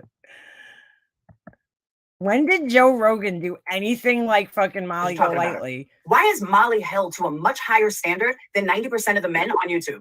How come nobody's in Popcorn Planet wondering why they're not more sympathetic to others? Why they don't have empathy for others? Why? What? I think, I mean, I don't really watch Popcorn Planet. I only watched him a little bit during the Johnny Depp trial, and I can't stand that girl that he has on her panel. Oh, she's so annoying. I can't remember her name. Liz? I don't remember her name. But I don't know. The girl just, something about her, I don't like about her. But like, when has he like not shown empathy or sympathy towards other people? Like, I remember him being a pretty sympathetic type of guy. Like, I don't care for him, but I could also see that, like, I think he's sympathetic and empathetic. I think Laura's just jealous because he's got a lot of subscribers. She doesn't understand why. But and then like, what? Joe Rogan? Like, Joe Rogan is not a YouTuber, Laura. He's a podcaster first and foremost, but he was a TV host. Like, what the fuck? Do you even watch his show and know what he talks about? Like, that's so fucking weird that she brought this up. Why is nobody in Tyler? Why is nobody in? Joe Rogan is not going around standing in front of people's houses with a bullhorn harassing them. Joe Rogan is not streaming a mother whose husband just tried to kill himself. It's like, what are you fucking talking about, dude? That doesn't even fucking make sense. She just hates men. Joe Rogan. How come nobody is asking them to have more? Laura's like, I can't punch through the glass ceiling. Help me. Because it's like, Laura, go get a fucking education, like a real education. And then you could punch through that glass ceiling. Okay. Go get some skills. Go learn how to do what those men do. Okay. Whatever Joe Rogan did to get where he is, broadcasting schools, whatever the fuck he did, whatever Popcorn Planet did. Okay. And then punch through that glass ceiling, girl. Because you just hate men. Empathy. Why is it only Marissa that people feel they have a? Laura has the expectation because she's a woman, okay? She's a typical kind of man-hating woman that has an expectation that just because she's a woman, things should be handed to her. She really does. She has that expectation that just because she's a woman, everything should be fucking easy and handed to her because she's a single mom who takes care of 3 kids on her own. Everything should just be fucking handed to her. Laura shouldn't have to work for anything. She shouldn't have to educate herself, learn any skills, or do anything special. It should be handed to her because she's a woman. Right to say that she has more empathy. How come nobody's in Grey News saying how come you don't have more fucking empathy? And if Grey was discussing stuff, Here we go. So then next time Grey Hughes hits another what do you call it? Milestone on here, right? Laura will be like, congratulations, Grey Hughes, in her little baby voice, but then she always has to bring him up. Like, when does Grey Hughes not show empathy, Laura? If your idea of empathy is donating money, then Grey Hughes is the most fucking empathetic person in the true crime community because he donates tons of money to fucking all sorts of different charities. So what are you talking about, dude? Gray Hughes is not harassing people, dude. Like, what do you not understand about this? There's not a creator out there that hasn't discussed stuff, or Drunk Turkey, or tons of them. I really wish I could go in Nunya's brain right now and just like understand, like, what is this girl talking about? Like, what the fuck is she talking about right now? How come nobody's in there asking, how come they don't have more empathy, or show me more empathy for people, or show me, like, certain women in this on YouTube are held to this much higher standard than everybody else that people think they have the right to ask answers from. Well, first and foremost, okay, Laura, since you're all about gender roles, okay, women are expected to be more tender, loving, caring, and empathetic, right? As opposed to men, okay? Men aren't supposed to be the emotional ones. We are. So if that even was the case, that people held her to a higher standard, but they don't, okay? Nobody's saying that Marissa has to have any more fucking empathy than anybody else here. That's not what they're saying. Nunya just simply, look where this conversation went when Nunya just simply asked, give me an example of when she showed empathy. Look how Laura twisted the conversation now. Why are we talking about men? Because Laura hates men. Why are we talking about men not having empathy? Doesn't even fucking make sense. Didn't know most of the people who she was listing. Oh my God, she's so stupid. Like, if Molly doesn't need to show, and I don't need to show, we don't need to show where we're empathetic for people. If you don't think people are empathetic, don't watch them. Oh my God, that's the answer to everything in Laura's brain. If you don't like them, don't watch them. If you don't think they're empathetic, don't watch them. Like, oh my God, Laura, you sound so stupid, bro. Why are you even having this conversation?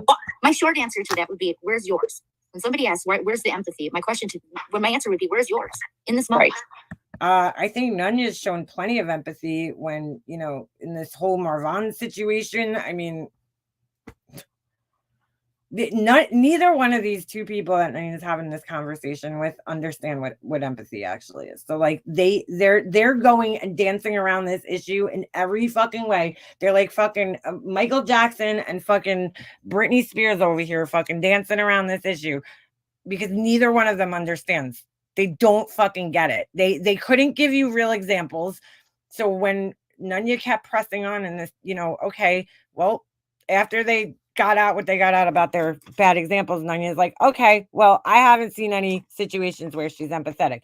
They got backed into a corner and they don't know where to go with this conversation. So they're both just scrambling right now.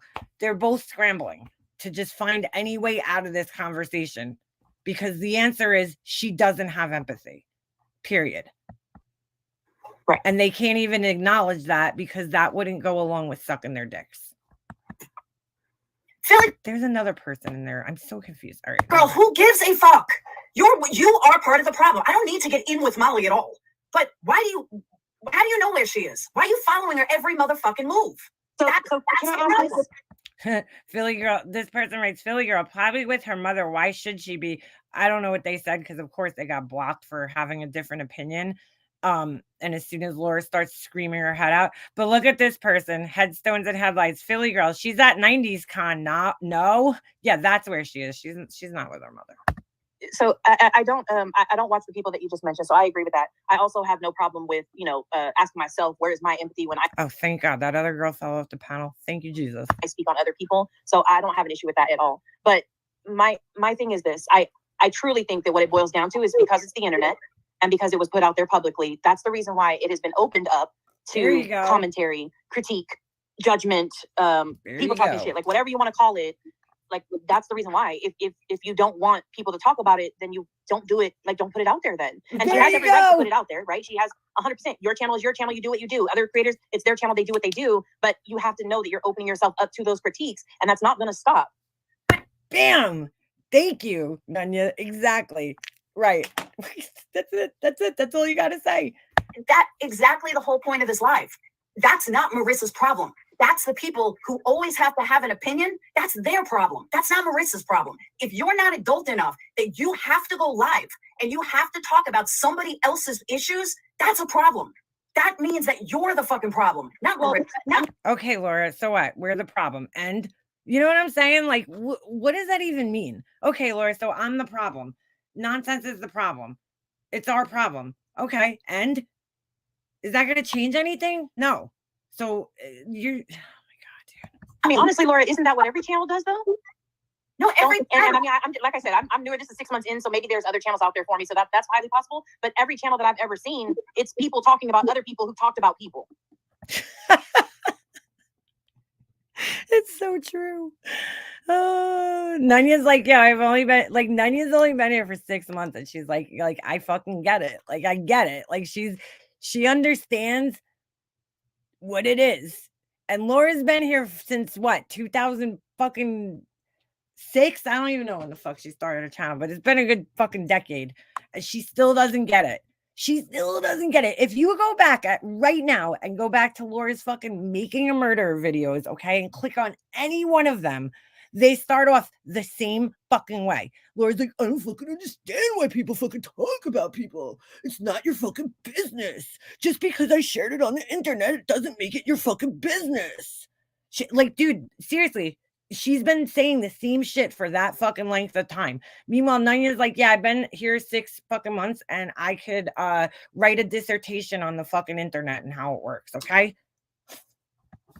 I don't even know. No, not a dissertation, a thesis, whatever the fuck. I'm not smart. The drama community, yes, to a point. I can't argue that. I totally agree with you on that. But if there was an old drama rule, I guess you can say, if I talk about something on my channel, that's mine, something personal, that's mine to talk about. That's not your problem to talk about. Though if you don't like the way I act towards Oh my God, Laura, stop sharing it on the fucking internet, dude. my child, well, guess what? It's not your fucking child. So, Laura, if I go out and run in the middle of the street naked, okay, and fucking, and all my neighbors see it, right?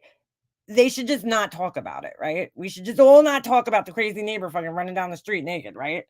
Because it's my business. It's my body. I shouldn't be talking. Nobody should fucking be talking about it, right? If I go screaming my head off and cursing everybody out, right? Nobody should fucking talk about that. Because it's like, it's my choice to do that and go out there and show myself like that, right? But nobody should talk about it, right? Come on, dude. I mean, you really think that? If you don't like that I kicked my dog, well, it's not your dog. A bad example, but you know what I mean.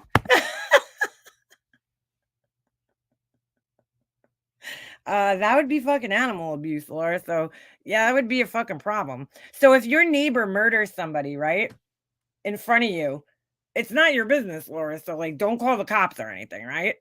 Don't call the cops or anything, because it's not your business. Oh my God, bro. Like, yeah, I think anything. Like, she can't even come up with any even close to good fucking example here. It's just like, Laura, just learn. If you don't like the internet, how's this? If you don't like how the internet works, Laura, don't come on it. Okay? Don't talk on it. Don't have a fucking YouTube channel. You don't seem to understand this yet after fucking 35 years on the internet. I mean, again, I just think it's a big part of it is it's you're making it public and it's on the internet. But So just it'd be because very you can, like it's very gatekeepy to say just because I talk about it means nobody can talk about no, it. just because you can. So here's a portion of the argument where Laura knows she can't win. Okay. And Nanya's sticking to her guns. And so she starts either talking over you or just getting really loud because she has no other argument to make. She's backed into a corner. She doesn't know what to say.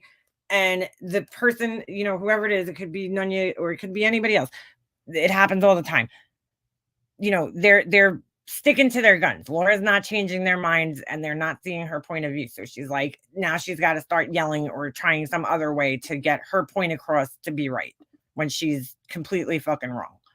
Doesn't mean you should. Just because I can talk about something doesn't mean I should talk about it. Just because someone puts something out there and I can speak of it doesn't mean I should. That's what I'm saying. And that's all that I'm trying to say is you're an adult. So somebody probably said this like on the phone with Laura, or they wrote it in her Discord, this saying, and she's like just running with it. Like that's her main sticking point. She's like, just because you could doesn't mean you should, like that. Like, you're right, Laura. In most cases, just because you could doesn't mean you have to, right? You're 100% right. And I agree with that logic to a certain extent. Okay. To a certain extent, it depends on the situation. In this situation, I don't fucking agree with it. I don't fucking agree with it. She deserves what people, the way people are criticizing her, she deserves it. Okay. She deserves what she's getting right now. Unfortunately, that doesn't mean that I have to contribute to it and keep contributing to it, but I'm not going to stop other people from doing what they're doing. That's for sure. You know? And even if I put something out there that you don't agree with, does that mean you have to go live after live after live after live talking about it? No. State your opinion and move on. There's a lot of shit that I see that I could easily go on for days and talk about. Do I know why? Why should I? Laura, when the whole thing happened with Diane, okay, you went live every fucking day, and every time you went live, you talked about Diane for months and months and months and months on end. So to sit here and act like you don't understand, it's just total fucking bullshit, dude. You're not winning any brownie points with Molly Golightly, Laura. Guess what? The next time you meet up with her somewhere, she's still gonna laugh at you for having a tag on your fucking TJ Maxx sunglasses, okay? She's never gonna she's gonna laugh at your fucking beat up old ass Coach bag, and she's gonna sit back and judge you because she really doesn't like you, and for some reason you need to be fucking accepted by her, and I just can't understand it, dude. But you're not gonna change it by sitting here doing all this. You're not. You're never gonna fill that Justin spot, okay? It's not happening. Just because I can doesn't mean I should. And I think you guys have talked about it a little bit earlier. I think when the whole Hey, season kind of went down, kind of a thing, I think that a lot of those rules have died in that old era. And so a lot of us newer people who are coming in, we hear you say that these are these kind of unspoken rules, right? That everybody has followed for years, which I can respect that. But at the end of the day, I think that like kind of right. In our little community, there has been some unspoken rules that we try to follow, but that what Laura is saying here was never in the rules, okay? Those rules apply for people who deserve those rules, like somebody like Judith, right? Judith has never hurt anybody here, so nobody's gonna exploit her situation or discuss her situation. When it comes to somebody who completely has never respected any of the rules, okay, of anything on the internet, the doxing rule, the fucking going real life rule, we've all respected those rules. I've respected those rules, but Molly Golightly hasn't. Laura hasn't respected those rules. So why do you expect the same respect back in return from people, especially new people? That's ridiculous, Laura. We can only control ourselves. We can't control everybody else. I mean, plain and simple. change, and so people are open to having opinions and they're open to speaking on whatever. If you talk about, I know you have a candle business. I can't look how much money Laura is also making off of this. $19 to say exactly, Laura, clap, clap, clap. Nobody's business. They spelled nobody's wrong, but in this instance, but they make everything about MGL their own business. Grow the hell up. Dude, nothing that's hers is my business. How am I making it my own business? Oh my God, these people. I can't. Business. If you talk about your candle business today, that. right? And I don't like something you said about your candle businesses, right? Or business. And then I go fire up a live and I talk about your candle business, right? You're going to be like, well, that's really stupid, right? But for me, that may be content. That may be something I want to talk about. Exactly. That's the problem. But I'm just saying. That's the problem. Oh, many people do though. But that's the problem. That's the problem. And there's Kathleen in Laura's chat saying nobody followed any rules. Yeah, like Laura, what are you talking about? That's exactly what I'm trying to say. So her own supporters saying that. Is if you don't like something about my candle business, why are you firing up a fucking live about it? Why is my business your content? That is you just nailed my entire point. And I think we're wait. What? Hold on.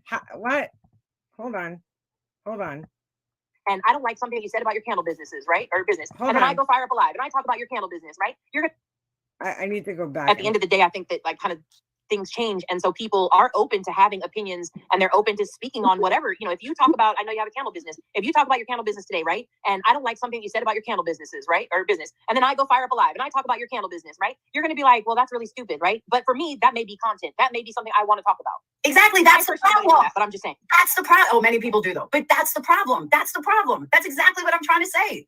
is if you don't like something about my candle business, why are you firing up a fucking live about it? Why is my business your content? That is you just nailed my entire point. And I And think I don't think that's what Nunya was trying to say, Laura. where my answer to that question or to that statement is because you're putting that information on the internet, and so you're opening up. You open up the door. I know you feel like nobody should be able to walk in the door, but you're opening up the door for somebody to walk in. Yeah, Laura, when you're putting pictures of like chicken fucking wing fucking candles that like people are like, what the fuck is that thing? I've never seen a chicken wing candle in my life before, and I have no fucking use for that. Okay. Or you're putting up like candle jars that look like you gave them to like some kid in kindergarten class and like told him to decorate it for his mom. Okay. When you put shit up like that, guess what? People are gonna have fucking opinions about it. You know, like that's just the way it is. That shit looks fucking crazy. People are gonna have opinions of it. Sorry, just like you do when you go to a store. Laura's daughter, okay, I heard a clip before where Laura's daughter is getting ready for this date. And Laura's like, oh, why would you go on a date with no makeup on?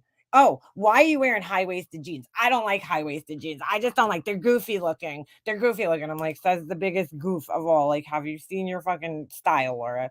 You're wearing like fucking animal bone fucking earrings like you're Wilma Flintstone. Like, what is going on right now? But that's a whole nother story. Okay. But so you're giving your opinion on what appeals to you, to your daughter, right? Why can't your daughter just get dressed with her fucking high-waisted jeans and go out with no makeup? Maybe she feels really confident and better about herself and no makeup. Maybe she wants to meet the guy and be like, hey, listen, if you don't fucking like me the way I am with no makeup on, then you know what? I guess it's not meant to be. Okay. Maybe she just wants to show him what it really is on the first date instead of fucking putting on a mask. Okay. Like, but Laura's sitting there, oh, I don't like high-waisted jeans. I don't like this. I don't like that. Arguing with her poor daughter who's trying to get ready for this date now, thusly making her feel fucking insecure. But that's a whole different thing.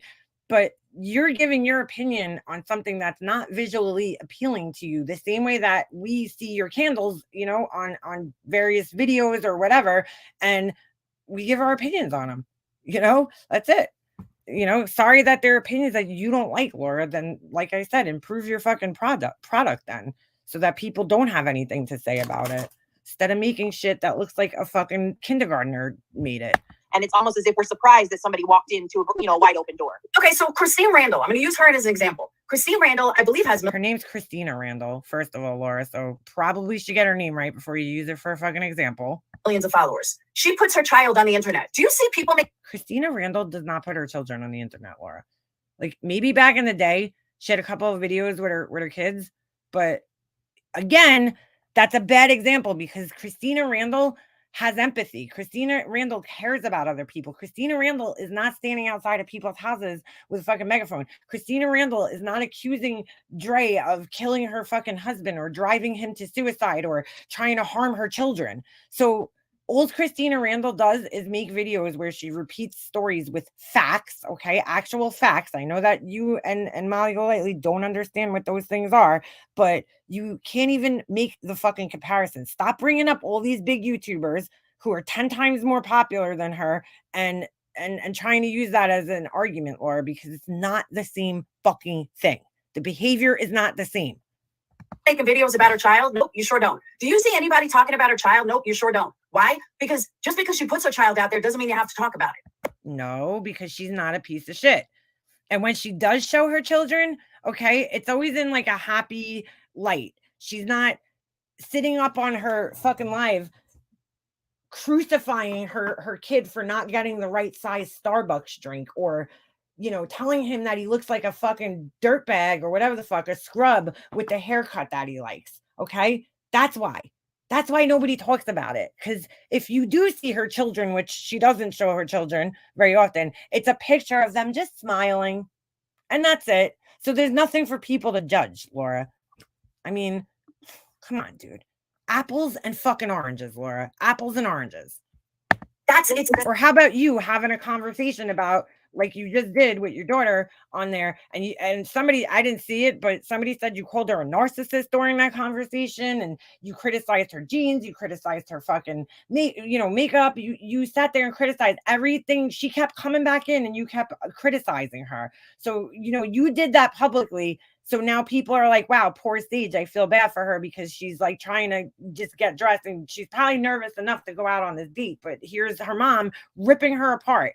Oh, she is flat chested. I have big boobs. Like, why are you always comparing yourself to your 16-year-old daughter, Laura? That's fucking weird. Does she make you feel insecure? Saying talk about other people's parenting or children? I've never watched her before, so I'm not sure. No, I don't think so. Is There's a lot of people that that's my don't. thing though. Like, so you get like it's kind of like you get what you put out there, right? What did So she when just you, say? if Hold I, on. if I, heart- let's say her children, I've never watched her before, so I'm not sure. No, I don't think so. Fuck. There's a lot.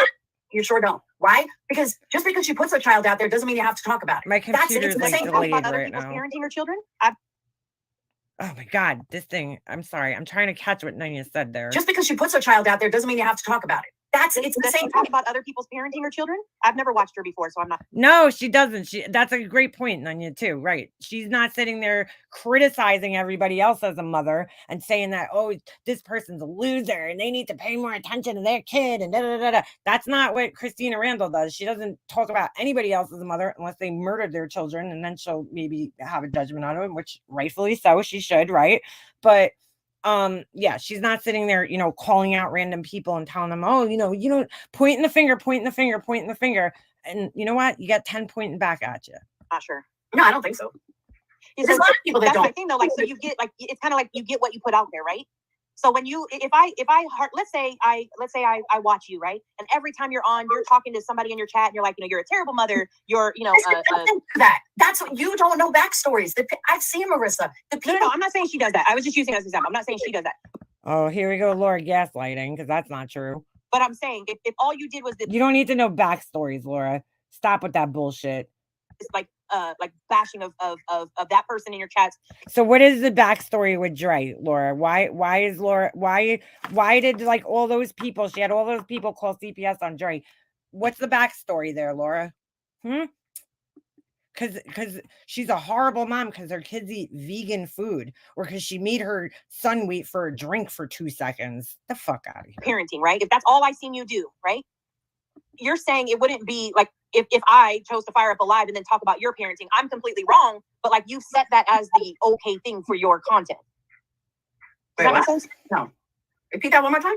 Okay, so if you set it for your content, right? And in your content, like you bash some of the people in your chat, let's just say, right? For being bad parents in some way or another. I'm not saying this is what she's done. I'm just using this as an example. Okay. And so you set that, right? And then I fire up a live and I talk about your parenting. In your concept of what you're saying right now, That's I fine. don't have a right to fire up that live and talk about your parenting because you chose to talk about what you wanted on your channel. If I talk about your parenting, you have every right to talk about my parenting. If I talk about you and your kids, then you have every right to talk about me and my kids. But Well, there you go, Laura. if I talk about your kids, doesn't give somebody else the right to talk about me. Should be one-on-one. That's my moral compass. If Laura, you don't have a moral compass. Compass. you want to talk shit about me, then I have every right to talk shit about you. However, if I talk shit about someone else, doesn't give you a right to talk shit about me. Why can't that person? I don't know. I'm just saying that. She's like, fucking, I totally just fucked that up. Yeah, Yeah. I understand your point. I understand it more now. I'm glad I came out of the chat to actually like to conversate because I do understand your point now. Your point is truly is just if that person chooses to discuss their personal life, then they have that right to do that. It doesn't mean it gives other people the right to discuss their life. Correct. And I understand that part of it for sure. I think for me it's just a little bit different. I do have a difference of opinion where for me, if you put it out on the internet, it's unfortunately becomes for the internet to talk about and critique or criticize or whatever the case may be. So I think that's where the difference is, unfortunately. And we also don't know. And Nanya's having a totally rational conversation with a completely irrational person, like right now. And it's like, it's just really funny to watch, dude. I've gone through this personally. That all right. So there have been times, and I'm going to use me as an example for this. There have been times where people will hear me lash out, even at a mod, and they'll automatically like, Laura, what the fuck are you doing? You're an asshole, blah, blah. But they don't know about what went on privately that caused me to have that reaction. Bro, I've seen Laura just literally lash out at people for no fucking reason and then be like, what happened? Now Laura's going to play the backstory game, the context game. This is another one of her little fucking tactics that she always does when she can't win an argument. She's like, well, there's stuff you don't know about, and that's why things are the way they are. You don't know. Now she's going to try to gaslight Nunya into thinking, and I'm not saying she's going to be successful at it. I'm saying she's going to try, right? To make Nunya think, well, I don't know this story. You don't know all the stories. You don't know what happened before this.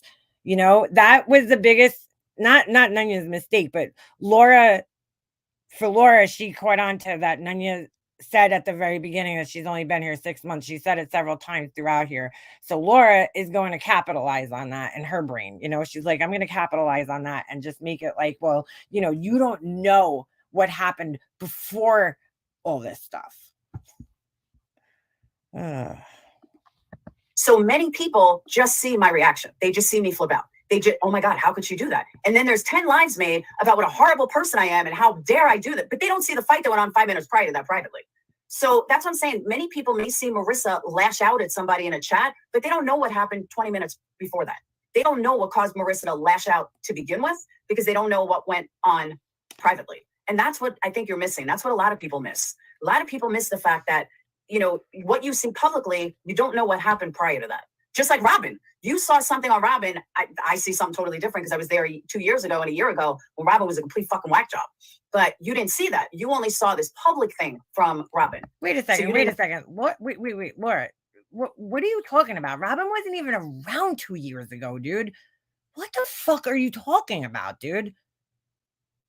Dude, that girl was not around 2 years ago. Laura's just making this up right now. See, I knew she was going to do this. Now it's all like, oh, you don't know. You weren't around. I knew she was. Know the backstory. That's another perfect example. Yeah. And I have never, that's why I said in the very beginning, I don't know, I'm fairly newer to it. So I have a fairly strong stance. And as I said earlier, I can have empathy for what her family is going through, and I can have prayers for her mother while still having an opinion on the stuff that she's doing for clicks and views. So I think the two can absolutely simultaneously, but I'm also not firing up a live about it. I may jump on a panel about it, but I don't fire up a live about it. So there may be a difference, but I will jump on a panel about it. I ain't in the mood for these fucking trolls today. Sorry. But the only person gaining views and subs for Molly's especially when they just say the same dumb shit over and over again. Like, if you're gonna come in here, say something that has a meaning.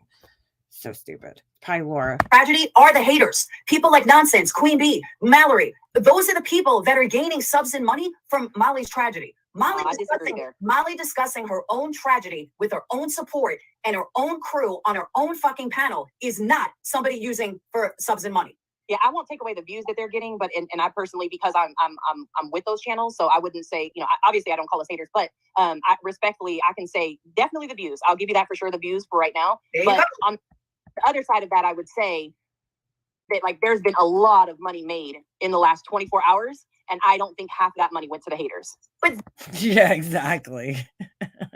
Those are Molly's people. Those are Molly's Patreons. Molly's Patreon. Yeah, and they're idiots and they're all being fooled, Laura. She's lying to them. What do you not get? She doesn't own those people. Patreon support her $50 a month. They're going to give her money. They can afford it. They're going to support her. That's what they do. These wait a second. Just because they could afford it, they deserve to be lied to and grifted and fucking manipulated and deceived. Okay. That are giving Molly money. These are her. How does Laura know that they could afford it? Honestly, just because somebody has the $50 maybe to pay for Patreon, you don't know what their financial situation is like. They might take that money that, they really don't have and put it towards that. You don't know because they're lonely or something. She's so stupid. Her supporters. That's what I think people are missing. They're her supporters that are giving her all this money. Laura's like, if I talk like this, it's gonna sound like I know what the fuck I'm talking about. It makes me sound more passionate and thusly more convincing. That's what supporters do. But these other people are using her tragedy to gain money from Molly's tragedy. That's what's fucked up. And that's what I think you're missing. Random strangers are not coming into Molly's giving them. Laura, I think I got 2 memberships during this entire live, or a couple, right? 3. I can't see the amount of money, but I know that my memberships, I don't even know what my tiers are, but at the most it's maybe $9.99 or something, and I don't even know if that's what it is. But $10, dude, you know, let's just say tops that I probably made today.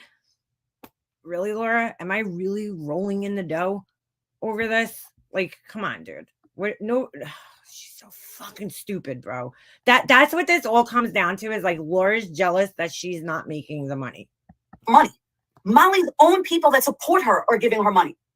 That's it.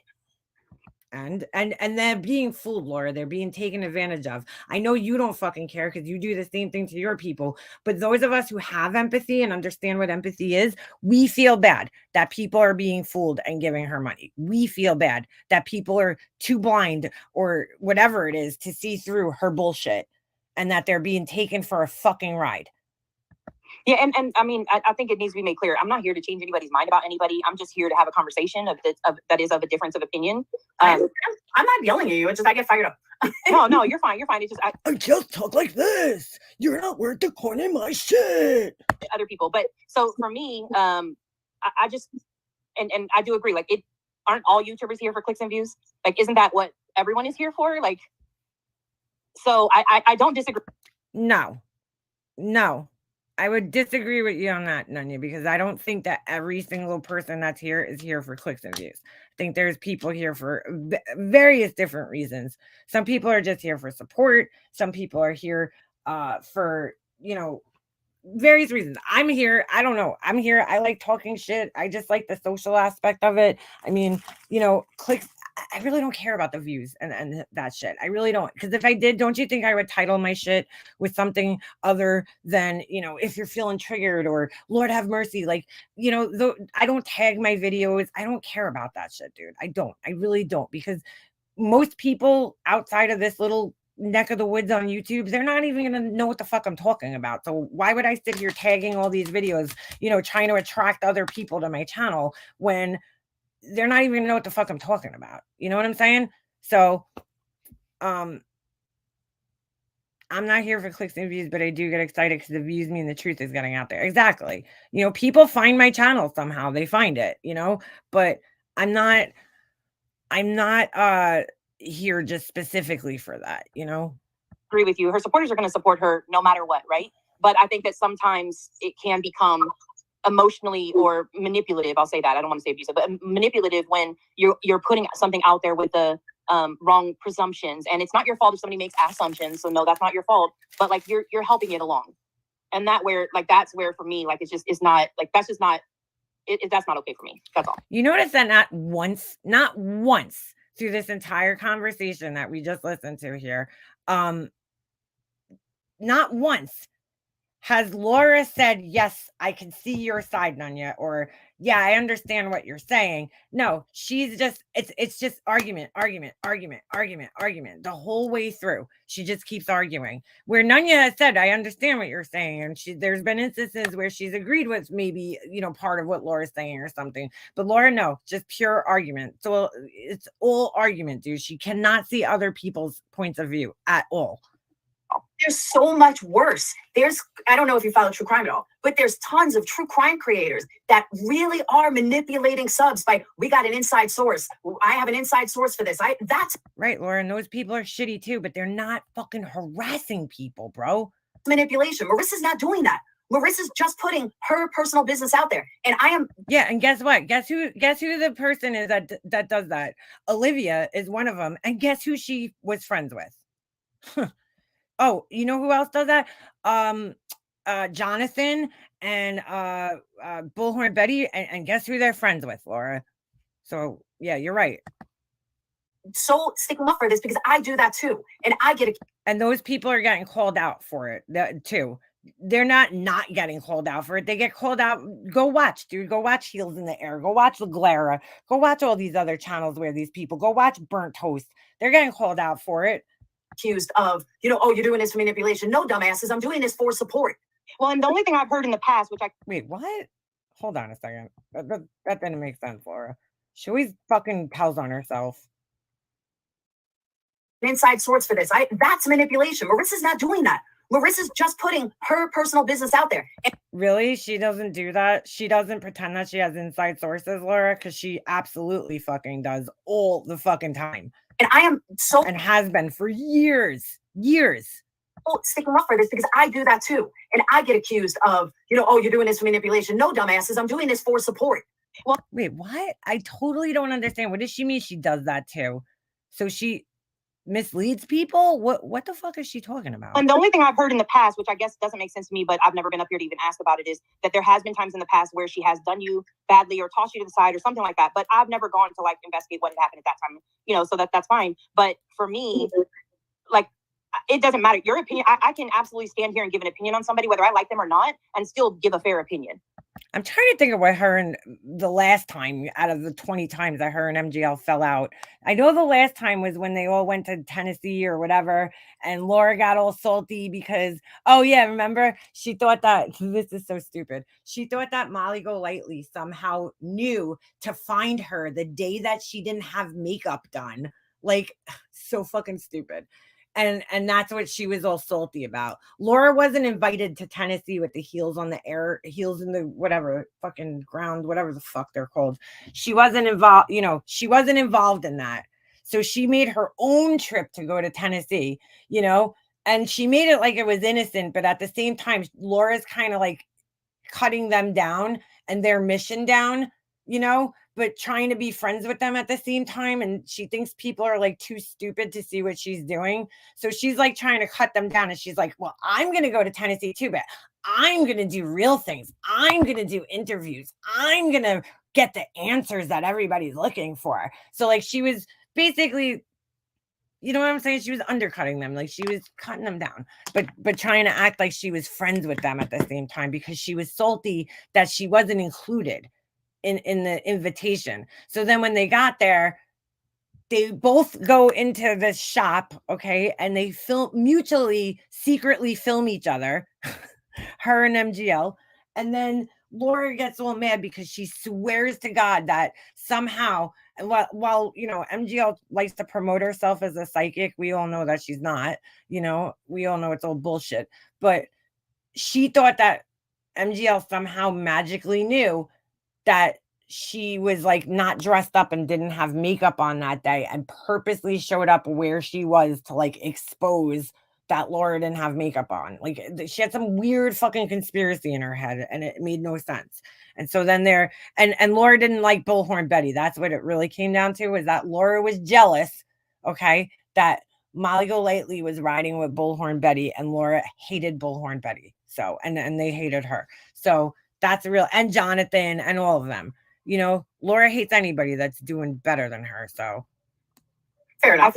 That doesn't change. Just because I don't like somebody doesn't change that for me. So. And Husky, I agree. We have both done each other wrong. And I was going to say that. Yeah, empath with no empathy. The only difference is Molly has enough, like I have enough the red leather stuff on Molly that I don't have to lie. And she's lied about me. All right, I forgot that part. Who just said that with the red leather jacket? Because I forgot that part. So when Laura's driving down there, oh, sure, Jan. So the day Laura's driving down to Tennessee, right? She fucking got so dolled up. You would have thought Laura was going on a fucking date. Like, seriously. She thought she was all dolled up. She had her hair all curled. Her makeup was all fucking done. And then she had this fucking jiggy ass red leather jacket on. Oh my God, it was so funny with the puffy shoulders, like the fucking shoulder pads.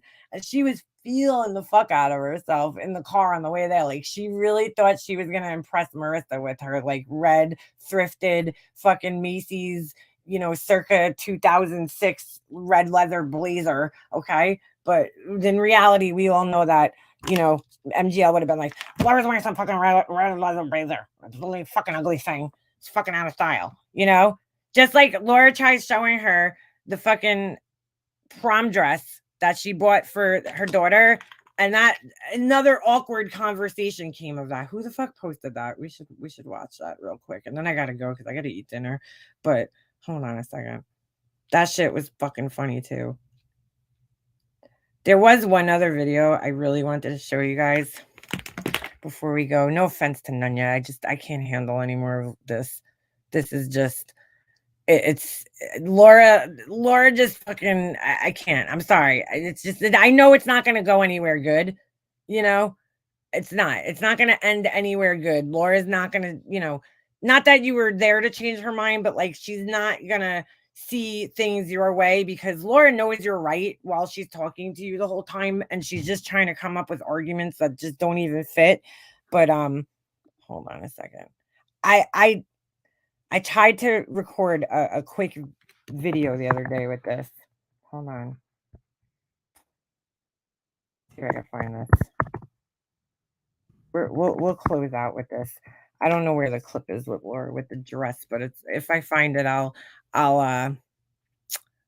will definitely be sure to share it with you guys in my community post because they're arguing and Molly go like you could tell she don't like the dress that Laura got for her daughter for her 96th prom. Okay. And she's like, oh, sequins. So dude, I didn't know this, but Forgotten Whispers had made a community post the other day. Like, I didn't think she was actually making this fucking channel. Okay. And I don't know why she uses this picture. I guess it's her quote unquote professional picture, right? All right. Molly is live now laughing it up. Well, good for her. Because she's garbage. But we need to watch this and then we'll close out with this because it is fucking hilarious. Okay. So I see this thing and I don't know why she did this. I suspect it was because she wanted the attention, right?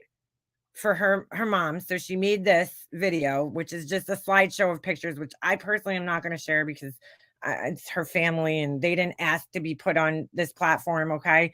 So I'm not going to share it on my page, but I saw in the screenshot of this page that she had made an intro video for the life coaching for kids. And I was like, oh my God. So I tried to record like a 5-minute video the other day, but it didn't work out the other night when I was fucking bored. So this shit's fucking hilarious. But like, dude, this picture is I'm not being an asshole, but like this picture, she looks like a dude in this picture. She looks like a dude. Like she does. I don't know why she uses that picture. It's not a good picture. But all right. This shit's fucking hilarious. And we're gonna use this. We're gonna close out with this, and then I gotta eat dinner. I was like, no, she didn't. She actually made an intro for this. Now, here's the funny part.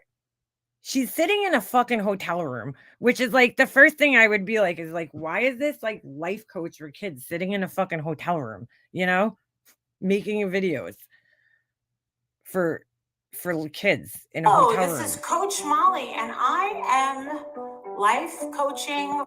And I am wearing the same garbage bag that I wear all the time, just because it makes people want to go down on me. For children, kids, teens. I'm life coaching for kids, children, and teens. Like, aren't kids and children, isn't that like the same thing or no? I'm a life coach for a little over 6 years, and mainly for adults, but now I'm here for kids, and I'm very excited. Bro, like, this really just goes to show how delusional a narcissist could be, because, like, you have to fucking know what's out on the internet about you, right? All the videos, all the crazy behavior, all the negative shit that's out there, right? Your mugshot, your fucking drunken nights, screaming when you got arrested in New Orleans, stealing from a stripper, like that this shit is out here, right? So let's keep that all in mind while she's doing this. And like she's so delusional that she actually thinks that she could pull this off, man. And like that parents are gonna buy into this shit. To start this new channel. And she looks so cross-eyed. She looks drunk. Her eyes are like closed. Oh my God. All right, let me rewind. For a little over 6 years, and mainly for adults, but now I'm here for kids, and I'm very excited to start this new channel. And I first of all want to welcome you, and her eyes are closed this whole time, dude. So excited that your mom or your grandmother introduced you to this channel. I'm going to teach you so much. Like, bro, what the fuck are you talking about? And you're going to be so happy here. You're going to be so excited. Oh my God, dude. Bro, like, this is so weird. Like, she already doesn't know how to talk to children. This is so weird. This is not what children. This is not appealing. If I showed this to my son, I know the first thing my son would say. So I'm just, and it would not be about her voice or anything. It would be like, "Mommy, what's wrong with her face?" I swear he would say that. I know he would. He would be like, "Why are her lips so big?" But like, he'd be like, "What is this?" Like, because this isn't appealing to children at all. There's nothing about this swanky fucking hotel room that's appealing to children. You know what I'm saying? Nothing. To meet Coach Molly. I promise you. You're gonna Coach Molly, are you gonna open your eyes and uncross them when you coach me? Just a question. learn so many positive, good things from this channel, and I want you to keep coming back. And I'm gonna help guide And I want all your money. you through your childhood. Bro, nobody fucking needs you to guide anybody through their childhood because that's what their fucking parents are for. That's what children, they have built-in life coaches called parents. So fucking weird, bro. This is so creepy, dude. This is fucking the cringe and embarrassment I feel, like the secondhand embarrassment I feel for her from this is like intense. It's fucking intense. Look at the picture too with the thumbs up. Thumbs up. Wow. And help you make good choices for your life. And I'm gonna keep licking my lips. I really should film my son doing a reaction to this video, but I don't want to do that. But I think it would be really funny if I did that. I would love to go like interview kids. I'll blur their faces out or something. Just like get their fucking reaction to like this and be like, what the fuck is this? I would love it, but I'm not gonna do that because I'm not gonna fucking exploit children. I promise you, I'm not gonna let you down. I'm not gonna let your mom down or your dad down. I'm not gonna let grandma down. She's like, I'm only gonna let my mom down by not coming to see her when she's sick in the hospital. Only for 20 minutes. Or your grandfather down. I'm gonna help you make good choices. She's like, but your grandfather wants to go down on me. I'm not gonna let him down, but he wants to go down on me. She's gonna help kids make good choices, guys. The stripper, fucking money stealing, drunk, pill popping, jaw fucking swinging lunatic is gonna help these kids make good choices. See, I think this might, you guys might not agree with me right now, okay? But you might not agree with this, but I think this might be effective in the sense of like if you're a kid and you just do the exact fucking opposite of what she does, right? You might be okay in life. You know, you might actually fucking make it somewhere in life. If you do the exact fucking opposite of her. It's possible. I do have one child of my own. His name is Jake, and he's now 16, and he's such a good boy. And that's so creepy, bro. He's such a good boy. She's talking like he's a dog. Like, so fucking weird. I thought he was 15 too, by the way. Making such good choices. Wait, he's making such good choices. You mean like the choice to get his hair cut the way he wants? No, sorry, that you made that choice for him. Oh, all right. What about the choice to get a car that he wants? Oh, no, you made that choice for him. Oh, what about the choice to? Oh, no, that's right. You guys are taking that car away from him. Yeah, what choices exactly is he making? Because it seems to me that every time he has a choice, you're the one making it for him because you're a fucking narcissist. Right now in his life, and that it's just, it's such a joy to see how well that me. She's like, it's a joy to see from this hotel room that I'm sitting in and he's home and I'm constantly away from him, but so I heard he's making good choices. And my husband have raised him, and we have to give credit to his former nanny, who's a alcoholic, okay? Who's an active alcoholic. From what I heard, used to do some other stuff too, but we won't go there, okay? His former nanny who also makes such great fucking choices in his life too, right? Who was just at a sex dungeon. I'm sure the children would love to know about the bed of nails he was lying on and how he was getting his balls nibbled on by fucking rats or some crazy shit. You know, like great choices that guy's making. I mean, mwah, magnifique. Was also a friend of mine, still for almost 17 years. I met my former nanny, still my friend, 17 years ago. I think Princess is just kind of codependent. I think that's really what that is. Not so much a friendship, but a codependency relationship. So the purpose of this Look at the tongue, bro. still So my creepy. friend 17 years ago. So the purpose of this channel is to Look at the tongue. Why? take my talents of making very good decisions in my life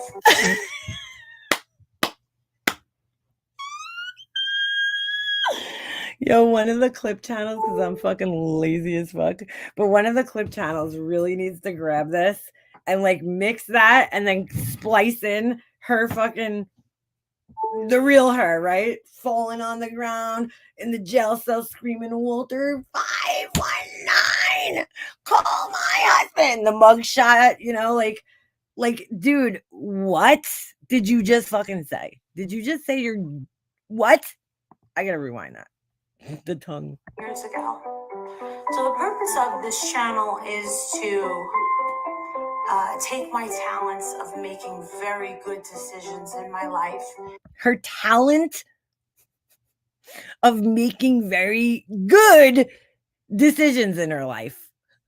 Like, what the fuck, bro? Oh my god, I can't.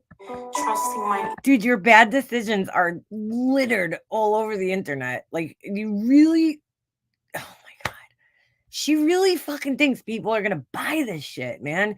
And you know what? Fine, if you want to do this, great. Change your fucking name or something. You know what I'm saying? Make yourself a cartoon character. Like, you can't do this as yourself and think that it's gonna fucking work. Calling yourself Coach Molly. And then once people make the connection that it's, oh shit, oh, it's that fucking Molly. Oh, okay. Yeah, this isn't going to go anywhere. instincts and trying to make the best, most positive decisions, and not only helping adults, but knowing that I can talk to children in such a positive way. Dude, like any adult that watches this is going to be like, what kind of fucking drugs is she on? Because she's got all the tells of some type of drug use. She's licking her lips constantly. Her eyes are fucking closed in half the video. She's swaying all over the fucking place. She can't even talk straight. She's slurring her words. Like, yeah, great influence here. A lot of my son's kids come to me. A lot of my son's kids come to me. You guys want to hear that again? Hold on. She just said, a lot of my son's kids come to me. So now, if I didn't know her any better, I'd be like, wait a second, your 16-year-old son has kids? What the fuck? And you want to life coach other people? What is going on right now? Knowing that I can talk to children I went too in far. such a positive way. A lot of my son's kids come to me when they need a place to stay. A lot of my son's kids come to me when they need a place to stay. So now she's an orphanage. She's the group home. I can't, bro. I just fucking can't. I mean, a lot of my son's kids come to me. Friends, you know, Coach Molly, are you gonna edit your videos? Because that didn't make any fucking sense. Or they need some sort of guidance, or they need advice. Yes, and then after they come to me for advice, I accuse them of stealing my credit card and shopping at luxury stores like Louis Vuitton and Dolce & Gabbana. I've done this more than once. Also, I like to pull my friends, my sons, kids, friends, uncles, classmates into the picture without their parents' permission after I have a friend on speakerphone who makes racist remarks. Yes, all the children come to me. Oh my god. This has been happening for quite a few years. And since I've been successful as a life coach, Yes, Jake's friends have been coming to me for years, and I ask them if they think I'm a MILF and if they like my breasts. I know that's totally inappropriate, but I do like to sleep with underage boys, as evidenced by the article I sold to the National Enquirer years ago when I was 20 something years old, and I slept with, not just slept with, but had a threesome with Nick Carter from the Backstreet Boys. That's some advice. Do you kids know what a threesome is? Yes. How many people are involved in a menage a trois? I thought that I should maybe give it a chance at least of being a life coach for kids and see how it worked out. Yes, I couldn't think of anything else to do, so, I decided might as well fuck with children. Like, what the fuck, dude? Like, why are you doing this? I wouldn't even let her fucking life coach my dog. Like, she can't even train her fucking almost 2-year-old dog to not piss in her house, all right? And then you want me to fucking let you life coach my kid? No thanks.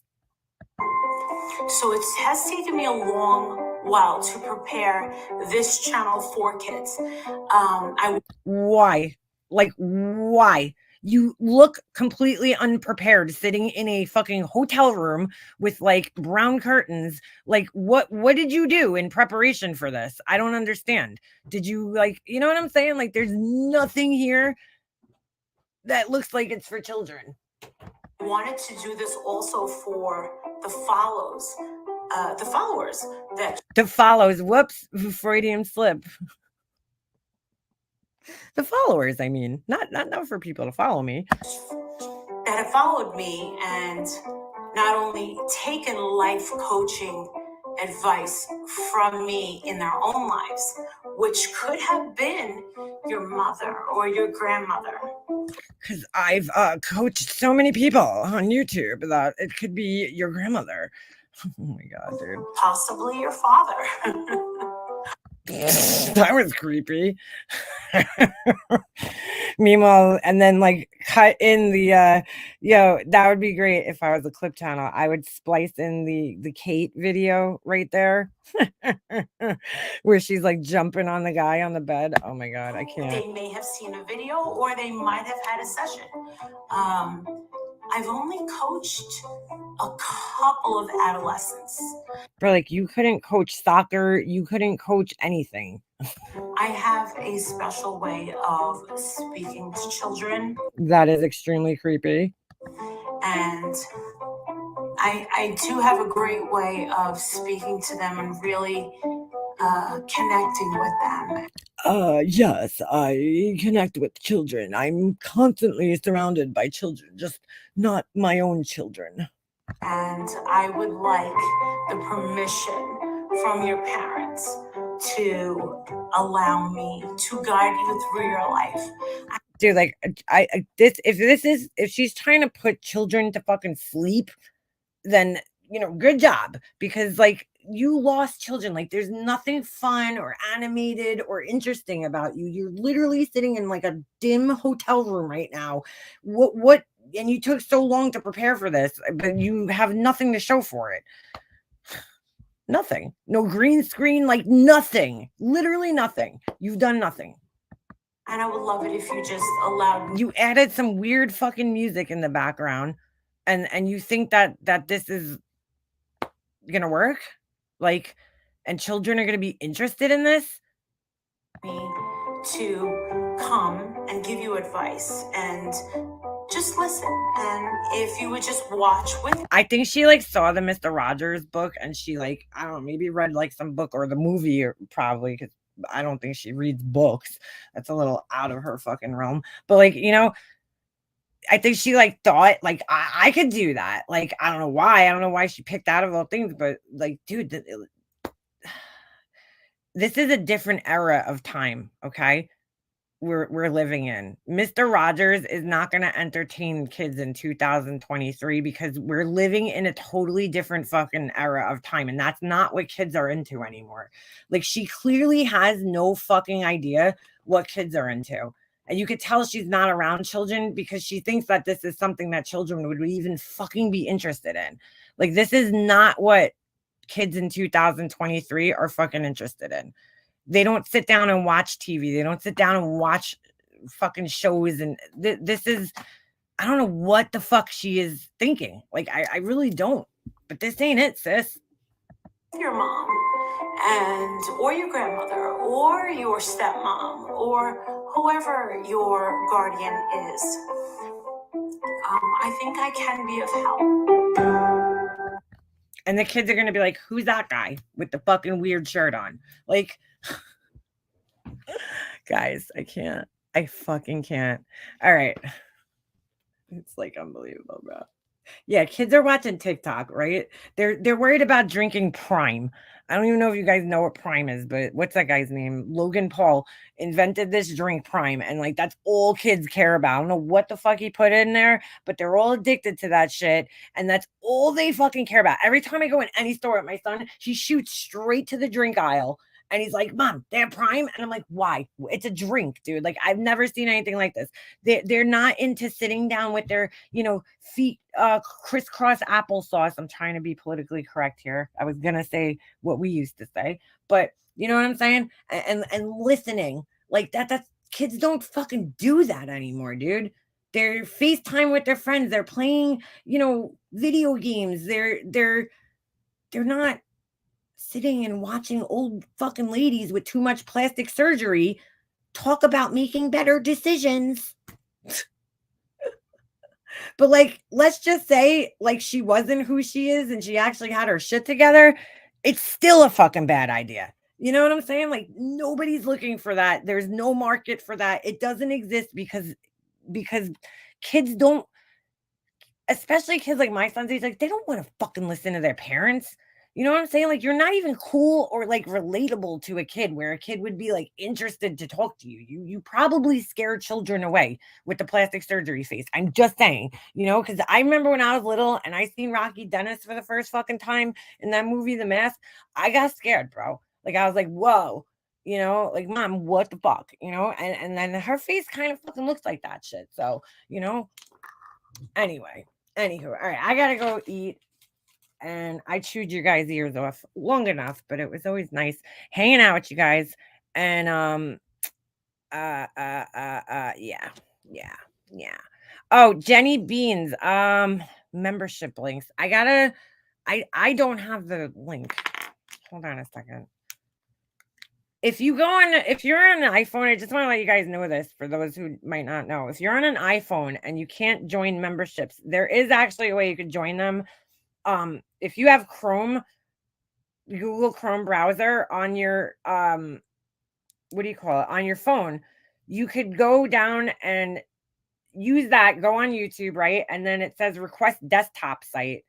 And then when you go to the channel, the membership link will be there. I don't know why it's 2023 and YouTube added a feature that for some reason you can't access on an iPhone. Like I don't understand it. But you have to go, if you go on Chrome in the browser, you have to make sure that you do request desktop site at the bottom.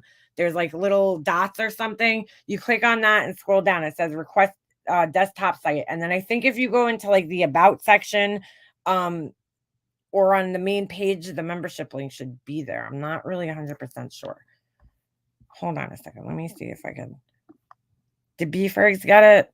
Oh, B-Fergs, thank you. Yeah, it's such a pain in the ass, and, like, I have to open up my studio to get it's I don't know. I don't know why they make this so hard. It's like, "Here, we're gonna give you a way for you and us to make money, but we're gonna make it impossible for people with the majority, who own iPhones to access." Like, it doesn't make any type of sense. So, anyway, with that said, all right, I'm out of here because I gotta eat. I'm starving right now. Um, that's all right, Beefers. It's good. Thank you for posting it. I definitely will. Oh, all right. Oh, geez. All right. I will talk to you guys soon though. And it was fun catching up, and I'll see you guys sometime this week. I'm sure I'll pop in. All right. Have a good one, guys.